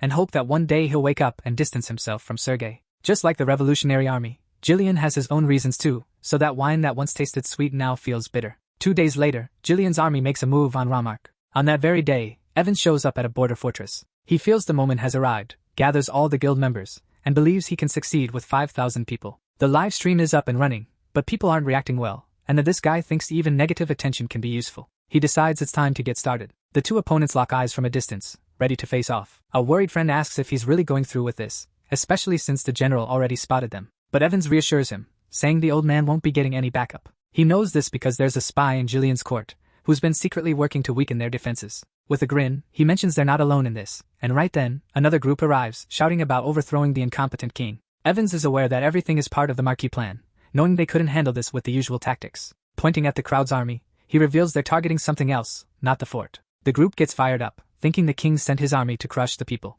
But just then, General Jillian appears, demanding to know how he dares to act this way. Enraged, the guy charges at the general, declaring he won't let him lay a hand on him. Pleased with the unfolding events, Evans tells them to kick off the broadcast. Even though he's pretty tough, the kid knows the general can't handle such a large crowd and orders an attack. Just then, a huge explosion erupts. Our hero shows up right in the middle of it, leaving the guy wondering where this player even came from. As Kim uses magic during the battle, the menu reveals that a war between Remark and Jillian has begun, so PK effects won't apply. The players there claim our guy is with Remark and tell everyone to stop him. The protagonist is shocked they actually made it all the way there, but Kong reminds him he did warn this would happen. He recalls his partner mentioning the national level quest probably kicked off due to something linked to him. The kid figures it was triggered by the Revolutionaries event, and Kong suggests they come up with a plan to give them a warm welcome. And just as planned, our protagonist is executing it flawlessly. That guy thinks the main goal was to broadcast how they crushed everyone. But if things continue like this, it's going south. As Kong pointed out, the guys in the backline are weak, and the familiar points out that even if the guild is elite, not every member is ranked. He warns Kim to stay alert because if too many gang up on him, he could be in trouble. But Kim's got a strategy for that. He's planning to hit and run, so right after that, he unleashes his permafrost skill on the area. Kim uses his freezing ability to start taking down a bunch of opponents all at once. People are baffled because the only person known to use that skill is Kate, rank 6 of the Sun Guild. It really seems like everyone thinks she's the one there. They're annoyed, thinking she finally decided to show up and join the chaos. Our hero retreats while those players shout, telling everyone not to let her escape. A bit tense, our hero finally catches his breath because, even though he thought he had enough mana, it drained quickly. Kong also comments that the kid overdid it. Kim, with a smirk, says they seem to have mistaken him for someone named Kate, so he's going to borrow that name for a bit. He's gonna use that name for a bit. Evans is losing it because he's totally confused about what's happening. Everything's going down way differently than what the Marquis told him. He recalls the Marquis confidently saying he'd return victorious without a hitch. Even if they manage to defeat that NPC, they're not getting out unscathed. And the kid can't afford that while the top 10 guilds are at war. Evans starts to suspect the old man might have played him like a pawn. This realization makes him furious. He can't wrap his head around being outsmarted by an NPC, so he orders the guild's vice leader to rally all the standby members. But someone interrupts, asking what he's on about, and when he turns, Jillian's right there. He freaks out when he sees everyone's already dead. In a panic, he insists he can't die now because he's sunk a fortune into this game. But Jillian just expresses disappointment and asks if those are his final words. With a single, clean strike, the old man takes out the guild leader, causing the entire guild to suffer a 20% penalty for an hour. As soon as Evans bites the dust, the vice leader quickly orders the broadcast to be cut. Right away, the army sees the moment, with the general taking down the enemy leader, and they charge ahead. Someone rushes to inform His Majesty that, out of nowhere, they've started fighting amongst themselves. Feeling the tension, Roy draws his weapon and commands his men to assist the garrisons. The soldier is confused, but the real king reminds him of what General Jillian did during the enemy attack. He points out that even if they're rebelling, they're still part of Remark. It would be shameful to side with the enemy and benefit from the army's defeat. So, with a decisive swing of his sword, he orders everyone to move forward and eliminate Jillian's traitors. That guild guy realizes he's in a tight spot now that everyone has turned against them. When a player dies, respawn time ranges from a few hours to 3 days. If a lot of the guild members die there, they won't be able to log in, which would be a massive issue. To prevent that and avoid losing their top 10 ranking, he tells everyone to retreat to the nearest portal. When a player dies, respawn time can range from a few hours to 3 days. If a lot of guild members die there, they can't log in, which is a huge issue. To prevent that and risking their top 10 spot, he orders everyone to retreat to the nearest portal. But Remark's army spots the escape attempt and chases them down, determined not to let anyone slip away. Meanwhile, over at Remark's castle, the king is freaking out, demanding to know what's happening. He's surrounded by guards, with bodies lying around, and he wants answers about this chaos. Sergei claps his hands and tells the king to chill out, saying it's not as bad as it looks, or maybe it is. He strolls over, grinning, and says he's been waiting for this moment forever. Sergei asks where the guards' manners are and orders them to drop their weapons. The soldiers comply. The king, both furious and terrified, demands to know what Sergei's up to. With a smirk, Sergei wonders how the king still doesn't get it, calling him a fool. He mentions that the king should have looked into his past more, and to the king's horror, Sergei reveals he's actually a spy from the Jillian Empire. He explains that the king was an easy target, and manipulating a weak man living in his brother's shadow was a piece of cake. Then he adds that he used the king to gain enough power. He claims he has the authority to replace him and feels bad for the people stuck with this guy as their king. He genuinely pities those who have to deal with him as their ruler. Sergei stretches and mentions it was just a matter of time before they took over Remark. But something's blocking their way. To his surprise, the queen jumps in, saying it's the general. Sergei is taken aback, admitting the queen's as sharp as ever and confirming she's spot on. The king, worried, asks if Sergei plans to kill them, but Sergei just mocks him, saying he wants to repay the king's kindness by letting him live. There's a catch, though. The king has to come with him to the Jillian Empire. The king realizes Sergei wants him as a hostage, which is beyond humiliating. Now he gets that he should have listened to Jillian's advice. Leaving the king utterly defeated right there, Sergei pulls out an item, announcing it's time for the grand finale. Now they're going to see the general meet his end. Back on the battlefield, someone asks Roy what's happening, noting that all the invaders have taken off. Meanwhile, others comment that only the garrisons and the revolutionary army remain. Up above, RMC is trying to figure out what's going on. Kong tells him he's got to fight Jillian now, questioning if he really believes he can come out on top. Kim admits he doesn't think so, because even when tired, Jillian is ridiculously powerful. Khan reminds him of all they've achieved together, suggesting there must be a way to take him down. Out of nowhere, something called secret attack kicks off. Kim panics, realizing nobody can step in, and even unimportant family members are removed from the scene. Someone's yelling, pleading to be released, and when he checks it out, he sees it's the actual king. Roy demands to know who they are, but the person holding him advises against causing a fuss. To his shock, the person says they'll let him go once their mission is complete. Nearby, the general just stands there, surrounded. These guys are the Darkwings, a feared group of assassins with a perfect track record. Their leader ranks among the top 11 strongest on the continent. One of the assassins locks eyes with Jillian, saying he's got orders from the boss. He announces that the old man has to face them alone right there, and it's straightforward. It's do or die for him today. If the general says no, they'll unleash a deadly poison on a lot of people, so he better choose wisely. He also mentions that if Jillian agrees, they'll ensure the hostage's safety and demands a decision. The old general makes his move, and with a sweeping strike, he takes out several of them. He warns them to keep their promise, or he'll slaughter them. Then he charges in, and the assassins feel the power of his attacks. Some try to rush him, but he counters, slicing through. Down more of them, one by one. He shakes his sword and takes a stance. A breath, but you can tell the old guy's not in top form today. Khan notes that he's on his last legs. Kim finally gets why the game blocked access to this event. If he sided with the revolutionary army, he'd be toast. Down there, the battle rages on between an assassin and the legendary general. They exchange blows, then pause, standing back to back. Jillian is the first to speak, convinced he's come out on top. The last assassin standing can't believe his eyes. The general took out all his men in a heartbeat. He admits the general should feel proud for being the first to wipe out a whole Darkwing platoon before going down himself. With their leader gone, the remaining troops decide to retreat. Jillian mutters that they were a real pain to deal with. Then he finally collapses to the ground. The real king rushes over in a panic. He urgently calls for a healer and tells someone to get help, fast. But the general shouts at Roy to back off. The old man struggles to rise, saying only one person can give him orders. Roy isn't his king, but the boy insists this isn't the time for stubbornness. He points out the general is still seriously injured. The old man then gives his final command to the garrisons. He orders them to join the revolutionary army. This leaves everyone completely baffled. Jillian explains that the army and the sword should protect the people. They shouldn't be used to put anyone in harm's way. One of the soldiers, clearly upset, argues that's exactly why he can't. The soldiers plead with the general to join them, but he apologizes, saying he can't abandon his king again. He vows to stay by his side until the end. Roy looks a bit down, admitting he was curious about what the old soldier would decide. Finally, our hero steps forward, calling the general a stubborn old man. Jillian chuckles, having expected the kid to show up. Kim asks how much time the general has left. The man checks himself and estimates about 10 minutes. Our hero repeats this and gets ready to fight. Jillian watches him and says that's exactly what he anticipated from the kid, expressing his gratitude. He feels happy, because he can spend his final moments as a warrior. But then he notices the protagonist is crying and the kid quickly wipes away his tears. Kim insists he's not crying, it's just the rain. The old man laughs, saying he must have been mistaken, and mentions that since time is short, they should get started. Then, the two friends charge at each other for one last showdown.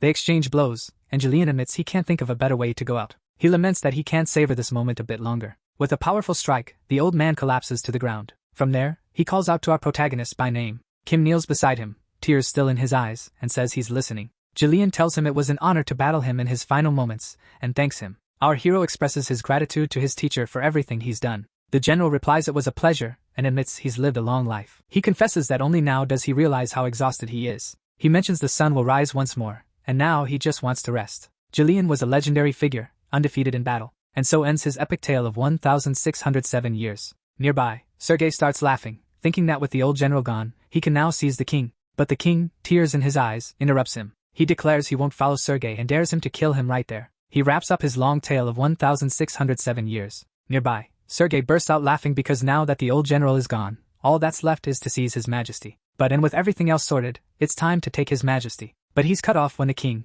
with tears in his eyes, interrupts him. The king declares he won't follow Sergei and says Sergei can kill him right there if he wants. Sergei isn't going with him, and he thinks it's kind of cliché. After all, the king's going to die no matter what. So Sergei brings up the queen. Then, he mentions her head doesn't need to roll with the king's, as long as she pledges to follow him forever. But she flat out refuses, saying she'd never take anything from a vile snake like him and calls him a disgusting bastard destined for hell. Sergei says he understands and that he'll have her killed, making it look like a minor accident. But when a guard attacks, she dodges and snatches a sword. She swiftly slashes through the air, leaving the soldiers in shock, and she cuts through them one by one, slicing her way to their disgusting leader. Panicking, Sergei screams as he feels the pain in his shoulder and asks the queen what she is. On the ground, severely injured, he notices that rapier and realizes something way too late. The queen introduces herself as Eleanor, and with a fierce look, she adds that she's the Hilskane family's knight. Standing over the defeated guy, she declares that nobody in the entire kingdom can take her down. He can't believe it, thinking there's no way some young girl could wreck his plan. But the queen isn't bothered and clearly has her own agenda.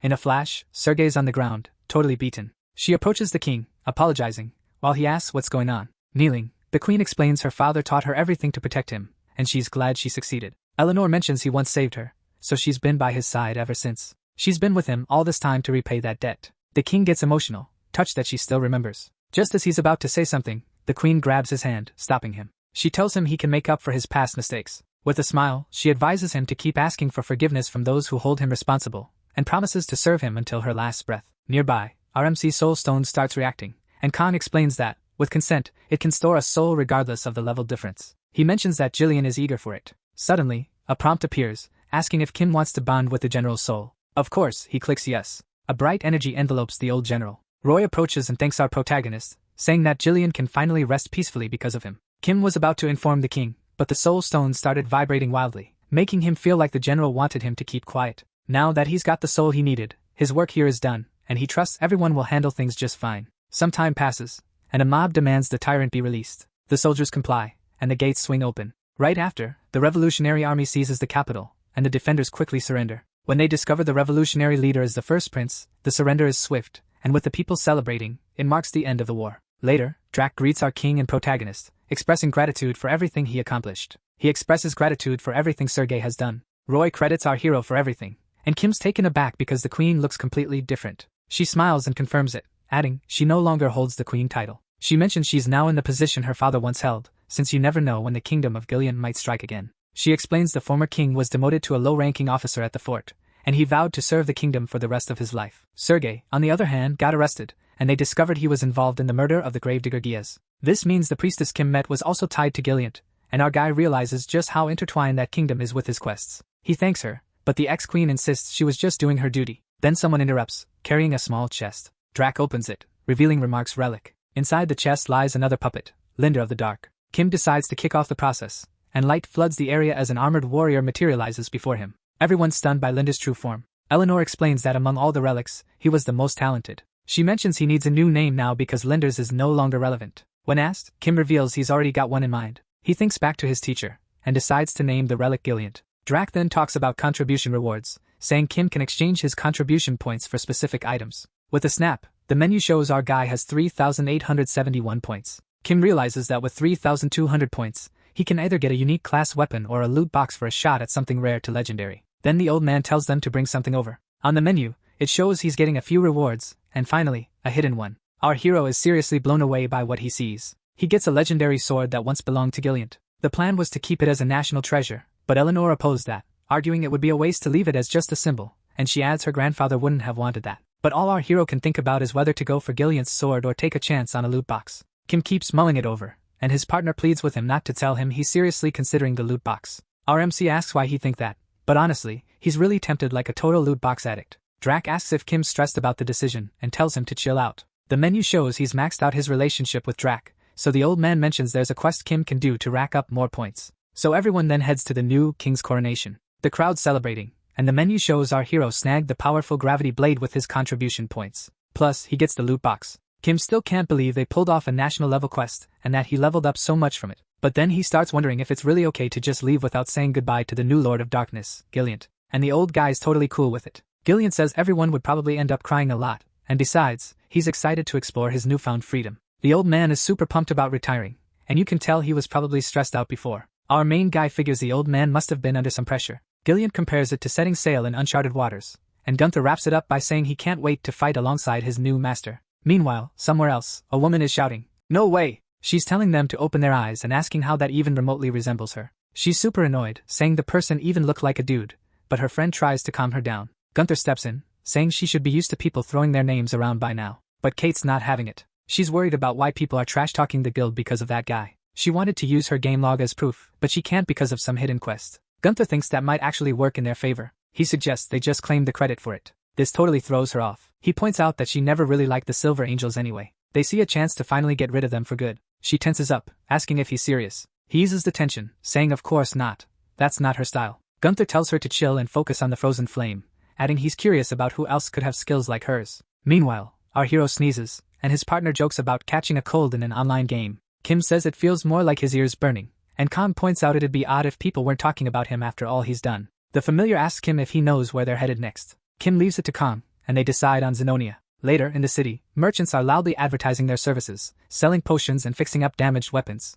Kim's blown away because this place makes Remark look like a tiny village. His friend mentions it's one of the biggest cities on the continent. Kim starts stressing about finding clues for his new profession quest in such a bustling place. Khan bets they won't have to go far because the clue is right in front of them. Our MC is impressed when he spots the massive tower looming ahead. The familiar asks if he remembers their first meeting. Kim wonders if it was when he became a wizard. Back then, he stumbled upon Drac in his trinket shop. Right after that, his affinity increased, and Kim realizes something. His partner says he noticed too because he's already been inside. While climbing the tower, he discovered a secret door. Inside, he found tons of books. Among all the dusty records, he saw the name of the sorcerer King Dreadsure for the first time. Khan mentions nothing unusual happened when he went in before. But this time might be different because the actual descendant is about to enter. Kim agrees and starts wondering how many floors the place even has. Suddenly, people around them start murmuring, and he hears that Eden is there. Looks like that group has a lot of fans. Everyone wants to know if today they'll finally clear the 30th floor. Suddenly, there's a buzz among the crowd, and he hears that Eden is present. Seems like that group has quite the fanbase,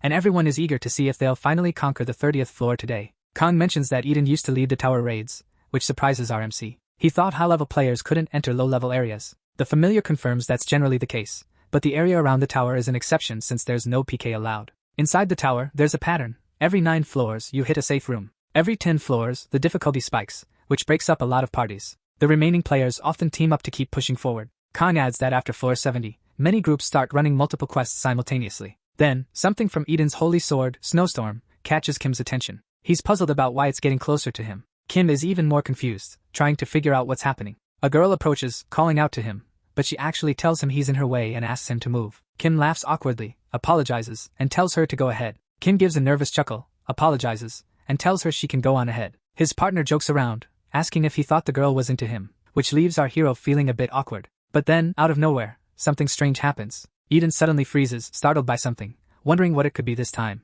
She realizes that a high-level ice spirit is inside the Snowstorm sword. Looking at our guy, she wonders what this kid has that made the spirit react like that. Her companion asks what's up and is surprised she actually slowed down for someone, teasing her, asking if she's fallen for him or something. Eden plays it cool, saying it's nothing and they should keep moving. Still, the woman keeps pushing, thinking the boy caught her eye, and decides that if she bumps into him in the tower, she'll ask about Snowstorm's reaction. Then she walks off while the players around cheer her on. Kim gets curious and asks if that girl is really that famous, and his partner's like, yeah, she's a big deal. They plan to move on, but not before checking out that loot box, and our hero has a pretty interesting spot in mind to open it. So the protagonist heads up to the tower and opens the menu. He accepts the terms, noting that the difficulty adjusts based on the number of party members. In his case, he's going solo. He's a bit puzzled because it seems like nothing's happening. Thinking it might be a glitch, he notices the menu says a specific pattern was detected. He'll be teleported to a special location, much to Kim's complete surprise. The administrator greets him, catching him off guard. Our protagonist is a bit annoyed because he got teleported without any warning.